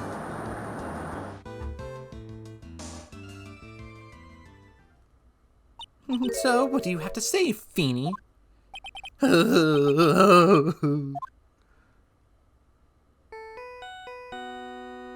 Why is this the ringtone? Is this Godot's phone? Oh, oops. Sorry, that's my phone. He has his own theme as his ringtone. What kind of ringtone is that? Beep. Godot here? Okay, thanks. Beep. What? Was it something important? They just finished removing the locks from the sacred cavern. That's great! What about Maya? There was a woman in the cave. Was it Maya Faye? It was the accused, Sister Iris. Huh? Don't look so surprised. I locked her in there yesterday. I just finished telling you that. So, what about Maya? Where is she? There was no one else found inside the sacred cavern. No, it can't be. I told you, didn't I? She's dead. No. No!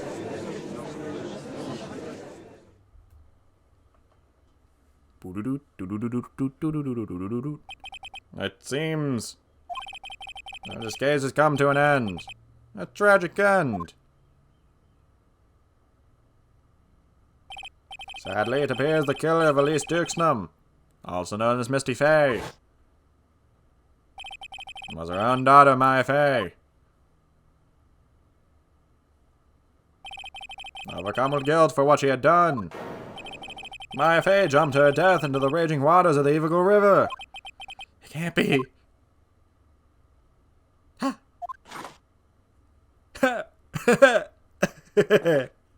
I'm Godot. That's right. Have you ever heard of this one? Once you eliminate the impossible, whatever remains must be the truth, no matter how improbable it may seem. Well, what is that supposed to mean, Prosecutor Godot? According to this witness, Maya Faye threw herself into the Eagle River. However, is that really the truth? Phoenix immediately recovered. He's like, wait a minute. Remember, this woman testified earlier that the bridge was already on fire when the murder was taking place at the garden. Which means if Maya had thrown herself into the river, there's stone waiting for her. It must have been from the inner temple side near the bridge. That's right. That's where she jumped from. But that's impossible.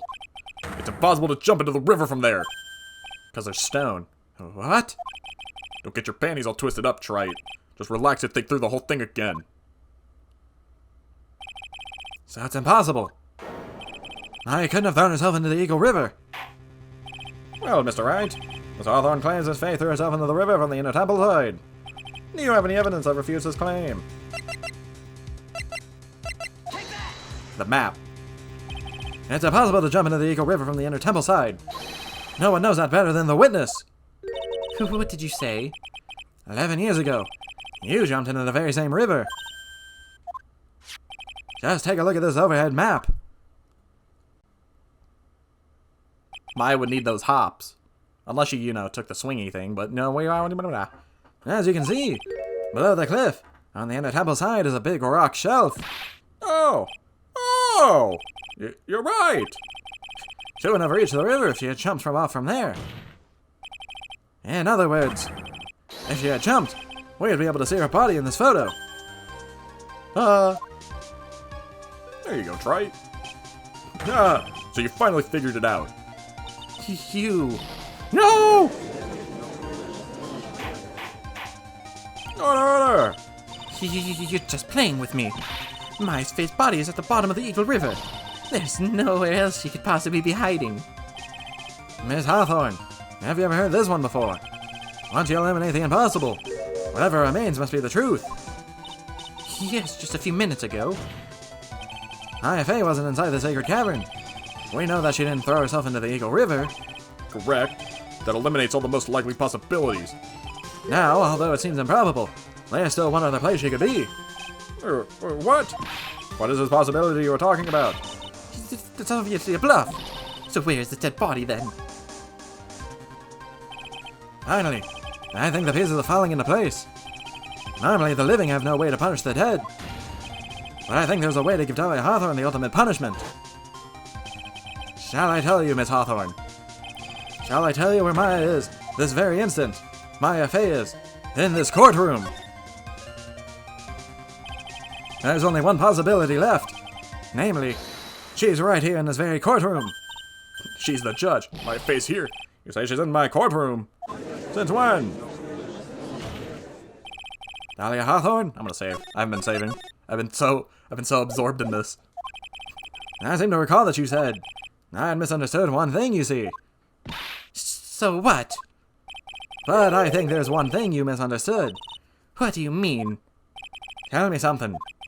At this very moment, who is channeling Dahlia Hawthorne? Why, that's obvious. It's Pearl Faye, that pathetic little sniffling runt. Joke's on you, woman. You're wrong. Pearl's tried, but she couldn't do it. I've never failed at channeling someone. This is the first time it's happened. Isn't there an explanation for why you couldn't channel the spirit?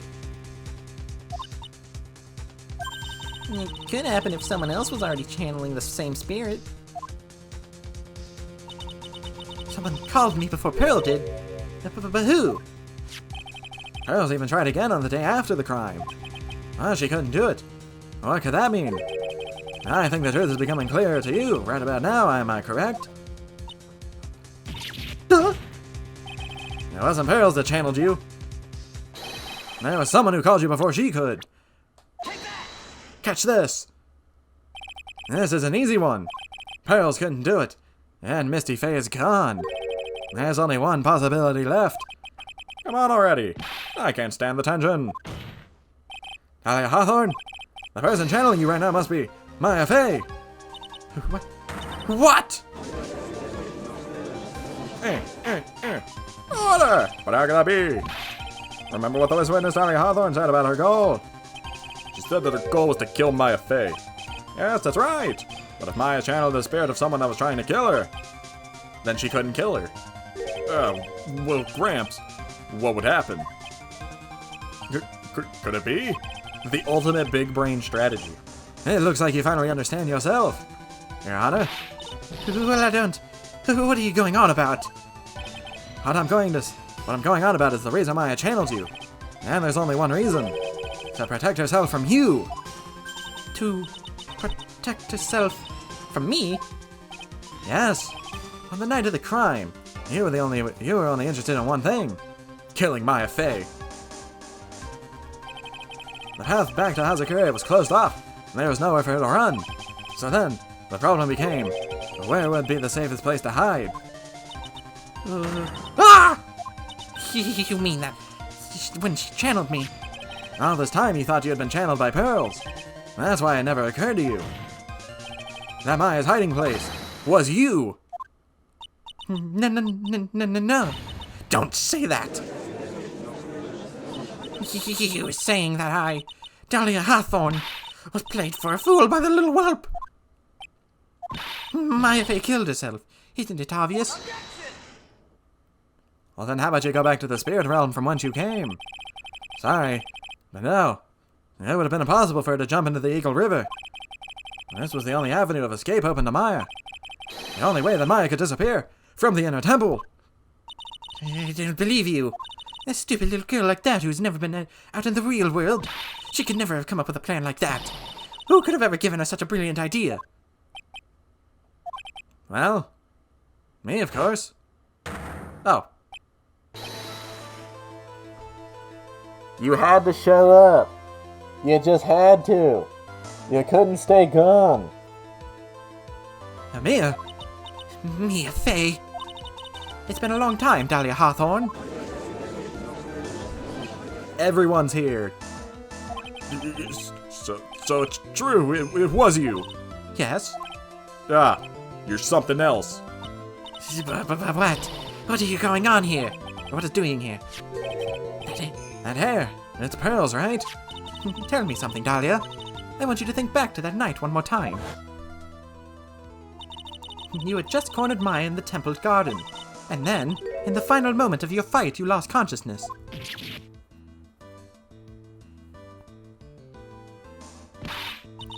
I was stabbed by Maya Fey. Actually, Maya lost consciousness at the same time as you. She did? Oh, did Mia kill her? Not terribly surprising since she was about to be killed. When she woke up, she was in the training hall. That's when Maya decided she needed help, so she channeled me. She explained in a memo the situation she was in. She asked me what I thought she could do. She did that? I can't believe it. Of course, I didn't have all the details, but one thing was perfectly clear. And that was? I knew that she couldn't be allowed to wander free. Hey, what do you mean? It was a race against time, so I wrote down 2 things that Maya had to do. Channel Dahlia Hawthorne as soon as possible, and lock herself in the sacred cavern until help arrived. So it was Maya who put that lock out in there. Yes. Why did you order her to do those 2 things? If she hadn't done it, Dahlia Hawthorne would have been channeled by someone else. By one Pearl Fey. Pearls? Yes.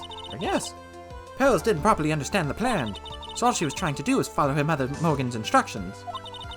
If she had succeeded in channeling Dahlia Hawthorne's spirit, things would have turned out very badly, to put it mildly. So that's how it is. Dahlia Hawthorne would have used the body of Pearl Fey to kill Maya at all costs. Yes, it certainly sounds like that was the intent all along. How dare you? He won't forgive you. Why not just admit it, Dahlia Hawthorne? Your little plan was nothing but a big failure. Yes, another failure to add to the pile of shame, wouldn't you say? What do you mean by another? Think about it, Dahlia. Remember all your past crimes? Not a single one of them was a success. They all ended in failure. What? How dare you? 11 years ago. The fake kidnapping. Your very first crime.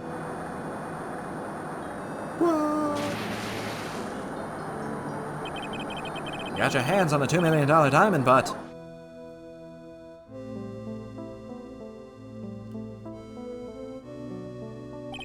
after Terry Falls escaped and went to meet with Valerie Hawthorne, well, the truth was exposed.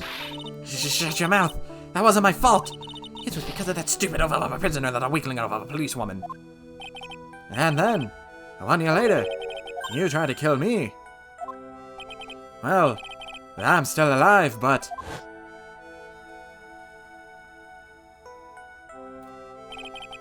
you wound up killing someone else.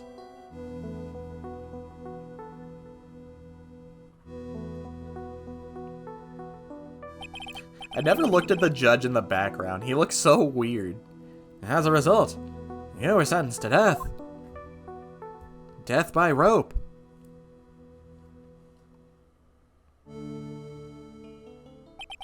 It's one stupid move after another for you, but it's no longer funny. You wipe that smug, happy-go-lucky smile off your face. And now this. You've messed up again. You let Maya Fey escape, even though she was right there in front of you.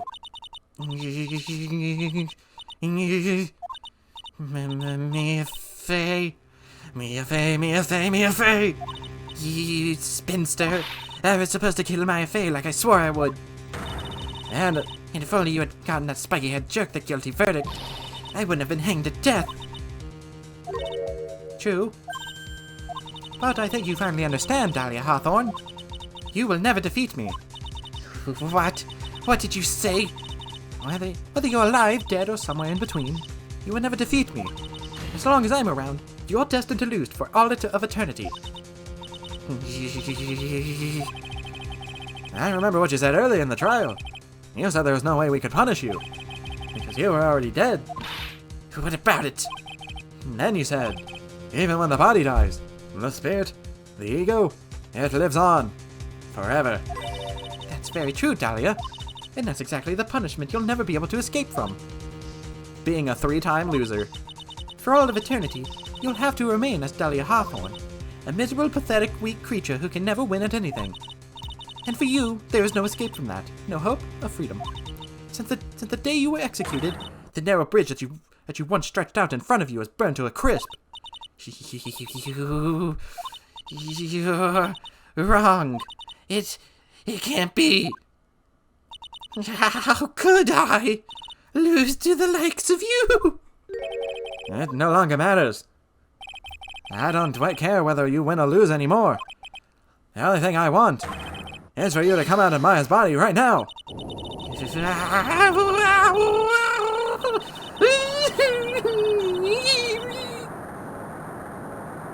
She's gonna burst. What the heck? Oh, I didn't have to scream. What? I'm not ready to go.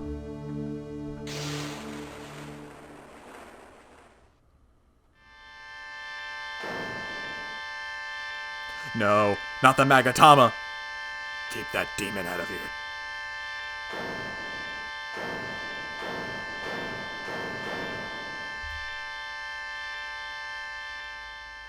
So did I win?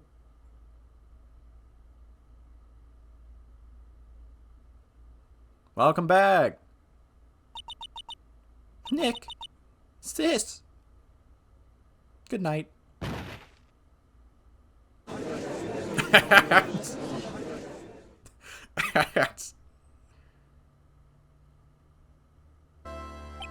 Now then, I assume you're the real Iris. Oh, she's not dead. Yes, I was just rescued from the sacred cavern. I must say, you and your twin sister are indeed identical from what I can see. In any case, it appears that everything has finally been cleared up. Mr. Godot, what happened to Dahlia Hawthorne? If you ask me, Your Honor, it looked like she went back to the hell she came from. It seems that Misty Faye wasn't the only victim of this crime. Maya Faye, as well as the young Pearl Faye, were also victims in this wicked and selfish plan. Yes, Your Honor. The tragedy of the Medium Valley has finally come to an end, it seems. Are we done? It would be best for everyone if no further attempts were made to channel that spirit again. Your Honor? Yes, what is it? About this whole spirit medium thing. It's almost weird how comfortable you seem to be with the concept now. Well, I too am a spirit medium. Well, to be frank, my younger brother is quite judgmental. He often criticized me for not studying hard enough. And that's why I made a concerted effort to study up on the Kurain channeling technique. Oh, look at this, guys. Hey, that isn't that the New Year's issue of Occult? I've seen quite a few things in my many years on the beat, or the bench, and in all my time, I finally learned this one thing. Each case is different, and takes place in its own world, if you will. In order to fully understand that world, first we have to immerse ourselves in it completely. And that's where my brother and I used to differ. Never thought of it that way. At any rate, it's time to pass judgment in this case of Iris of the Hazakuri Temple. Objection! Oh, God. God, why? You're a little too fast with the gavel, Your Honor. What do you mean by that, Mr. Godot? This trial isn't over yet. That's what he means. What? That's right. Remember what Miss Evil Spirit said in her testimony? Dahlia's testimony. I caught up with her in the front of the stone lantern. Then I took out the dagger and got from the storeroom and...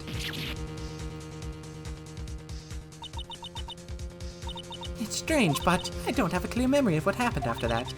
I think I was stabbed.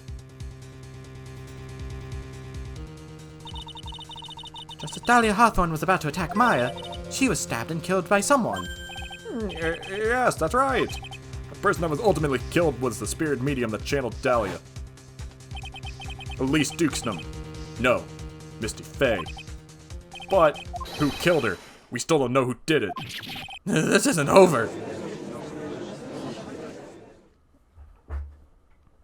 Unless someone else is found guilty, the accused is still on trial. We can't let her walk until there's evidence that proves her innocence. No way. But this court isn't prepared for any further testimony. The prosecution is ready to call a final witness. Don't tell me it's Larry, don't tell me it's Larry, don't tell me it's Larry, don't tell me it's Larry. The final witness? This one will clear up the whole mystery. The mystery of who killed Mr. Burns. I mean, Misty Faye. Indeed. Is it really alright, Mr. Prosecutor? Of course it's alright, Madam Attorney. Very well then. Who is this final witness? Isn't it obvious? There's one person who saw the whole event, and will put the final dagger in this case. Someone who saw the murder take place. The very person who saw her mother killed in front of her own eyes. You mean Maya? You can't. She can't testify after what she's been through. Oh, but she can. We need to find the truth. The prosecution calls Maya Faye to the witness stand. Very well. But first, we'll take a brief recess. We'll have to wait for Miss Faye to recover before summoning her. Once we receive the doctor's permission, we'll proceed with the trial. Hey, Wright, I've got something to say to you, so listen up. What is it? I don't think much of you as a lawyer. It's always the same with you. You somehow manage to just squeak by without even a feint of understanding of the case. Some beautiful woman always seems to come dashing in at you the last minute to save you. Hey man, I don't like that. I hate Mia showing up at every case. She is my least favorite character. You've got some nerve. But that's not going to happen this time. This time, you're going to have to do this all by yourself. That's enough. This court is now in recess. Trust me, Godot, if I could get rid of her, I would. February 10th, 2:56 p.m., District Court Defendant Lobby Number 1. I'm truly sorry about everything. You were working so hard to defend me, but I was missing all day and we didn't have a chance to talk. She's right. When I met Iris at the training hall yesterday, I had already switched places, and Iris was inside the sacred cavern. I wanted to at least be in the defendant's box today to root you on. Oh, well, that wasn't your fault. You were locked up this whole time. There's something more important than that. I have to ask you. Why did you help your sister out as much as you did? Huh? If you had tried to get help at the sacred cavern yesterday, you wouldn't have spent the entire day locked up in there. My sister, I felt sorry for. She was abandoned by her father, or her mother, and never got any love from her father. Yes, but it was the same for you too, wasn't it? Yes, but at least I had Sister Bikini, who was like a mother to me. If only Dolly had come with me to Hazakuri Temple. I always loved her. Dolly was always so smart, so strong. She never complained about a thing. That's why I promised her that I would help her.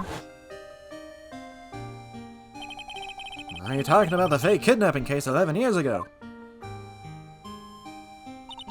Yes, I wanted to be useful to her in some way.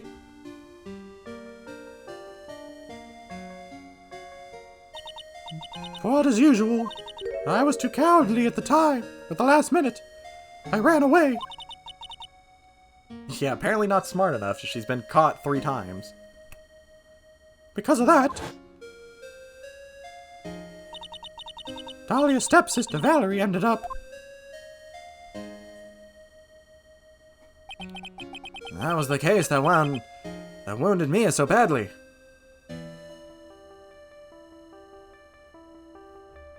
But things didn't end there, of course.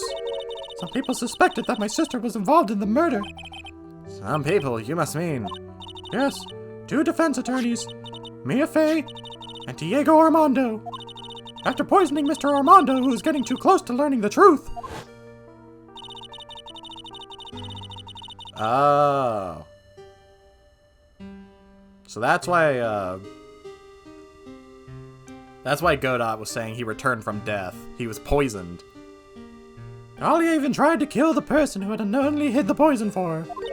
You. That's right. Iris, there's one more thing that I have to ask you. Yes, what is it? On the night of the murder, the person that cleaned up the corpse of the victim, Elise Dukesnum, was it really you? Yes, it was me.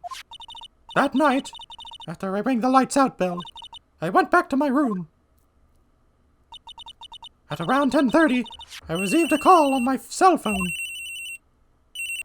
Beep. There's a problem. Come to the inner temple right away. I got on the snowmobile and headed for the inner temple, but The path to the inner temple was cut off, right? exactly. Beep. You can't just leave the body here. So you've got to do this exactly as I say, got it? Whee!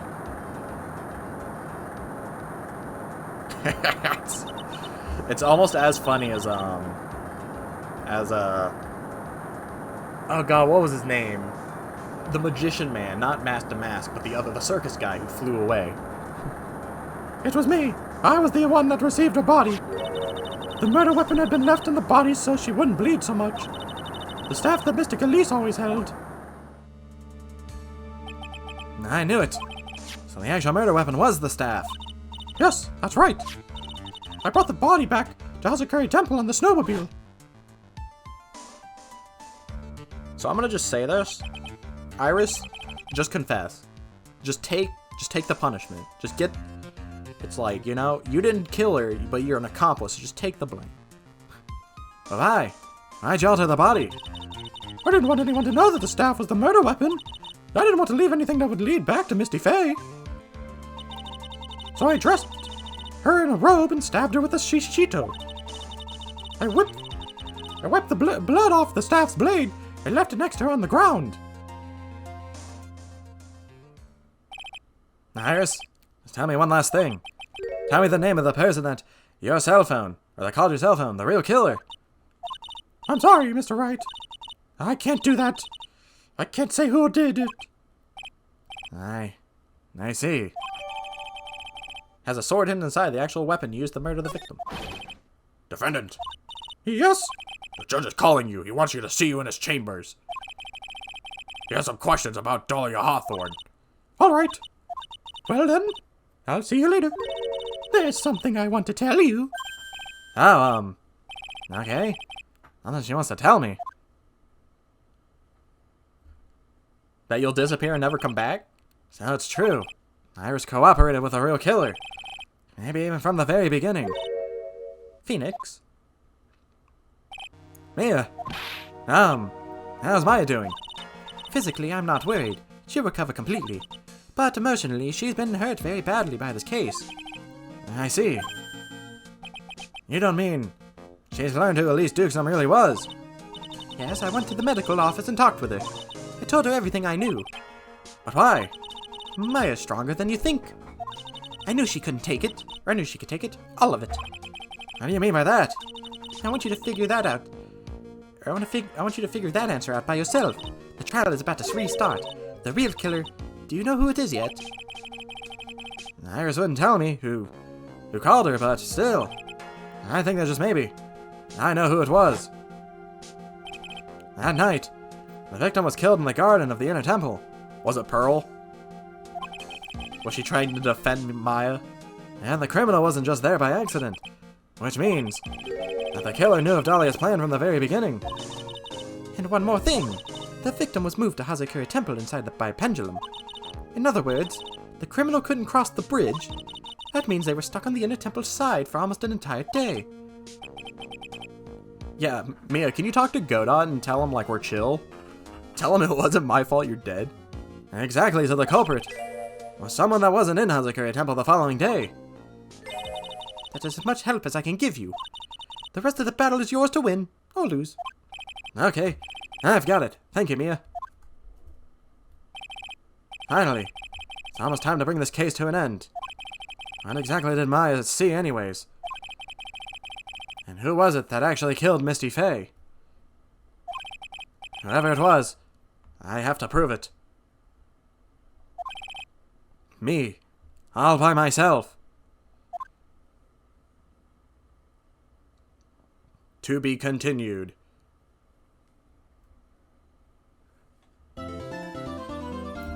Man, imagine if I just said, yeah, I'm just going to leave you on a cliffhanger here because it's funny. And then I don't play this game ever again and then we never know what happened. Wouldn't that be funny? Wouldn't that be hilarious? Well, that's not today. February 10th, 3:36 p.m., District Court, Courtroom number 7. Now then, before we proceed any further, I'm going to announce the results of the tests we had performed earlier. Tests? Yes, tests. On the bloody dagger that was found stuck into the pine tree. Oh yeah, that. I totally forgot about that. It's the weapon that Maya Fey used when she fought with the victim. So what are the results? Was it the victim's blood or... Due to all the time constraints, a full test wasn't possible. However, there's one thing we can say with certainty. The blood that was on this dagger was not the victim's blood. That is all. Now then, let's restart this trial. It wasn't Misty's blood on the dagger. Then whose was it?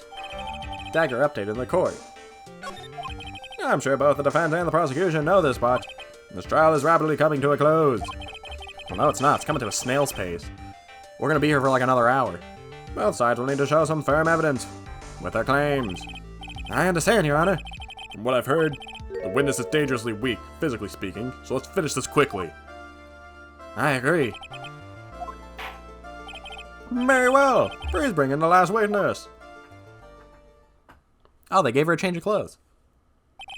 Witness, please tell us your name and profession. Maya Fey. My profession is... I'm the assistant manager at Wright & Co. Law Offices. Hiya. According to the magazine I have here, you're a spirit medium of the Korean channeling technique. I am frightened. The Fey clan. I don't want any more to do with it. Oh, Maya. The pain the Fey bloodline causes must be unbearable. Very well. Now then, Miss Fey. When the event occurred, you were in the garden of the Inner Temple. And you witnessed the moment of Miss Elizabeth Dixon's murder. Is this correct? I didn't see any... Straighten up the sensei, young lady. Huh? Pick your head up and speak clearly. There's always time for crying later. But I... Your mother was killed right in front of your eyes. There's nothing you can do to change that fact. Jeez, Godot. But there's something you can do. You can finish this. You can finish the fight. Like our Lord and Savior Master Chief once said. You've been watching the whole thing, right? You've seen the witnesses come out and you've seen us squeeze the truth out of them. Now it's your turn. Let's hear your testimony. On the night of the crime, what exactly did you see happen? Witness, if you please. Yes, Your Honor. Alright, Maya. Is this the first time she's been on the stand? I don't think she's been here. I was passing through the garden on the way to the spare prep room when it happened. Suddenly, someone struck me over the head. I stumbled and ended up against the stone lantern. I think I screamed, "Help me!" And then something warm splashed over me. That's when I lost consciousness. So you were struck on the head. I suppose it must have been the staff. Maya, the person who hit you. It was Dahlia Hawthorne, wasn't it? I'm sorry, Nick. I couldn't see. I don't know who it was. Maya, think hard. Sorry, Nick, but I really couldn't. Maya, I'll buy you burgers after this. Oh, it was this person. Ha! Can't say it was an especially good night for young ladies to be walking alone. It seems that it'll be hard to determine the criminal through testimony alone. Very well then, Mr. Wright. Please begin your cross-examination. Maya, hang in there. She doesn't look well at all. Yeah, she looks depressed.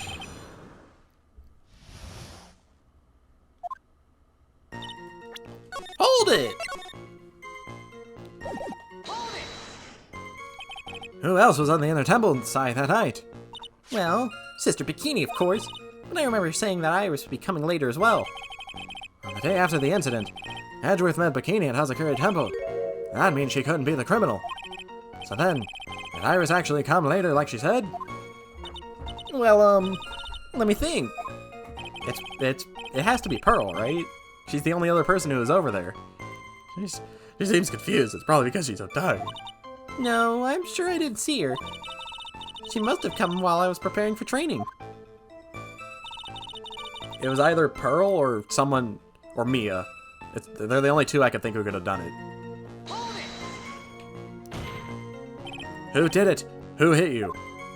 Well, I didn't see who it was. I was hit from behind. You didn't see the person? But after that, your attacker was in front of you. How could you not have seen who it was? Oh, let me think for a sec.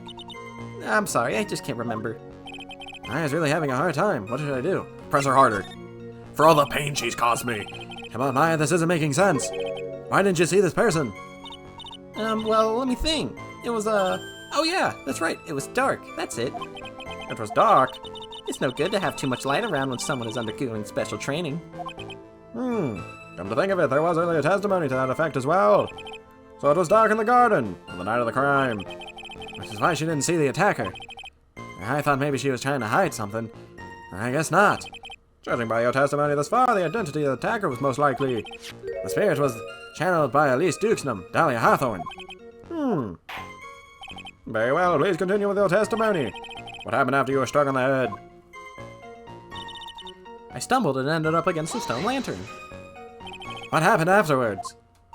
My attacker was in front of me, blocking off my escape, I think. You think? After getting hit like that, I was in a state of panic. There was only two things rolling around in my mind at the time. Well now, this is beginning to get interesting. Get me some popcorn. So, what were the two things rolling around in your mind? My name is Maya Fey. 1 + 1 = 2. You see, for some crazy reason, I was afraid I was going to lose my memory. I know it's odd considering my life was in danger, but that's how it was. I mean, that's a reasonable thought. That's not odd at all. Your actions are understandable given the circumstances. So, what did you do then? I mean, she did witness Phoenix losing his memory at some point. You think you screamed, but you're not sure. Listen, I was a complete wreck. It was dark and I couldn't see my attacker. Was it a man, a woman, an adult, a child? I had no idea. I was scared out of my life. Believe me, my dear, I'm certain I would have soiled my robes. I thought this person might attack me, anyways, I'm pretty sure I screamed. I thought that it was my last hope. Ah, it sounds like poor little Maya really was out of her mind. I wonder what she meant by last hope. What do I do? Do I press her for more details? Well, she said she screamed, help me.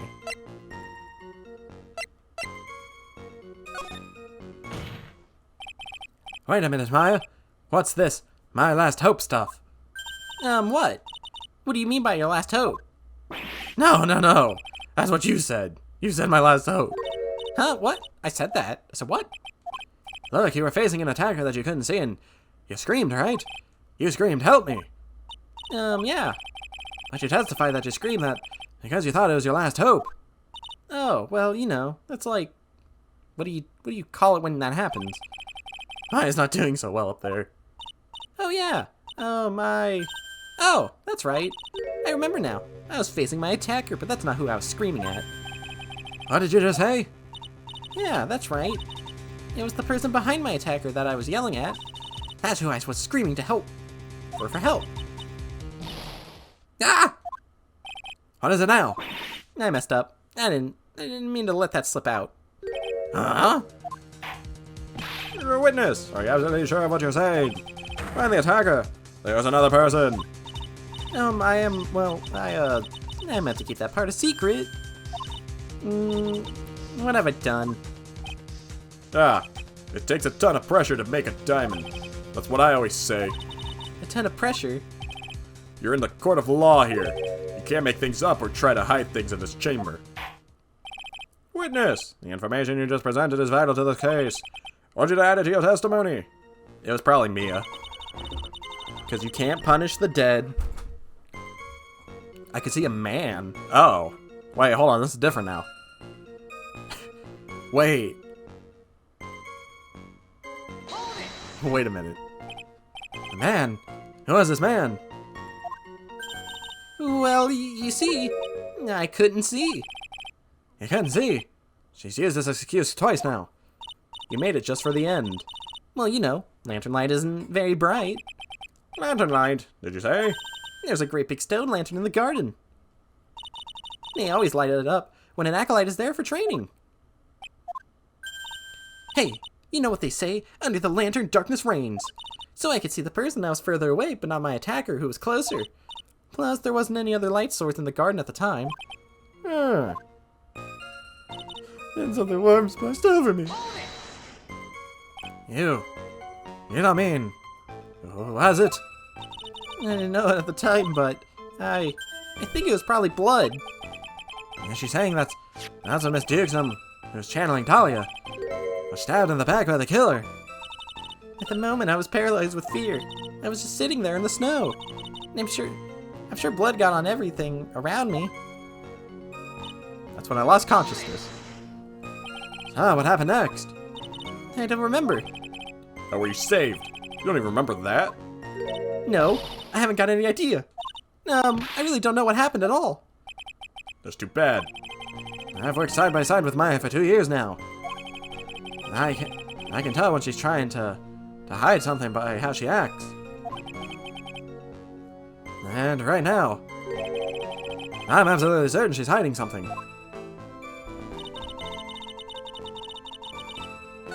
So... I would do this, right?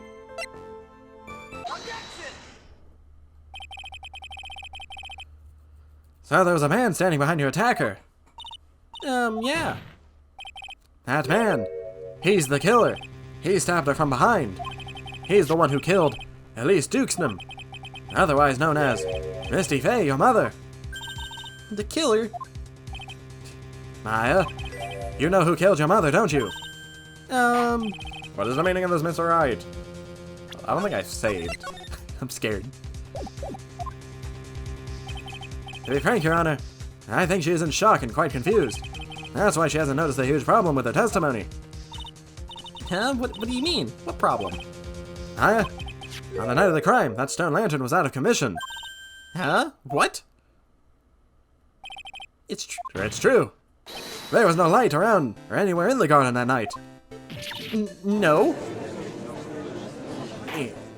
Order in the court! Mr. Godot, explain this. Add the pureness of milk to the perfect, clear darkness of coffee, sir.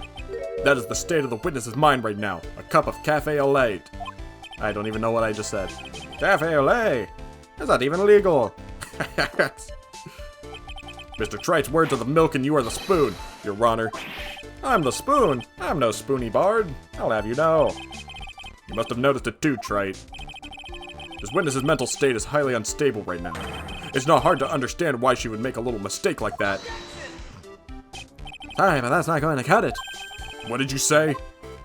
If there truly were no light in the garden, then there's a fatal contradiction in the witness's last bit of testimony. Nick? May I? Recall the witness's statement about her attacker. She said that she didn't know it was a man or a woman or an adult or a child. And yet, the witness could describe a person that was standing behind her attacker. And she quite clearly described him as a man. In other words, that would have to mean that Maya actually saw a mystery person, despite it being so dark that she couldn't see the face of her own attacker. No! Oh no! Order! What in the world does all this mean, Mr. Wright? Are you saying Miss Fey is all the real killer under pitch black conditions? Objection! Wright, do you have any idea what you're proposing? How could she have... Oh, blah, blah, blah. She was no other light source at the scene. There are some things that you can only see in the dark, Mr. Godot. Yeah, I think I got this. Maya, You did see who the killer was in the dark. And now, you're trying to cover for him. Cover? For the man that killed her mother. And there's only one conclusion that I can draw from this. You know who this man is. Please, Nick. I don't know anything. Please, I'm begging you. Yeah, you talk a good game, Tripe, but let's see if you can walk the walk. It was pitch black, so what could the witness see? I'm calling your bluff. No, Nick, don't. Please stop. I hate to do it to you, but I gotta do it. Maya's dead set on protecting this guy. The man who murdered Maya's long-lost mother. But I can't let him get away with it. I'm a lawyer, an officer of the court. I'm here to find the truth. Alright, Mr. Wright, time to show us what you've got. Show me what you've got. Who was the person that Miss Faye saw in the darkness? Well, I hate to do it to you. Because it was pitch black, Miss Faye was able to recognize the killer easily. I'm sure the court would like to see for itself how this is possible, yes? What? But how do you propose to show us something like that? It's easy. We just need to recreate the conditions of that night.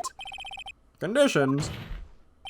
Your Honor, the defense officially requests that all the lights in this courtroom be turned off.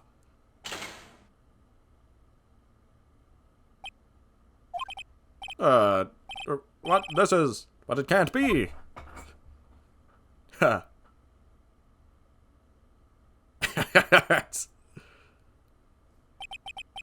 That was a nice bit of deduction. Right.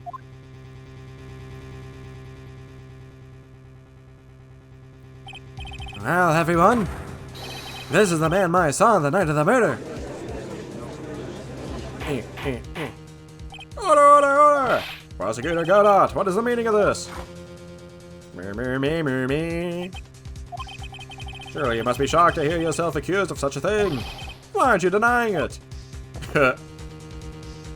Your Honor, you're asking the wrong person. What do you mean by that? If you've got a question, ask the witness. That's one of my rules. Well, Maya, how about it? What you saw that night?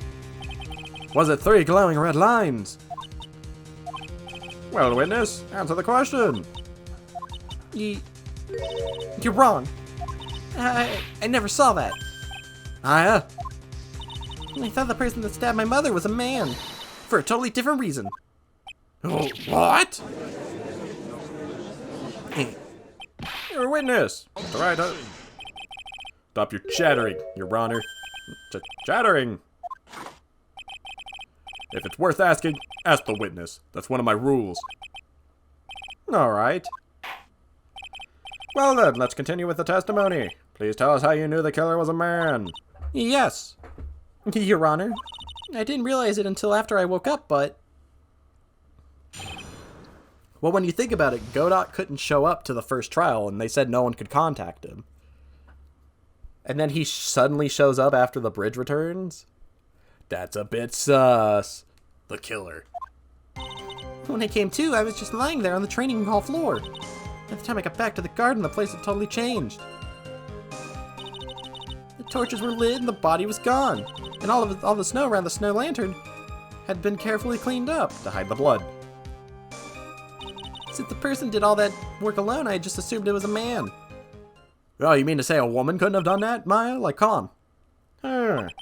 So it was after the crime took place that the witness came to think the killer was a man. Yes, that's right. I'm sorry, Your Honor. What is this bogus bullcrap? Are you telling me you don't understand what a man and a woman can't do? They can do the same things. Don't you know it's the year 2023?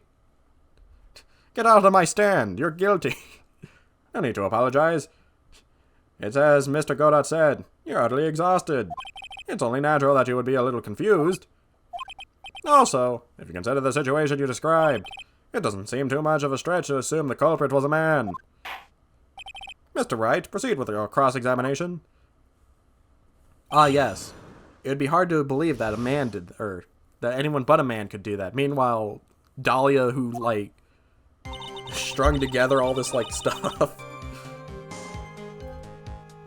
When I came to, I was just lying there. Oh, let me save, because I'm going to get carried away. Hold it! So you lost consciousness when you were in the garden, is that right? Yeah, I think. I think it happened when the V vitamin was stabbed. Or not the V vitamin. My mic was covering it just a slight bit.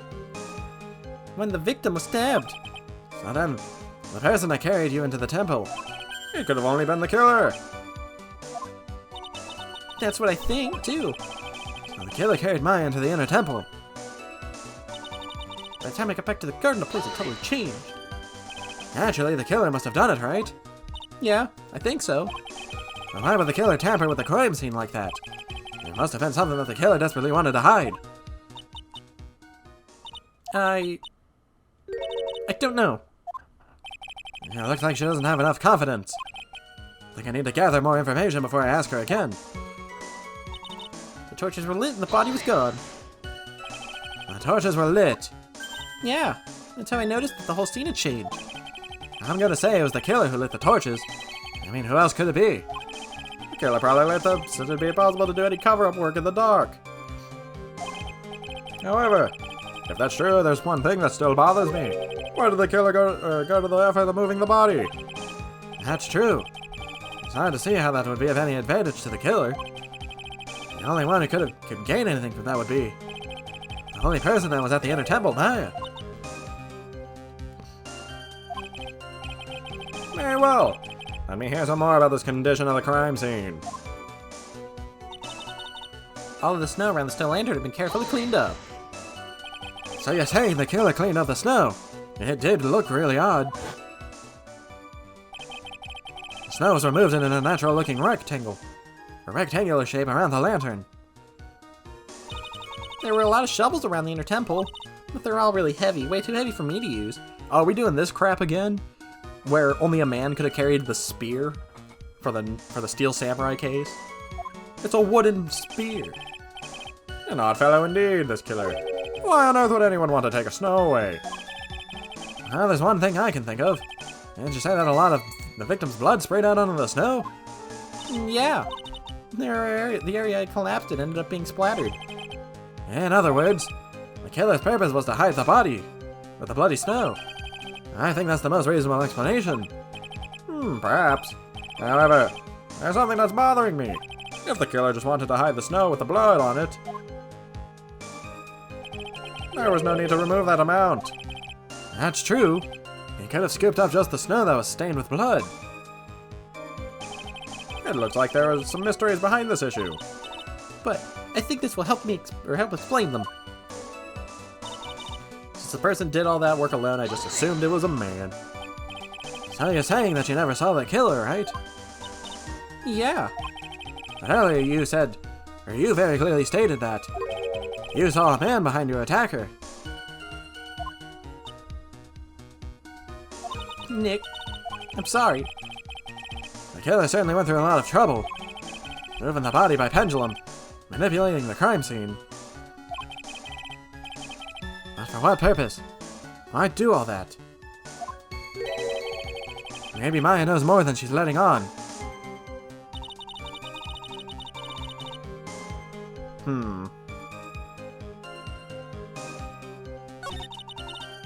Wait. Hold it! So you lost consciousness when you were in the garden, is that right? Yeah, I think it happened when the... Oh wait, I already read this. Wait, did it like recycle? Oh yeah, it did.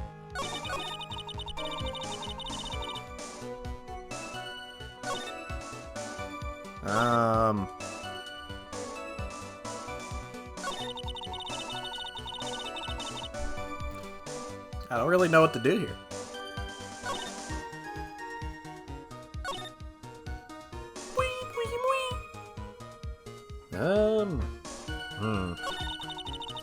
Let me get some water. So, she went unconscious. Yada yada yada yada.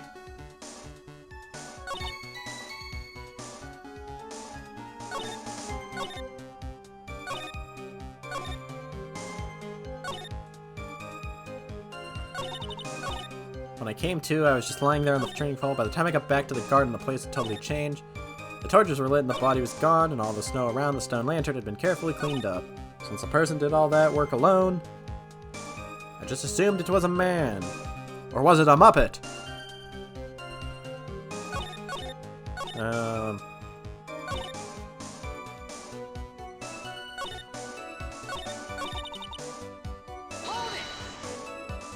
Actually, the killer must have done it, right? Yes, I think so.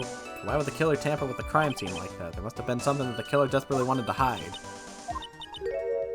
Oh, wait, this is different. The truth is, when I saw the crime scene, I felt something. You did? Yeah, I felt like the killer was hiding the evidence for me. For my sake. Or what? Hiding it for you? Everyone knew that I was the only one at the inner temple that night. If Sister Bikini had come back and looked at the garden... She may have thought you had done it. No, she definitely would have thought so. And you're saying that's why the killer cleaned up the crime scene to make it look like nothing happened? Yeah, I'm sure of it. Well, that's certainly an important piece of information.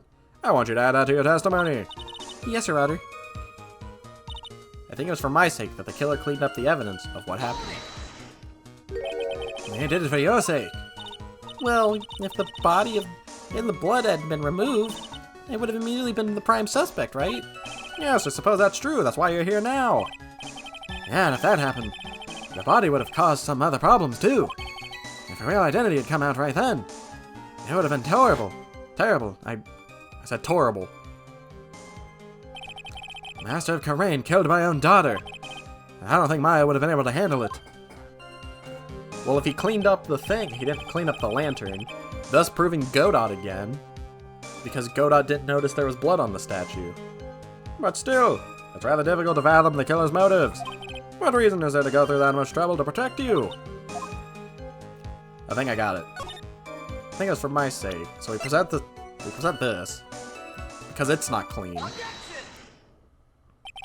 The body of Elise Dukeston was carried all the way to Hazakuri Temple's courtyard.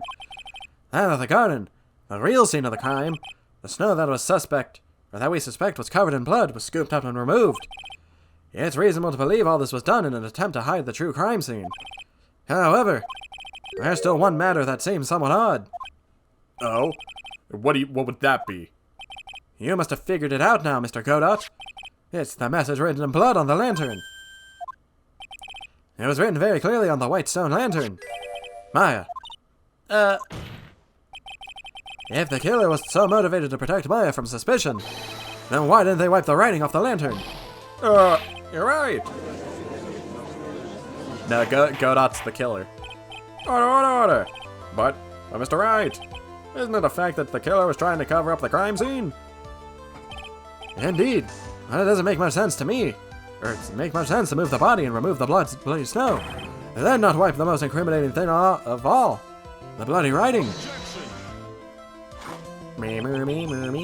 But if that's the case, do you have an explanation for the killer's mysterious behavior? Why would the killer move the body and remove all that snow, but then leave the bloody writing on the lantern? Because he didn't see it. I don't know what the killer's plan was, but it's a fact that the killer left the writing on the lantern. There must be a reason for it. Well then, Mr. Wright, let's hear your opinion. Why did the killer leave the message written in blood on the lantern? The killer didn't notice it. Prosecutor Godot, earlier this trial you gave me some good advice. Once you eliminate the impossible, whatever remains must be the truth. Maybe you're not as dumb as I thought. The real killer wanted to disguise the fact that a crime had occurred. If that's the case, they wouldn't have left the bloody writing on the stone lantern on purpose. Therefore, it must mean that they didn't notice it. But that doesn't make any sense. The torches were all lit and everything. There's no way any normal person would miss something as glaring as that. All right.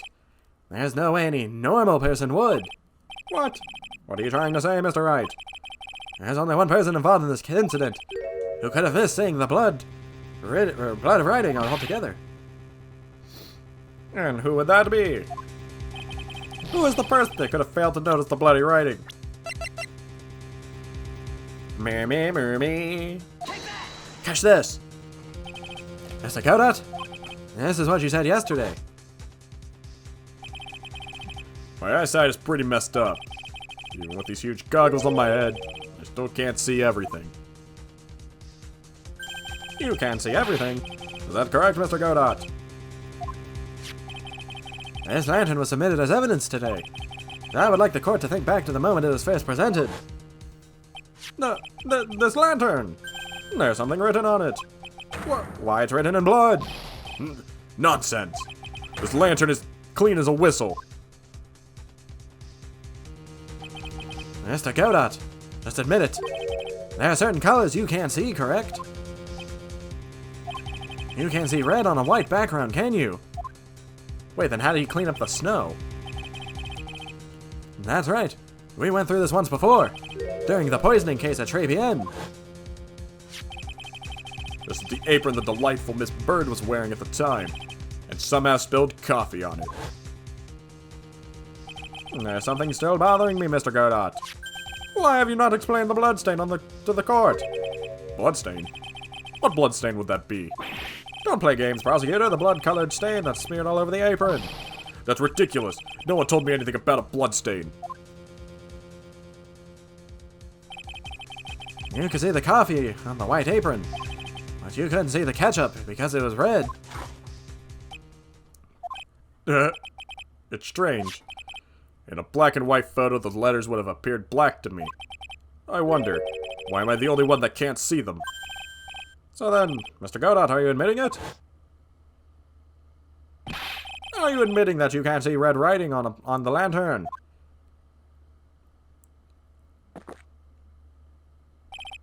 Hey, Gramps, didn't you know that the reason why I don't drink red tea? I wasn't sure about it until now, but I just can't believe it. Prosecutor Godot is a murderer. But there's no going back now. I finally figured out the truth. Mr. Godot, the defense at this time formally accuses you. You are the murderer of the Miss Elise Duxum, also known as Miss Misty Fey. It's hard to believe this may be true, however. Once again, Mr. Wright has brought up a disquieting fact about you. Just make sure you don't fill out the indictment in red ink, Gramps. Come on, how does a little graffiti make me into the killer? Besides, it's not like it's my name that's written there. I'm certain that the killer wasn't able to see the color red. This is rich. Duke, go on, Wright. The answer is right there at the crime scene.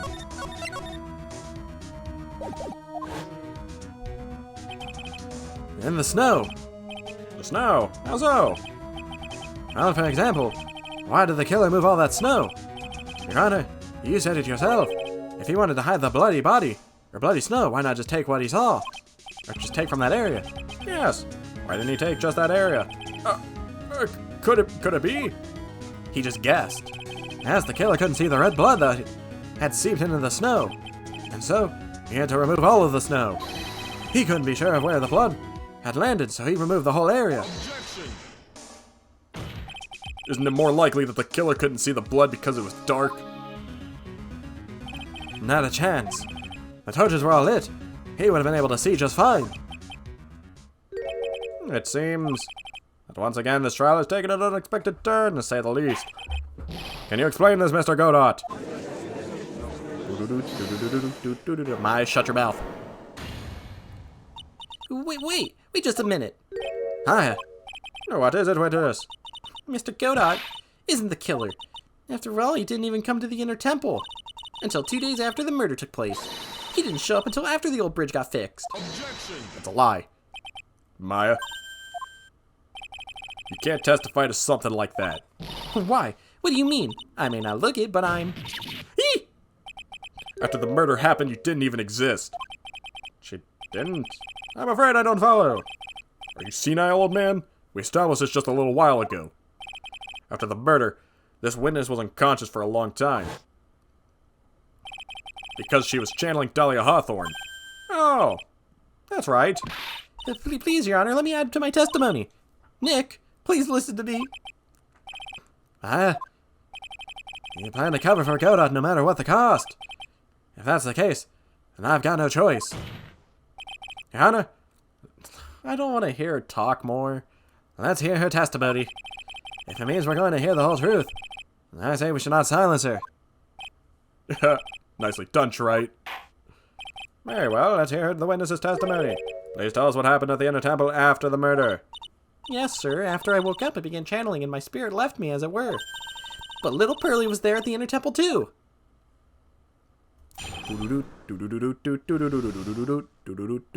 After the incident. Pearly was also stuck in the inner temple side that night. The next morning, she looked around, but couldn't find anyone. The next day, when the bridge was finally fixed, she was in the spare prep room. That's when Mr. Godot arrived at the inner temple for the first time. He found Pearly first and cheered her right up. Maya, he did it. Who is this Pearly? And that's my little cousin, Pearl Fay. Ah, so when did you hear about this? Oh, just a while ago, when I was in the medical office. I'm terribly sorry. What you heard from someone else is simply not admissible as testimony. What? Come on. Pearly would never tell a lie. She's a way more honest person than I'll ever be. Real smart, Maya. You always know the best things to say when you're under oath. The prosecution has no objection. We believe the witness. Mr. Godot, let's just move on to the cross-examination if the defense has no objection. This is highly unusual, but... Well, Mr. Wright? Let's get this cross-examination started. God dang it, Maya.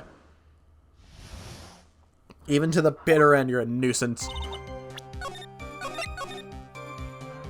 Down with the phase. Down with the phase. Hold it! So, where do you think Pearl slept that night? Well, outside, like an idiot. In the spare prep room next to the training hall, I guess. There's a rule that you can't enter the training hall during the Acolyte's training. But even so, why did she go to the inner temple in the first place?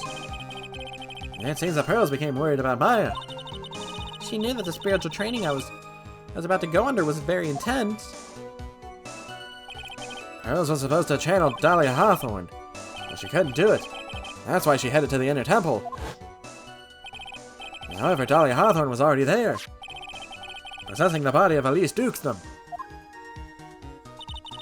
The next morning, she looked around. Oh, wait. Hold it! She searched the entire... Well, if we're just taking Pearl's testimony here, why don't we just have Pearl on the stand? She searched the entire inner temple side, end to end. Well, you see, Pearly gets pretty scared when she's alone, and there weren't that many places to look. She says that she even went back and forth several times. The inner temple side has two structures, the training hall and the spare prep room. And there's also a storage shack, I think. That's about it. There's a storage shack, too. Pearl was looking for other people, right? Would she have really examined the storage shack all that carefully? Well, if it was me, that would be the first place I would investigate. That means it's possible that someone may have been hiding in the storage shack. The next day. Hold it!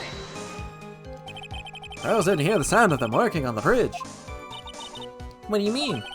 I was just wondering why she would stay in the prep room. If it was me, I'd at least go out and wait at the foot of the bridge.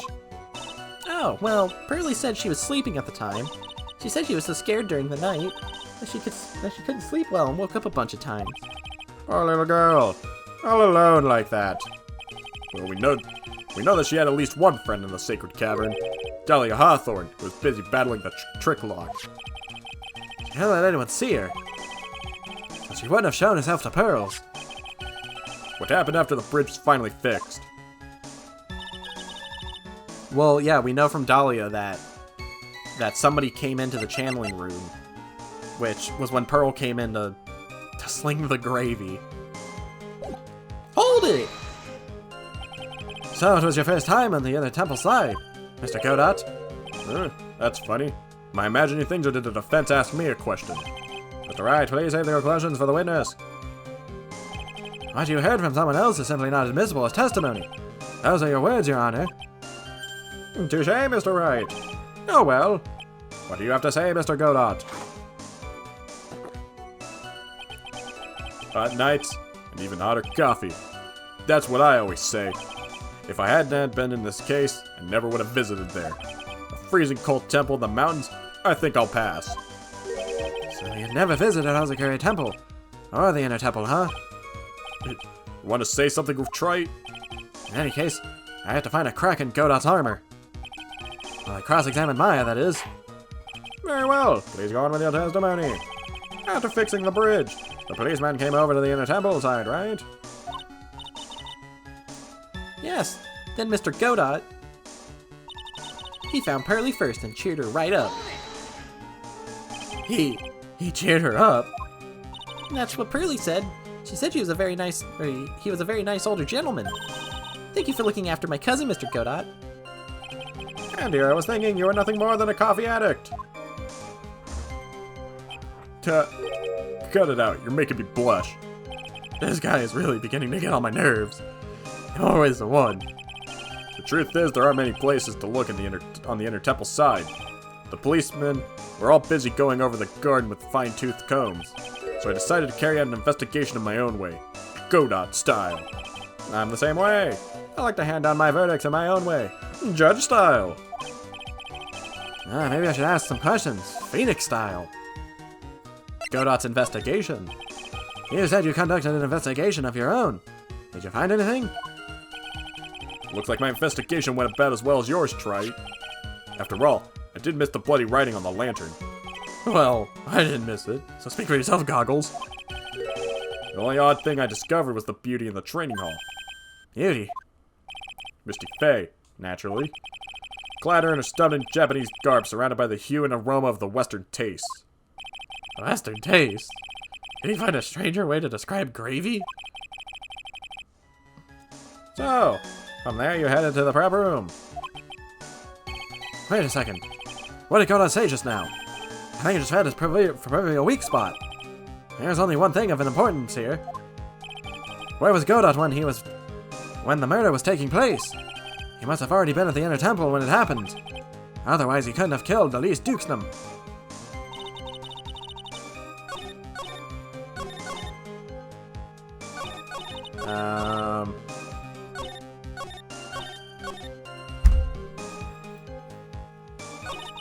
So Mr. Godot arrived at the Inner Temple for the first time, but he just pointed out the gravy. Right? But I guess he could have came later. Well, we know he was there. He cheered her. So Pearl was upset for what? He cheered Pearl up because she was probably scared and alone, but she's probably also confused about the instructions because she slung gravy. Mr. Godot arrived at the Inner Temple for the first time. Mr. Godot! The first time you crossed Dusky Bridge and went into the Inner Temple was long before the murder took place. Why do you say that? Because you just made one fatal slip-up. The hanging scroll in the training hall. Hanging scroll. Scroll. But Mr. Godot's right. The scroll shows a picture of my mother. But he wouldn't have known that because the gravy. Had he came after the murder, then the gravy would have been there. So he wouldn't have known that it was a picture of Misty. I know you know who it is. There's something you didn't know. By the time the bridge had been repaired, 2 days after the murder, the hanging scroll in the training hall looked like this. What wonderfully delicious smell. You can't even smell that. Unless we have it. The morning after the crime, someone covered it with gravy. Gravy? But why gravy, Nick? Because gravy was much more than a condiment to the culprit. I've never referred gravy as a condiment. Well, Mr. Godot, if you really hadn't seen the hanging scroll until after the murder, you wouldn't have had any idea of knowing that it was Misty Fey. Wait a minute, Nick. Yes? Take another look at the hanging scroll. Look at the top. There's a crest there. Ah, that. It's the mark of the master, correct? Exactly. So if you know the meaning of the mark, then you could guess that it was the picture of Misty Fey on there. True. Mr. Godot described what was underneath it like this. Clad in her stunning Japanese garb, surrounded by the hue and aroma of Western taste. Oh. Yes, it's possible that he knew what the crest meant. However, he couldn't have known that she was wearing Japanese clothing. Mr. Godot, on the day of the murder, you were hiding at the Inner Temple long before the crime took place. Just hanging out. Mermy. Can I ask you just one little thing, Trite? What is it? This whole theory of yours, it all rests on a certain assumption. That I knew beforehand that a crime was going to be committed. That's right. Otherwise, there's no reason for him to sneak onto the crime scene. Of course Mr. Godot knew about the plan. Huh? What do you say? Is it really possible that another person knew of the plan? Well, didn't Pearl say that the burnt letter was like already open? So somebody had read the note before Pearl did, which was probably Godot. This crime was actually planned over a year ago. Morgan Fay authored the plan for her daughter's future, and these instructions were hidden somewhere in Fay Manor for a year. However, by the time little Pearls found these instructions, they had already been unsealed. Unsealed? Yes. The killer had read these instructions long before Pearls ever found them. That's how he knew the crime was to take place at the Inner Temple. You still insist this crafty killer is me. You bet I do. But you just said that the instructions were hidden. That's right. Mr. Godot couldn't have known where the instructions were hidden. If he really wanted to know, he had one great chance to find out. Yes. And when was this? During a visit. A visit? Morgan Fay told her daughter Pearl about where the instructions were hidden during one of her visits to the detention center. That would be the only time for someone to have learned where they were hidden. Eavesdropping on a visit at the detention center? Yes. It could be arranged if it were someone with an easy access in and out of there. Like, for example, a prosecutor such as Mr. Godot.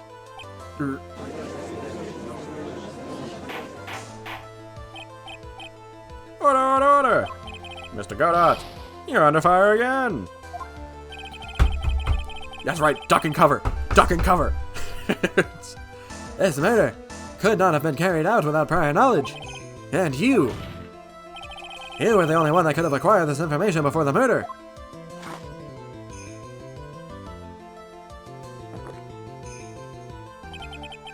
Humans are afraid of the dark, and yet, at the time, we're fascinated and bewitched by it. Maybe that's why humans drink the darkest, that is coffee. Sorry for always asking, but what does that mean? It means there's a reason for everything. According to your theory, the killer in this case eavesdropped on a conversation during a jail visit where he learned of a hidden plan for a crime. After discovering the plans, he hid in the inner temple and waited for the crime to occur. Then he ultimately took a person's life. And he did all that to protect his witness. That's right. If you're accusing me of this crime, I have to ask you, why would I do this? For Mia. This girl is nothing but a stranger to me. I've got no reason to go through that kind of trouble to protect her. I am what you see. I am what you see. I am certainly not the type to rescue the damsel in distress. The killer's behavior is certainly extreme, for lack of better words. Even considering that the killer wanted to protect his witness's life. His behavior is still a little too unnatural. None of it's for Mia. However, you had a good reason, didn't you, Mr. Godot? An unshakable reason that forced you to protect this witness at all costs. I knew it. You figured it out, haven't you, Nick? I guess you were doing your best to cover for Godot. For the same reason, huh?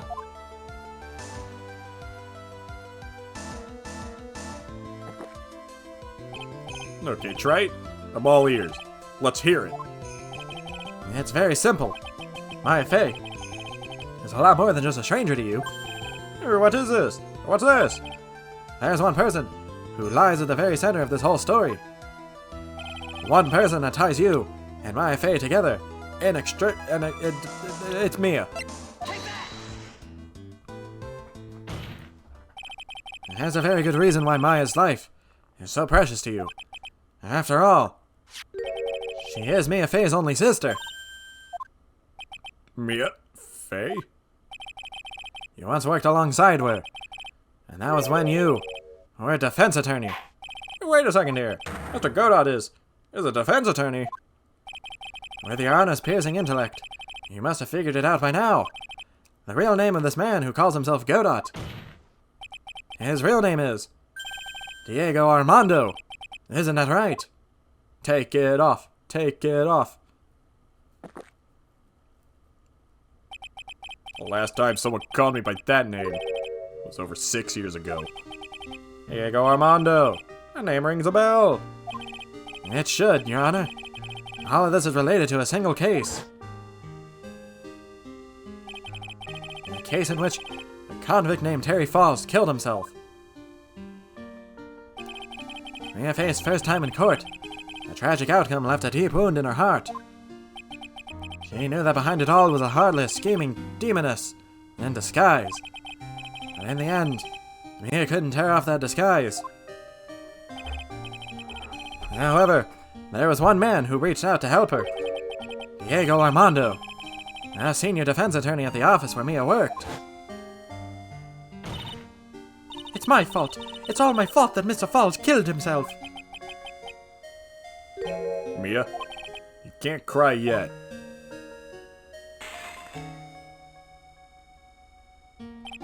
The only time a lawyer can cry is when it's all over.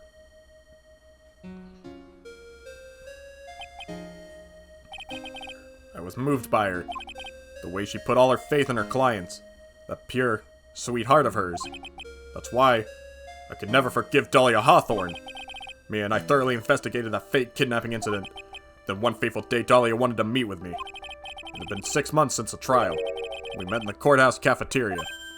Ah, I just remembered. 6 years ago, right here in this courtroom, you were poisoned. Even I didn't see it coming. Dahlia Hawthorne slipped some poison into my coffee. And that's why that's why Godot hates Phoenix, because Phoenix, he carried the evidence away.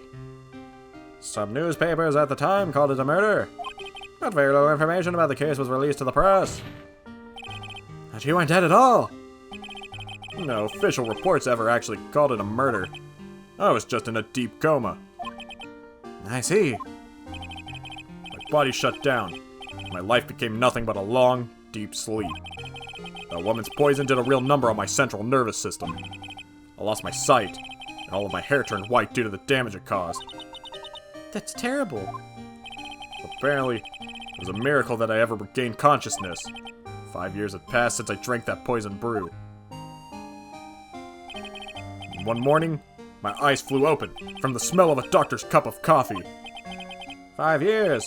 You were asleep for 5 years. And the worst possible news was waiting for me. Mia Fey was dead. From the very moment I opened my eyes, I had already lost everything I thought I had. The woman I loved had been murdered. And the woman I loathed had been sentenced to death. The woman you loathed. The woman who had spiked my scalding hot coffee, Dahlia Hawthorne.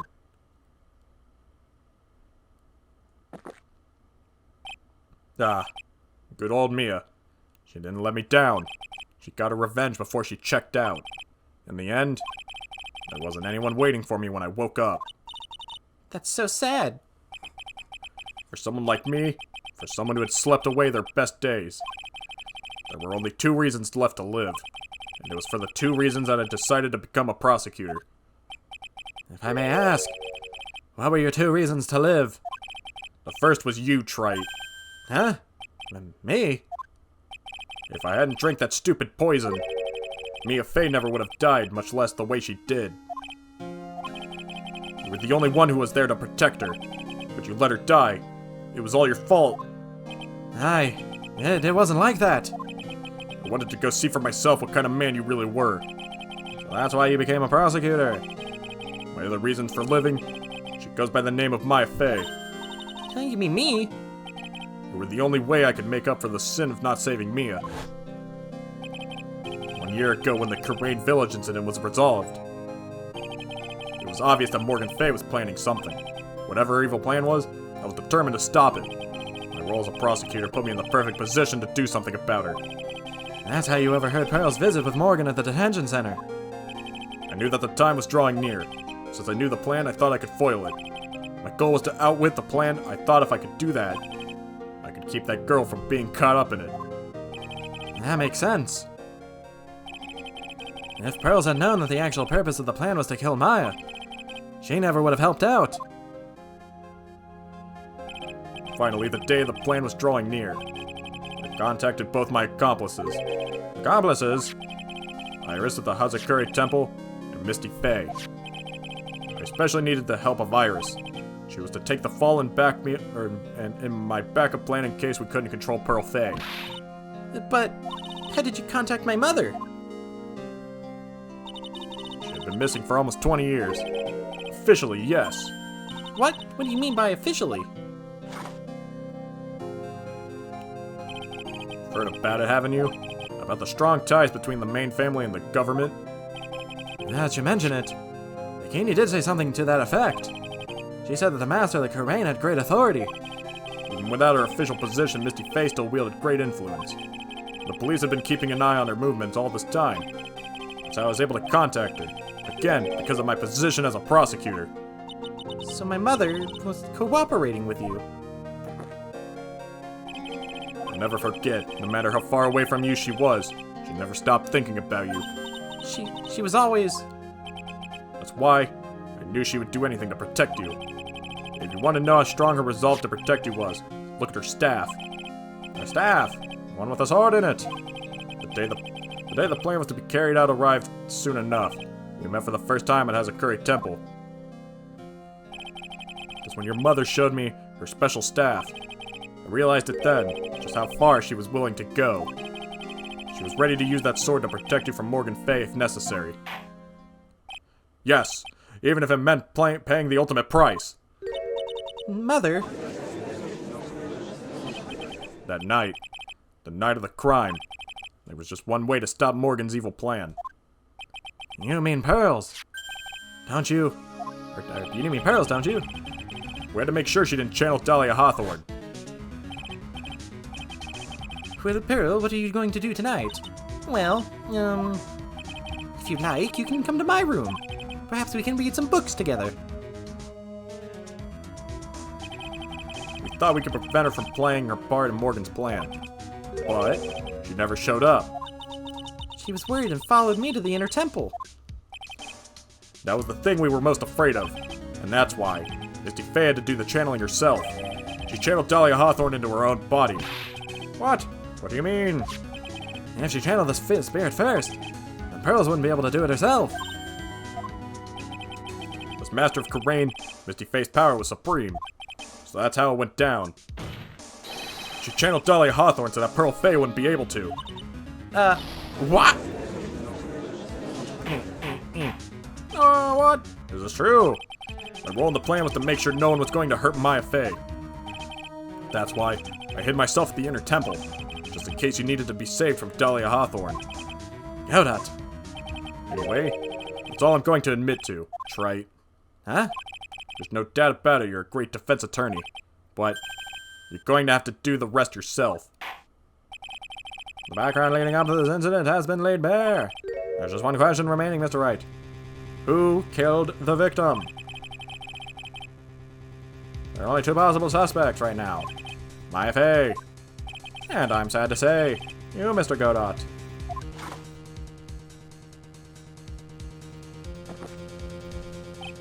Well, Wright, if you're the real deal, then finish this thing once and for all. Show us beyond a shadow of a doubt that you can finish this on your own. No, Nick, please don't. Maya. I heard the whole thing from my sister in the medical office. That's why I have to protect Mr. Godot. I can't do it. I can't testify against him. After all, he's the man who put his life on the line to protect me and me too. I know that. Nick? But even so, that doesn't absolve him of this crime. Please, Maya, testify. Miss Faye, your testimony, please. This is the final testimony. Don't bother trying to hide anything, because I'll know. I want to hear the truth from your own lips. I understand. I'm sure you're right. I'm ready now, Nick. Alright, young lady. Tell us about the moments before you lost consciousness. What exactly happened at the time of the murder? We really had to have one more? He just confessed to it. Just before it happened, I think I saw some red lights. 3 of them. I thought I'd ask for help, but just then I was splattered with blood. She wasn't dead though, and she struck back at the enemy behind her. Suddenly, the red lights went out and the whole area was dark. Just at that moment, there was a horrible scream. Right after that, Dahlia collapsed and I lost consciousness. These red lights. I thought you said you don't remember seeing them. I'm sorry, I thought I saw them, but then they disappeared all of a sudden. Things break. Trite even the best of theories. Who was it that stabbed Misty Faye? It looks like you still can't prove it. I was telling the truth this time, I know it. The rest is up to me. Well done, Mr. Wright. Proceed with your final cross-examination of the witness. Well, one thing that immediately jumped to me was the inclusion of the knife. Like, if I didn't want to, like, comb through all this. Because, like, whatever, we'll just comb through it. Play it safe. The light shining in the dark. I don't think you can make a mistake about that. Yeah, you're right. I think I saw them, but I can't say for certain. And I can't tell you for sure they were from Mr. Godot's mask either. They could have been anybody. I don't get the feeling she's covering for him anymore, but... Never pull out. But just after that, you turned towards the lights and called for help. Isn't that because you thought the lights were coming from Mr. Godot's mask? Yeah, I guess so. Maybe that's why I was thinking at the time. But I can't remember it all. There was a person I couldn't identify in front of me. His life was in terrible danger at the time. There's no way she can remember the details of the scene perfectly. Alright then, let's go on with your testimony. What did you do when you saw the red lights? Hold it! That blood. Was it Dahlia Hawthorne's blood? I think so, probably. Just at that well, it wouldn't be her blood. I heard a soft scream that seemed to be close by. It was a woman's voice. That was when the killer stabbed the victim from behind with the murder weapon. Is that right? Without a doubt. I was in the middle of a really dangerous situation. Anyways, the victim was stabbed by the murder weapon. What happened after that? She wasn't dead, though. Hold it! Struck back? How do you know that? Well, you're right, I didn't see it exactly, but I could tell by the sounds of their breathing and movement. Well, you just said their movement. You can't see. And also, the smell of blood. You've witnessed more horror than any young lady should ever have to in one life. So then, what'd you do at that point? I couldn't move. I could just barely make out their shadows moving in the dark, but I had no... Oh. Could you still see the red lights you mentioned earlier? Yeah, I think so, but... Suddenly, the red lights went out and the whole area went dark. They went out. Yeah, suddenly I couldn't see them at all. What could it mean? The red lights were coming from Godot's mask. They went out right in the middle of a fight. Maybe the mask was damaged. Or maybe it was knocked off. Or maybe the batteries ran out. Right, Trite? Or maybe the little red pinhead looking lights just stopped working. What could have happened, really? Just at that moment, there was a horrible scream. What do you mean by just at a moment? You mean the moment when the red lights went out? Yeah, that's right. The scream that you heard then, was it Dahlia Hawthorne? I don't think so. I'm pretty sure it was a man's voice. What? What? Men don't scream. We yell. So then, that scream came from the killer? That's gotta be it. I think Dahlia Hawthorne must have taken the blade and attacked the killer with it. And then the killer let out a scream of pain, huh? After that, the killer stole the blade back and delivered the final blow, I guess.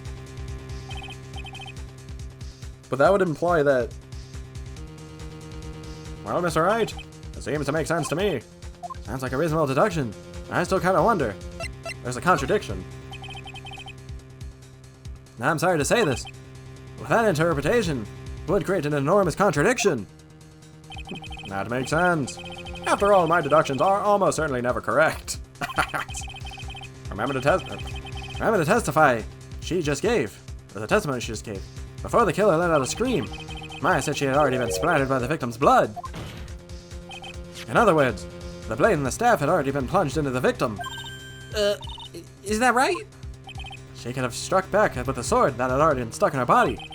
The weapon that caused the killer to let out a scream must have been something other than the staff. And then we present the dagger here. If you're so sure about that, then don't keep us waiting any longer, Trite. There's only one thing I can think of. That could have been used as a murder weapon here. Dahlia Hawthorne had already been stabbed in the back by the staff. What could have been used to strike the killer? Strike back at the killer. Take that. Naturally, the dagger the killer brought to the scene of the crime. Oh, that's right. I forgot about that. This dagger was found at the scene of the crime stuck in the pine tree. Yes, the detective found that this morning and brought it to me. Dahlia Hawthorne struck back at the killer with this. And she managed to wound him as well. Godot, take off your shirt. Just because he let out a scream doesn't mean that he was wounded. For all we know, the blood on the dagger could have been from the victim. Have you forgotten that the blood has already been tested? Since we learned it wasn't the victim's blood, it must have been the killer's blood. The killer must have had a wound somewhere on his body. And well, I didn't do it. Maya didn't do it. The judge sure didn't do it. Godot, take off your shirt. So you're saying the blood on the killers belonged to the killer? I don't even know what I said there. Exactly. A DNA analysis of the blood would prove it beyond a shadow of a doubt. And yes, Mr. Godot, it would prove that it's your blood. Nice theory, Trite. Order in the court! Is this the end? Have I done it? Even he won't be able to change the results of a scientific test. Yeah. Let me ask you something, Trite. Let's just say that it turned out that it was the killer. Or that I was the killer. Do you really think I would be stupid enough to leave evidence like that? What? Just think for a second. This dagger was found this morning by a detective and brought it to me. There was already blood on it, correct? But even so, I was the only one who brought this dagger here to the courtroom. Yes. What does that prove? Well, if I really were the killer, I could have washed the blade off and then planted another person's blood on it. You didn't know there was blood on it. You can't see blood. That can't be. In any case, there's one thing I can guarantee, Trite. That blood it doesn't belong to me. Not a chance. What?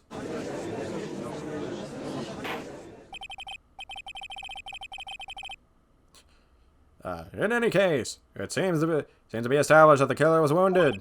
All right then, witness. Continue your testimony. Wait a minute. What's the problem? I know I probably shouldn't say this, but there's a big contradiction in Nick's explanation. Maya? This dagger. You said it was that it wounded the killer. That's right. But, if Mr. Godot had really been cut with the dagger, his clothes should be bloodied or have a rip in them, right? That doesn't mean he doesn't have different clothes.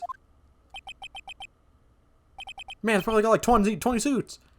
Maya. Maybe he just changed his clothes. That'd solve the contradiction pretty easily. What are you talking about? It's not that simple. Remember back in the day of the murder? Everyone that was on the inner temple side got trapped there. Ah, that's right. And once the bridge was fixed and the police handed over to the inner temple, Mr. Godot was already there waiting for them. Well, if it's not under his clothes... He never had a chance to change his clothes.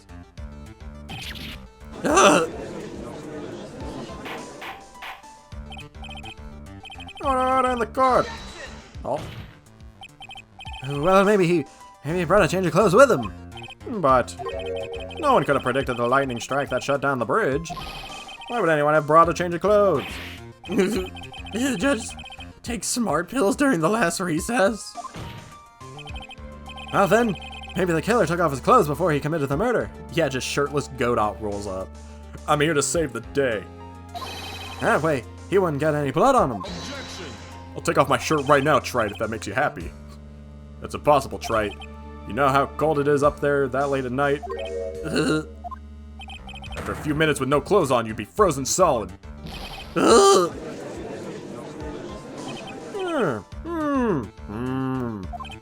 Ha, so that's all you've got. I knew you weren't tough enough to finish this. No, I'll finish the fight, all right. Right now, if Mia Fey were here, she would have closed the book on this case already. If Mia Fey were here... So come on, Wright. Can you do it or not? How about it, Mr. Wright? You've accused Mr. Godot of being the killer. But can you prove it? Have you got even one piece of evidence? The question isn't whether I can prove it or not. The fact is, I have to prove it. That's the only choice I have. I was taught that it's one of the rules of being a lawyer.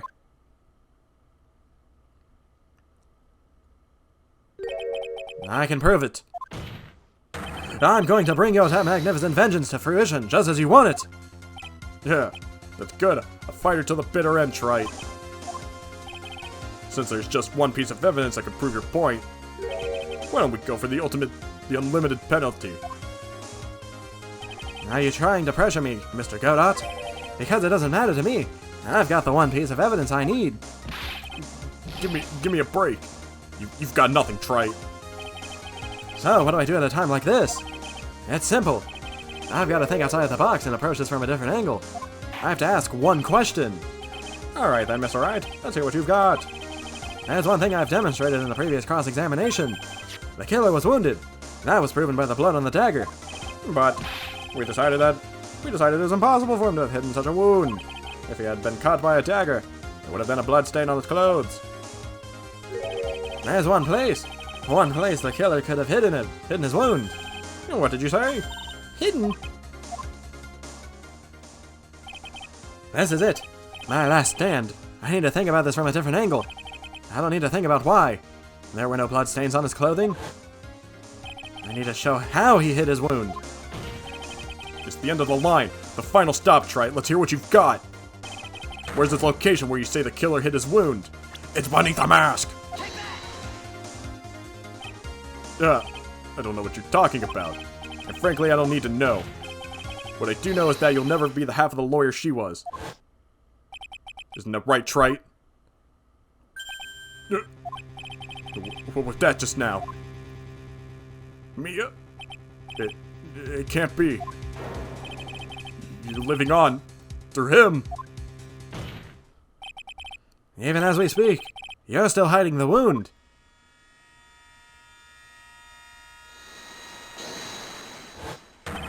It's beneath your mask! During the fight, the red lights given off by the killer suddenly disappeared. Seconds later, the killer let out a scream. That's right, your mask went flying off your face. Mr. Godot, would you mind removing your mask? If you have a dagger wound under there somewhere, then I'd say this whole case is solved.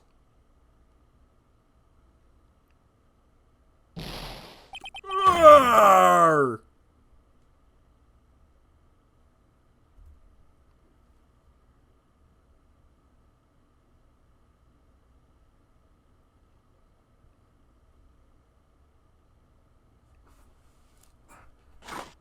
Mirror me.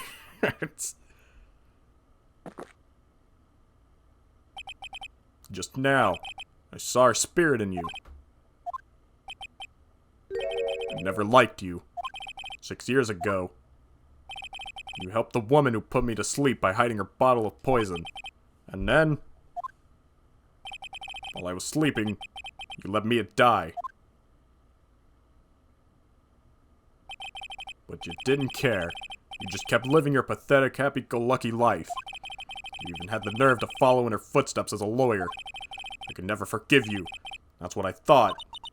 Mr. Godot. But I was wrong about you. I knew it from the very beginning. The truth is, the only person I could never find it in my heart to forgive was me. Yourself. I was the one that failed to protect Mia.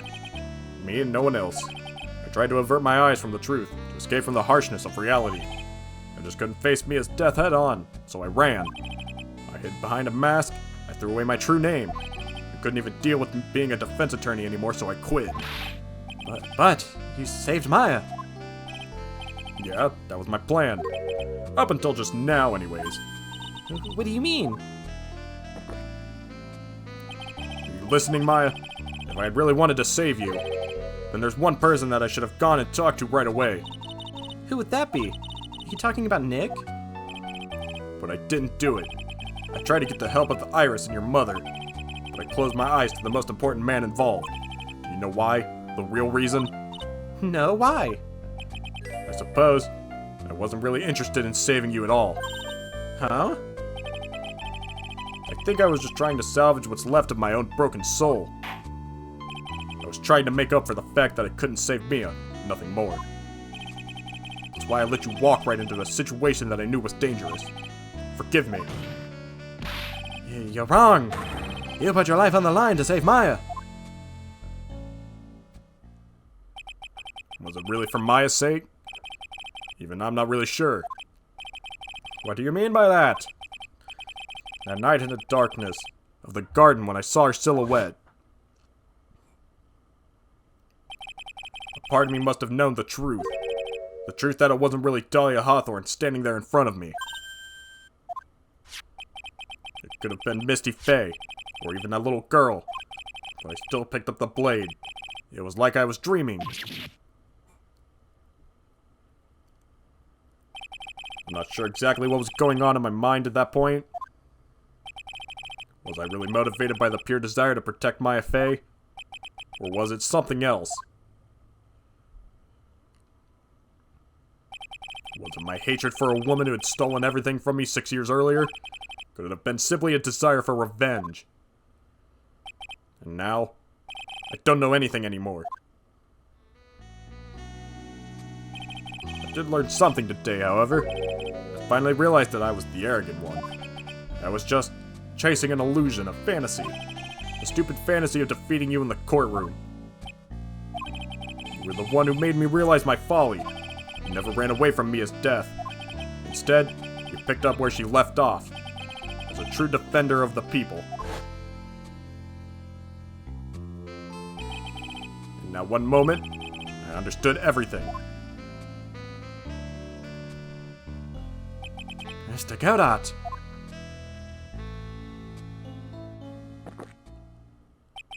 I think you already know this, but if you don't, my name is Diego Armando. Mr. Armando? I believe in you. I knew you were trying to save me. Oh! Thanks. Your wound. It's bleeding. Ah, did you forget already? In my world, the color red doesn't exist. These must be my tears. Tears? Ever since I woke up from my coma, I think I've been waiting for this very moment. Mr. Armando! You do well to remember this, Maya. The only time a lawyer can cry is when it's all over.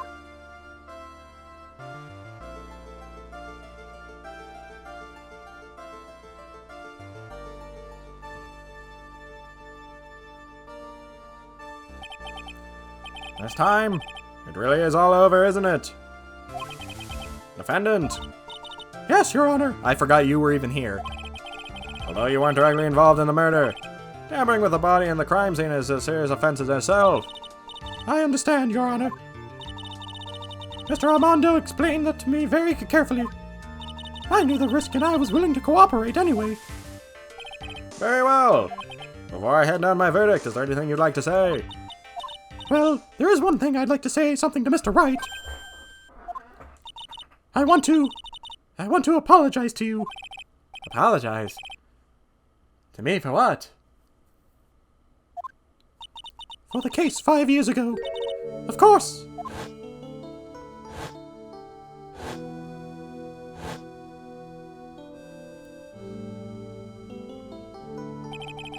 I just remembered. Hello. We're at the end. Weren't you poisoned by your own lover? Not exactly, but yeah, something like that.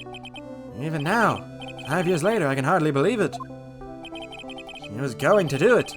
She was planning to kill me. It's not all that surprising. The two of you hardly knew each other. Huh? What do you mean? You and my sister, you only met twice. Huh? We only met twice. The first time you met was on the fateful day. The day she poisoned Mr. Armando in the cafeteria of this very courtroom, or courthouse. The next time you met her was 8 months later. You met her again on the day that she stole your cold medicine. And Doug Swallow was killed. No way. It can't be. It can't be true. I mean, during our whole relationship, we were... For those 8 months, the woman that you thought was Dahlia Hawthorne wasn't actually my sister. Huh? It wasn't Dahlia. I hope one day you can forgive me, Feeny. You mean... That's right. I lied to you for 8 months. But why? Why would you do such a thing? Ever since she gave you the bottle that day, my sister was trying to get it back as soon as she possibly could. Because of the police investigation and the surveillance, she couldn't move about freely. So that's why you... My sister, from the beginning she was prepared for the worst. Prepared for the worst? She thought that you might somehow discover the truth. That's why she was always ready to deal with you at any moment or at a moment's notice. You mean she was ready to kill me? Don't you? She already had so much to answer for. I didn't want any more sins on her soul. I begged her not to do it, and she agreed to give me a chance. And that's why you came to me. You came to get the bottle pendant back from me in her place. But I couldn't get you to give it back. I failed at something even as simple as that. 8 months passed and I still couldn't get it back from you. Finally, my sister couldn't wait any longer. She didn't consult me about her plans for you that day. It was the first time that had ever happened. That was a bit strange, wasn't it? Up until that day, you two were partners in crime, and she would confer with you. I think she must have noticed.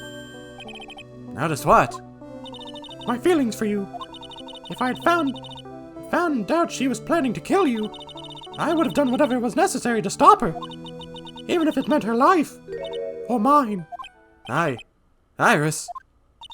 After spending those 8 months by your side, my feelings towards you, they changed.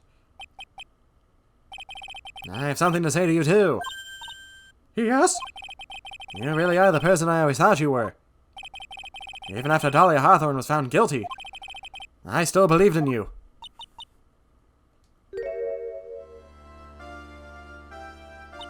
Thank you.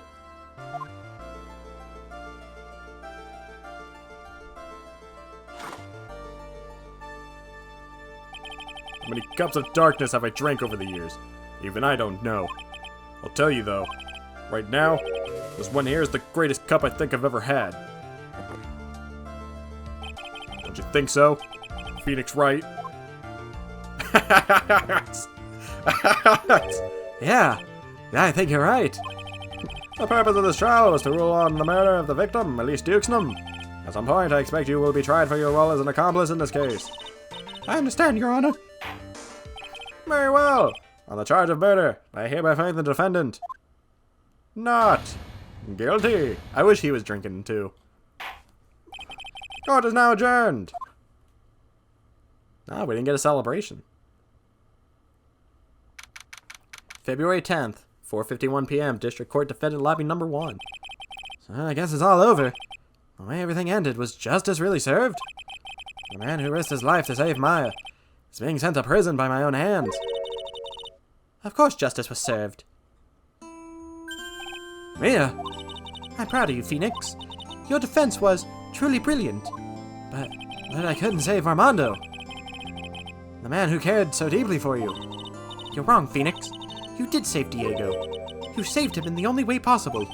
You mean, with that verdict? I think one day, you'll understand too. Phoenix, I want you to remember one thing. You were as good at there today as any defense attorney could ever hope to be. There's nothing more you can learn from me. Mia, you've accomplished something I wasn't able to. I owe you a great deal. Thank you. Mia, I'm sure we'll meet again. Someday, Phoenix. Hopefully never. Goodbye. I've handled lots of cases and seen lots of things. And along this journey, I find myself asking just one question. What does it really mean to defend someone? I suppose today's case produced one possible answer.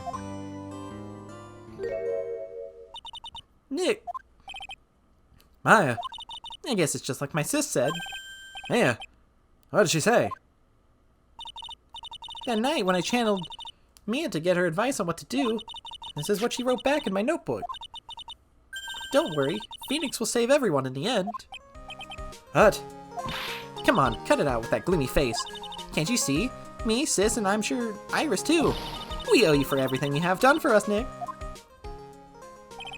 Maya. How? How can you still be bright and chipper after all that's happened? You were brutally attacked. You even saw your mother murdered. Ouch! For Franziska. Still as softy as always, Phoenix, right? Excellent work, Wright. Huh, Mr. Redgeworth? What did you get back? Oh, that's right. Guess no one filled her in on that. Edgeworth and Franziska have actually helped me out. Helping you? If these two hadn't been there on the first day of the trial, the defense would have gotten away, or wouldn't have gotten anywhere. Wow, but where were you, Nick? I heard he fell into a river and caught a nasty cold, which forced him to sleep all day. Yes, he laid in bed shivering from a fever with Iris's hood put over his head. Oh, ouch! Talk about embarrassing, Nick. You definitely need more training. Anyways, thank you, Mr. Edgeworth. And you too. Franziska? I don't suppose. No, it's Larry. Ah, dang it. It's like the 50-50 gamble. There's room for me in this group hug, is there? Oh, Larry! What's with the, longer than usual face? I realized something when I was reborn. I realized that Larry was never of any use to anyone, not even once. That's not true. Right, Nick? What? You're asking me? Well, Nick, is it true? I've got a place in this world, right? Ah, oh, yeah, of course. See, I knew it. Everyone would be better off if I were gone. No. Oh yeah. Those portraits you painted, they were really good. That's not right, Edgeworth. What? Me? Why are you making that face, huh, Edgy? Oh, well, yes, indeed. I certainly can't say that they lack resemblance. Do they really mean it? What about you, Franzi? Did you and I draw you well, too? My beauty can't be possibly captured by a mere crayon. Glare. Nevertheless, I recognize the effort you put in, and that's worth something. So then you'll do it, like you promised. You're gonna model for... Don't get carried away. Well, about that, I guess painting portraits is the only thing I'm good at. The painting of Pearl was pretty darn good too, if you ask me. Now that you mention it, they haven't seen her around. Pearls? Where could she have gone? Normally she would have made a beeline for Maya. Oh, I'll go look for her. Be right back. Hey, Pearly! Right? You seem to be uncharacteristically puzzled. I suspect you are wondering how Maya can be so cheerful despite all that has happened. Yeah. To be honest, I can't understand it either. Franziska? That's right. She lost her father fairly recently as well. I think I understand how she feels. Maya is a much wiser person than she appears, and I think she realized something. Now is exactly the time when she needs to be as strong as she can. What do you mean by now is exactly the time? Maya wasn't the only one that was badly wounded by this incident. In fact, there was someone that was hurt far more deeply than she would.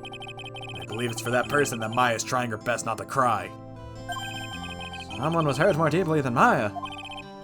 Edgeworth. I think I'm starting to understand too. Then tell me, Phoenix Wright, who is Maya being strong for? It could literally be anybody. Pearl, maybe. Pearl would be my guess. I'm gonna say Pearl. Pearl makes the most sense. Pearl Fay? That poor kid. After all, the reason that she worked so hard to follow the instructions was because she loved and believed in her mother, Morgan. It's for the good of the Fay clan. I'm sure she believed in every last word. She thought she was doing it for Maya. That's why she was so happy. It shows how truly devoted she is to Maya. But it's a cruel irony that it was her exuberance that led to this tragedy. Maya Fay's mother was killed and Maya herself was put in the deepest peril imaginable. And that's exactly why Maya is putting on such a brave face. She's doing it for Pearl's sake, until she can see her smile again. Oh, hey, so this is where you all were. Wow, looks like... What was that for, sir? Sorry about that, Scruffy. My whip just seems to have a mind of its own. What's up, Detective Gumshoe? Oh, you know, this and that. Anyways, congrats on your win. Let's go out tonight, pal. Dinner's on me. My salary's just sort of kind of down by a teeny weeny bit, but that's all right. I made reservations at a first-class restaurant tonight. Oh, no. Pretty good work, Scruffy. That whip was your reward. Detective Gumshoe. You said a first-class French restaurant. You don't mean... Très bien, where else? I knew it. I'm doomed. Come on, let's go, everyone. Can't keep Maggie waiting, pal. Hey, you, Crybaby, you're invited too. Oh, forget about me. Pearl and I will be at the loser shack eating potatoes. You know, Maya's taking an awfully long time to get back. She's still out looking for pearls. Oh, Maya. What's wrong? Nick, what did I do? Pearly, I can't find her anywhere. Huh? I'll bet she just went back home. That's all. I thought so too, so I called the village, but no one has heard from her. This has never happened before. As if I figured. She's been badly hurt by this incident. She feels responsible for the tragedy that has befallen you, Maya. But none of this was her fault. What should I do? Detective Gumshoe. Yeah, what is it, pal? Could you guys go on ahead? What? But what about you? I and I will. We'll join you guys once we find pearls. Nick? Don't worry about us, Detective Gumshoes. We may be a little late, but we'll definitely be there. We have a lot of celebrating to do tonight, and I wouldn't miss it for the world. Yeah, but you're the... Very well, Phoenix Wright, we'll go on ahead. Don't keep us waiting, Wright. We won't. But where should we look? Where could Pearly have gone? Let's go, Maya. There's only one place I can think of that pearls might have gone to. Is it the office? Oh, no. February 10th, Hazekuri Temple main gate. Hazekuri Temple? For pearls. I bet this is a very important place. After all, it's where this whole incident started. What's this? You're all back again so soon. Sister Bikini? I thought we'd be eating mashed potatoes alone tonight. So she's here. Pearly is here. She's in the training hall. Why don't you hurry along and go see her? Okay. Oh, they cleaned the thing.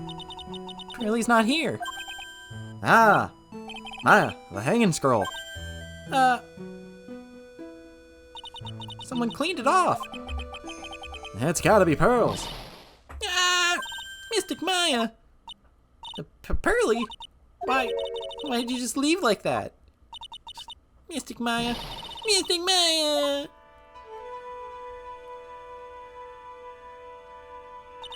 I swore that I would never trouble the two of you ever again. Because it's all my fault that Mystic Maya's mother. That's why you came here. It's the least I could do to pray for your happiness. You don't have to do that, Pearly. It wasn't your fault. You didn't do anything wrong. Of course I'm sad that my mother's gone, but I didn't know her anyways. But how do I say this? I'm still happy. You don't have to lie just to make me feel better. No, really. It's true. The only reason I'm still here, at all, is thanks to everyone who was there for me. My sis, my mother, Mr. Armando, Nick, and you. Not Larry. If even one of you weren't there, I'm sure I wouldn't still be alive right now. That's why I have to be strong. For all the people that were there for me when I needed them. That's all I can really do. Mystic Maya. I'm impressed. You truly are the daughter of the mystic Misty. His sister Bikini. Your mother, Mystic Maya, was a strong woman indeed. I want to tell you what she said to me that night.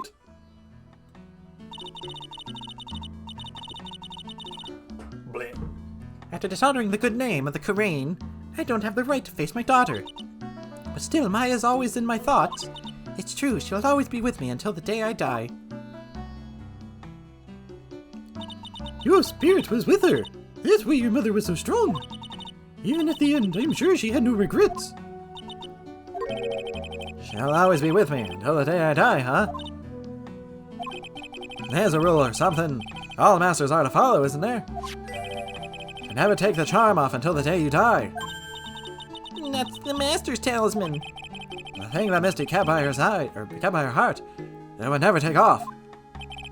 It wasn't the container that was important. Rather, it was the contents.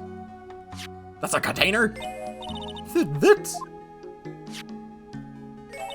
A photo! Mother... It's only natural for living creatures to fight to protect their own love, or their own lives. What makes us human is how we fight for others. But who do you fight for? How hard must you fight? That's the true measure of what human life is worth. We defense attorneys are warriors who are constantly challenged by that question.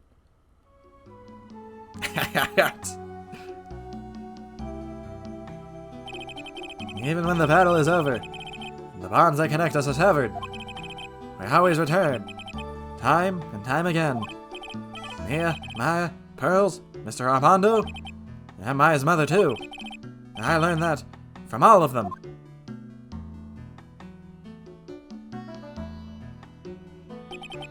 Well, shall we get going? Everyone's waiting. This is a day to remember. A day when a lot of things were finally put to rest. I think we should celebrate what we've overcome today. But I still can't. Oh, go on, sweetie. You can come back for training anytime. Okay. Alright, I'm gonna make a brand new start today. Sister Bikini, I'll be back for more training. I promise. I know, and I won't go easy on you just because you're the future master. I'll make sure to prepare reservations for 3 when you come back. Woo-hoo-hoo-hoo-hoo. Whee!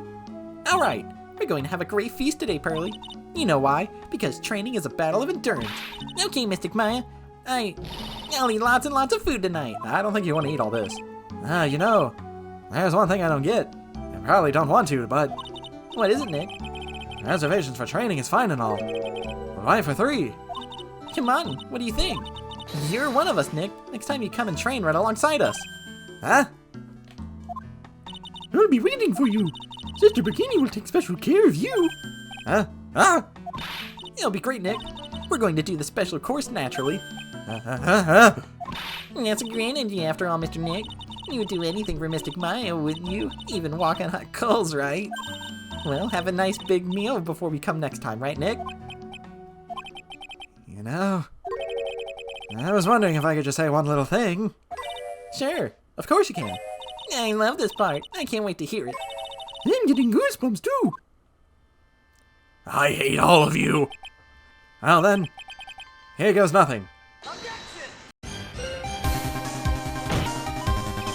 You've been serving us a whopping serving of pain this whole time, trust me. If you want to hang yourself, you need only ask. I'll gladly lend you my whip. It's one stupid move after another for you. But it's no longer funny. We're ridiculous. Oh, oops. Sorry, that's my phone. I said no, don't do it. Don't hit her with the double lariat or whatever. Even though there's only one person. Well, as long as I'm not locked up or captured or something like that. So it's true, Mr. Nick really is Mystic Maya's knight in shining armor. There's as much help as I can give you. The rest of the battle is yours to win. I'll lose. Don't worry about it. In the name of love, a man will soil himself silly. Earthquake! On Lawrence's behalf as well, I'd like to thank you. I feel like I just got brutally woken up by a toilet splashback. Don't waste your time preaching to the dead. I've already told you there's not a thing you can do to me. Hold on, Nat. Oh, it is there in front of my glorious beard.